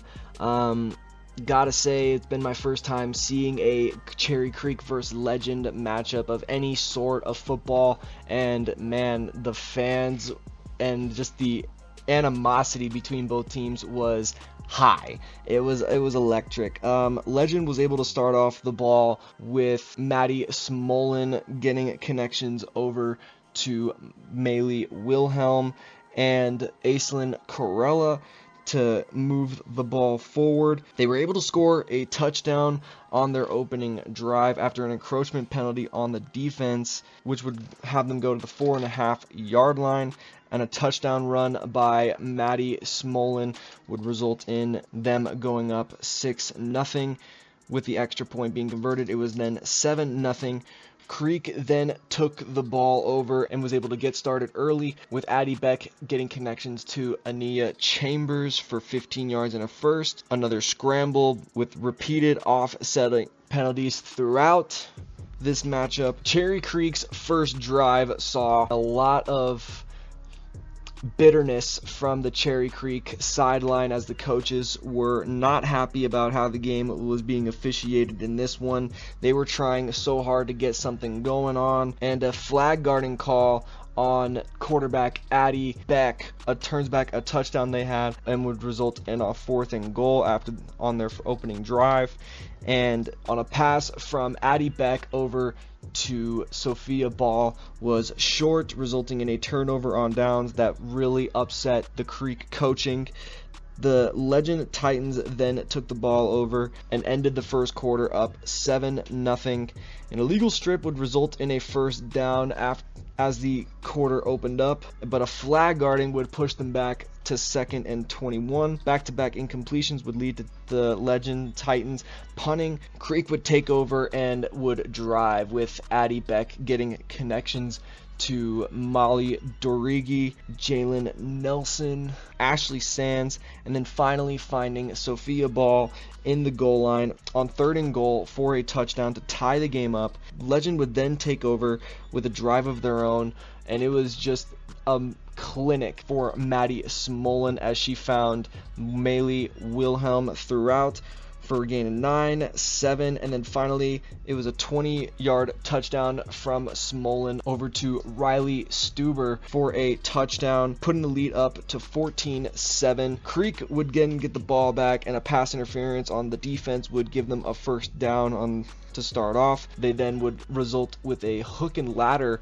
technique from Addie Beck thrown over to Ada Kleck, and then over to Anya Chambers for 15 yards. A scramble and then a pass from Addie Beck over to Molly Dorgy would set up 1st and goal, and an incompletion and illegal contact on the defense would have them play replay 1st down. And then finally Addie Beck would find Ania Chambers for a touchdown to tie the game back up. Titans would get the ball back and would struggle after initially scrambling for a 1st down. They would not get anything and would turn the ball over to Creek, and Creek would get a score with Addie Beck finding Ania Chambers once again before halftime, going up 21-14. But opening up the second half, that energy would come right back as Creek got the ball to start off the second half. They would continue to increase their lead, with Ania Chambers having a day, getting completion after completion, and then finally Molly Dorigi with a 30-yard touchdown,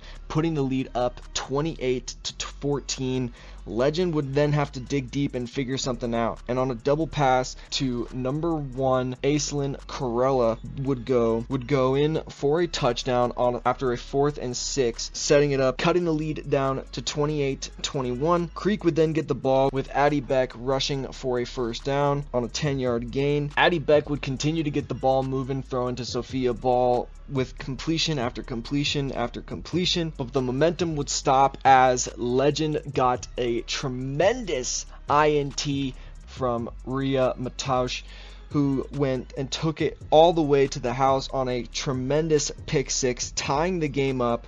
Well, not exactly. They didn't make the extra point, and they were still down by 1 as Creek took the ball over with a score of 28-27, and Cherry Creek could not afford another interception. Addie Beck was able to find Molly Dorgy and Ania Chambers to keep the ball moving, but once again, another interception, this time by Legends number 32, Ava Gavi, this time setting the Titans up for another touchdown drive that would have Maddie Smolin finding Noelle Ho for a touchdown, increase their lead to 34-28. And if you think Cherry Creek was out, they definitely were not. Addie Beck was able to continue to drive this Cherry Creek team down the field, finding Molly Dorigi and Jalen Nelson to keep the ball moving on first down plays. And once they got in first and goal position off of a 6-yard completion over to Emily Schubert from Addie Beck, she once again found her favorite receiver, Sophia Ball, able to get it in for a touchdown, and the extra point converting gave them the 35-34 lead over Legend. And Legend had to figure it out. They had one last drive to make it all count. A 6-yard completion from Smolin over to Reese Agnew, and a 17-yard completion over to Addison Lesage for a first down. They were then almost pushed into a 4th down situation, but a connection from Maddie Smolin over to Maylee Winham got them the first and goal that they needed. After back-to-back incompletions, we saw Maddie Smolin get a completion over to Reese Agnew for 6 on 4th and goal with 2 seconds left, and on the final play, Maddie Smolin finds number 9, Addison Lesage, for a game-sealing touchdown. The game would end, and Legend takes the win over Cherry Creek 40-35 in what was a crazy back-and-forth matchup that both teams should be absolutely proud of. That was a heck of a game to watch, and moving on into the semifinals is the Legend Titans, and that'll seal all of my recaps from Trailblazer Stadium this past weekend. All right, thank you everyone who recapped those other games. Shout out Gino, Phoenix, Cody, Gideon as well.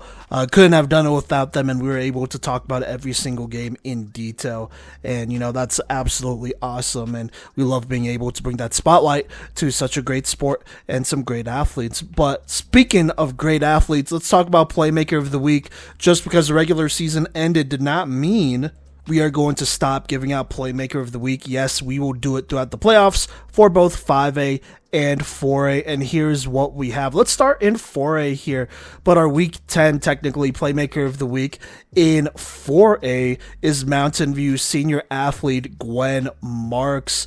She was instrumental in their win over Ponderosa and Pomona. Make sure you check out those recaps, but in the Ponderosa game, she scored pretty much every touchdown for them, and then in the Pomona game, probably a little bit more of a factor on defense in my opinion, but she was obviously the threat that they were trying to stop, and she's been big time. Those are 2 games where against Ponderosa they were down early and they came back and won that one, and then against Pomona that was a 1-score game that they won, so you gotta absolutely love that. So there you go, your 2024 Colorado 4A girls high school flag football Week 10 Playmaker of the Week is Mountain View senior athlete Gwen Marks. Now in 5A, a lot of players to pick from here, but your Week 10 Playmaker of the Week in 5A is Legends junior quarterback Maddie Smolin. First off, they got a big win over Heritage winning 47-0. I believe those 47 points, and she's at quarterback, so she has a hand in pretty much every drive there, but those 47 points is the most points this Legend team has scored all season, so that's absolutely big time. And then against Cherry Creek, I believe she scored every single touchdown for them, including that game winner that she threw at the very end. Even then, she led Legend to a 40-point outing against Cherry Creek there. I believe those 40 points is the third highest they've scored all season. Obviously second in the playoffs, but they did score 41 against Rock Canyon, and so that's absolutely big time. We knew how big that Legend defense would be for them, but for the offense to put up 40 points on a very good Cherry Creek squad is absolutely insane. I'm just looking at Cherry Creek's schedule right here. I don't think they allowed anybody to put over 30 points on them all season. Chatfield scored 28 on them earlier in the day, so maybe that was an indicator of things to come. But for Legend to score 40 and for Maddie Mullen to take that step forward, in our eyes, that is a signature win in her young career, and that is absolutely big time. So there you go there. Your 2024 Colorado 5A Girls High School Flag Football Week 10 Playmaker of the Week is Legends junior quarterback Maddie Mullen. All right, now let's go ahead and get into predictions here. We're only going to do semifinals predictions for 4A and 5A.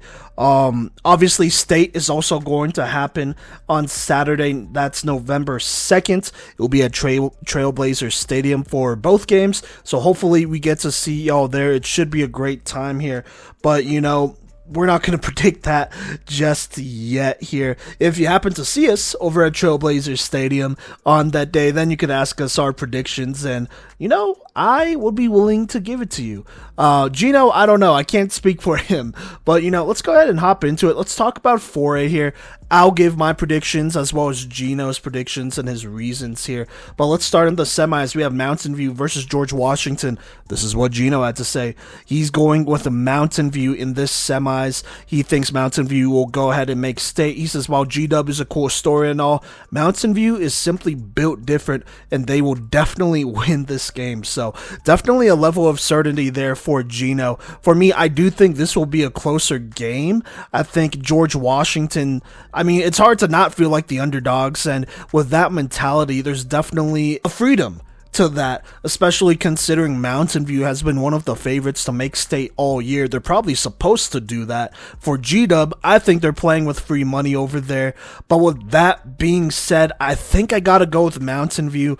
Mountain View has played in some close games as well as George Washington, but I just like the depth of Mountain View a tiny bit more. I do think this will be a close game. I don't think any team is gonna blow out the other one, or at least I don't expect that to happen.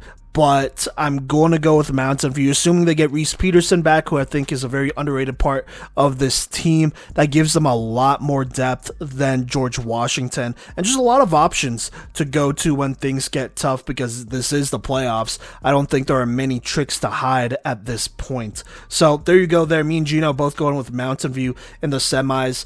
We have them making state. Now on the other side of the bracket, we have TCA versus Green Mountain. Gino is going to go with Green Mountain, and he says this: Green Mountain is red hot, coming off a huge shutout win against Mullen in the quarterfinals.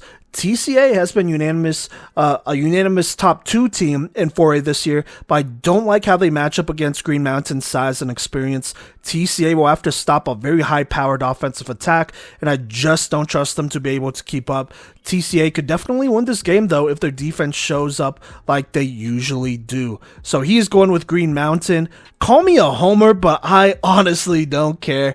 I'm going to go with TCA. Now, here's the thing. I'm going to acknowledge that Green Mountain is probably the favorite to go to state here and face off with a Mountain View most likely.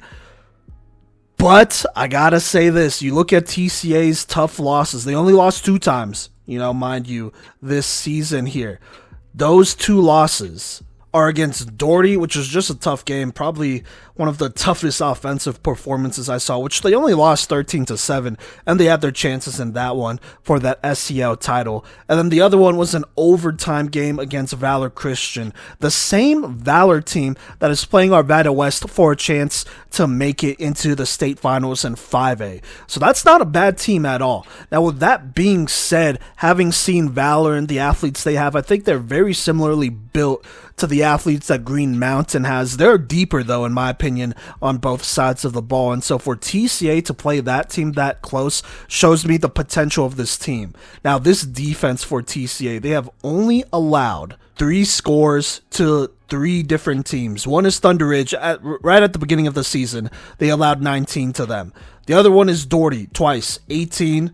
Doherty once. 18 in their first matchup, and then Doherty did score 13 in their second one, so there you go. And then you have Valor, who scored 27 on them, granted in OT, so technically 20 before that. Other than that, this TCA defense is not going to stand down. Like George Washington, I think they go into this game with the mentality that they're the underdogs, and Green Mountain is probably favored to make it to state, especially with how tough of a playoff performance they had, how great of a playoff performance they had last week, just absolutely annihilating Mullen's defense and putting 39 on them. And so there's a lot of pressure on Green Mountain, I think, to make state after a statement like that. And TCA, I think at this point, they're a young team. They are only graduating like 2 seniors, I think, 2 or 3 seniors, and one of them, I think really only one of them is like a big time starter for them, at least in my opinion. I could definitely be wrong, but that's Kate Osborne. That's one of their corners who's been great all season. Other than that, this is a young team. They know that. They're going to be back next year. This Green Mountain team, their quarterback's graduating. Kalani and Harris are both going to be graduating. They're losing a lot here. This has been a team that has been together, and usually I go with the more experienced team here. But I think I just can't shake feeling that if given an opportunity to win this game on offense, I think Kelsey Peterson, Reagan Harder, and company will find a way to get it done. I witnessed them force OT versus Valor Christian. I could witness them put together a winning drive to go to state here in what would be their biggest game of their young careers so far, but definitely not their last big game for sure. So I think it's going to be close. I acknowledge that Green Mountain will probably win it. I think they're the favorites to win it for sure with that high-powered offense, but this defense is going to challenge them, and they're not going to stand down. And then offensively, I mean, they've played worse and have only lost by 1 score this season. They've never lost by 2 scores. So I think that says a lot. We'll see what goes down. But, you know, me and Gino are split here. I'm going with TCA. He's going with Green Mountain in this one. We'll see what happens. It should be exciting in 4A. Now, let's go ahead and go to 5A here, where I think we're pretty similar for the most part. Let's start with Arvada West versus Valor in that semifinal. Gino is going with Arvada West. He said, the simple fact of the matter is that Valor does not match up well against Arvada West. The Eagles have 2 losses on the season, and both of those losses came against Arvada West by at least 3 scores. I love this Valor squad, but this was the worst possible opponent they could have gotten. And yeah, I agree. It's one thing to lose to them twice, which is already not good. And then it's a whole other thing to get blown out by them twice. And so while I don't think this is going to be a third blowout, I think the chances of this being a third blowout is a lot lower than before. I still just don't see how Valor wins this one. Their defense is going to have to play amazing against an offense that is very good. You know, in the season preview, I made the comparison to that 2019-2020 LSU squad with Joe Burrow, Jamar Chase, you know, all them boys, right? And I made those comparisons. I just think they already won it last year. So going into this year, they're defending their title. And it's just really hard to see Valor, a team that they've blown out twice, be the team that holds them out from at least making a second straight state championship appearance. So, I don't know. I could be wrong. I'm open to being wrong. I think this is a very talented Valor team. it's just extremely unfortunate that this is the team that they got to face in semis. Now, I'm open to being surprised. I think Gino definitely is too. That would go bonkers if they made state. And we would love that for the storylines. But I think right now we both got to go with A West, as they are the defending state champs. So we have them going back to the state championship. Now, on the other side of the bracket, we have Mountain Vista and Legend. Gino's going with Mountain Vista. He said this one won't be easy for Mountain Vista at all, with Legend proving themselves to be potentially the scrappiest team in the state, but I think Mountain Vista is destined for a state championship appearance this year. They have all the tools at their disposal to get it done this year, and I trust them to take care of business against Legend. So Gino's going with Mountain Vista there. So before I make my prediction, I will say this. I watched, and this was a while ago, but I watched the whole fourth quarter of that regular season matchup between Mountain Vista and Legend. In case you don't know, Mountain Vista threw a Hail Mary in the final seconds of that game, and that's how they beat Legend, with a Hail Mary right there. Now, there's some controversy there and whatnot. At the end of the day, they got beat. Now, here's the thing with Legend here. Up until that point, I think they were the team that played them the closest.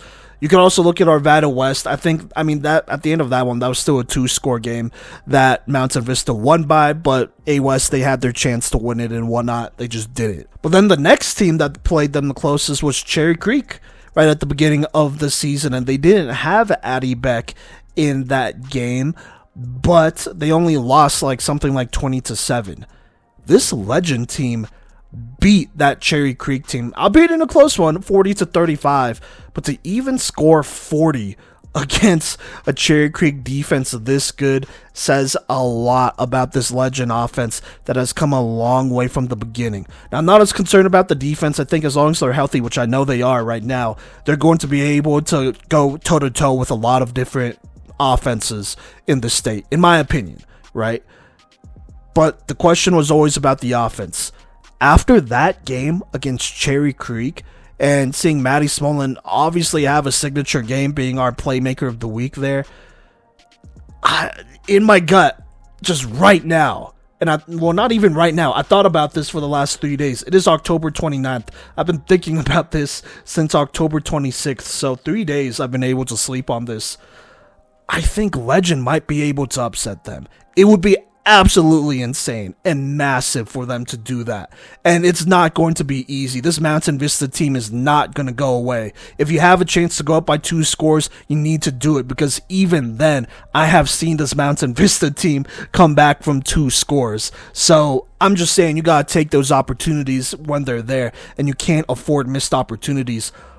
But I think this Legend team could find a way to get it done. I just think so. And so I'm going to go with Legend in this game. Oh, I'm nervous. I am. But someone's got to put faith in them. I'm going to put my faith in Legend one more time this season, and we'll just have to see what happens. I love this defense and the way they play. I think they take a lot of pride in that. This offense has come a long way. We've always known they've had athletes over there, but right now, I just got to go with Legend. It's going to be by the slightest of margins. This game is not going to be over until the last minute of the fourth. I guarantee you that. And if it's not, well, then the other team deserved to win it. I'm just going to be honest with you. But I got to go with Legend right now. It's going to sound insane. I know, I feel like it sounds insane, but that's just what my gut is telling me. So I think it's going to be an A West Legend State Championship. I wouldn't be mad at an A West Mountain Vista State Championship at all, though. I think that would be very fun. Currently on our TikTok, that is one of our pinned videos there, that matchup from the regular season. And I think that'd be absolutely electric. But I also think a Legend versus A West matchup could be very cool. So we'll see. We'll definitely see what happens here. I feel like I'm picking maybe a little bit too risky with the 2 that I picked here tonight, picking the underdogs in TCA and Legend, seemingly, at least I feel, as they are going against teams that have just been on fire, offensively especially. But it's just my gut. I gotta go with Legend right here, and TCA for that matter, and we'll just have to see what happens on Saturday. But either way, I mean, all these teams have had great seasons, and regardless, they're all ending on Saturday. And I'm very sad about that, but, I'm very thankful for the memories they've been able to give us and, just giving us the opportunity to be able to archive all of that history that's going down. So there you go there. Those are our predictions. If you want to hear our state predictions, go find us at state. Alright, now that'll do for this episode. Thank you so much for rocking with us. I'm not going to make this a super long thank you just yet here, but, the number of people who have came up to us during these playoffs and expressed how thankful they are and just have said so many kind words to us really means a lot. Obviously we don't do it for the admiration. We really respect what these athletes have been able to do here, and we really do believe a lot of these athletes could play on the college level, as, we have covered women's college flag football the last 2 or 3 years at this point now. And it's just awesome to see this in Colorado on the high school level. And these girls, they're competing. They're playing great football, some of the best we've ever seen in this state in the 4 years that we've covered. And we're looking forward to more. So there you go there. Before I leave, though, I almost forgot. 4A End of the Year Awards. That episode will drop on November 1st. That's Friday. This Friday, that is right before state. We have finished voting as far as Twitter polls and stuff goes. Those are now closed for 4A, so we have the results. You could definitely see them as well if you want to go back and check on those.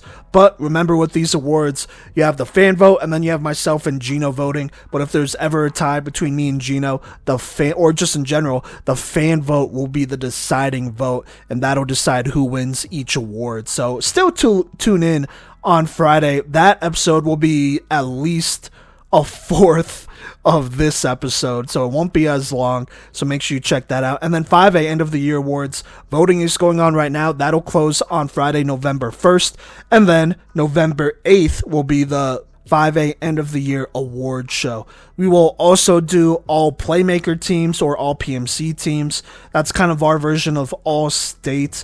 We've always felt like with all state, especially with boys, there are like no position limits, so like a lot of people make them.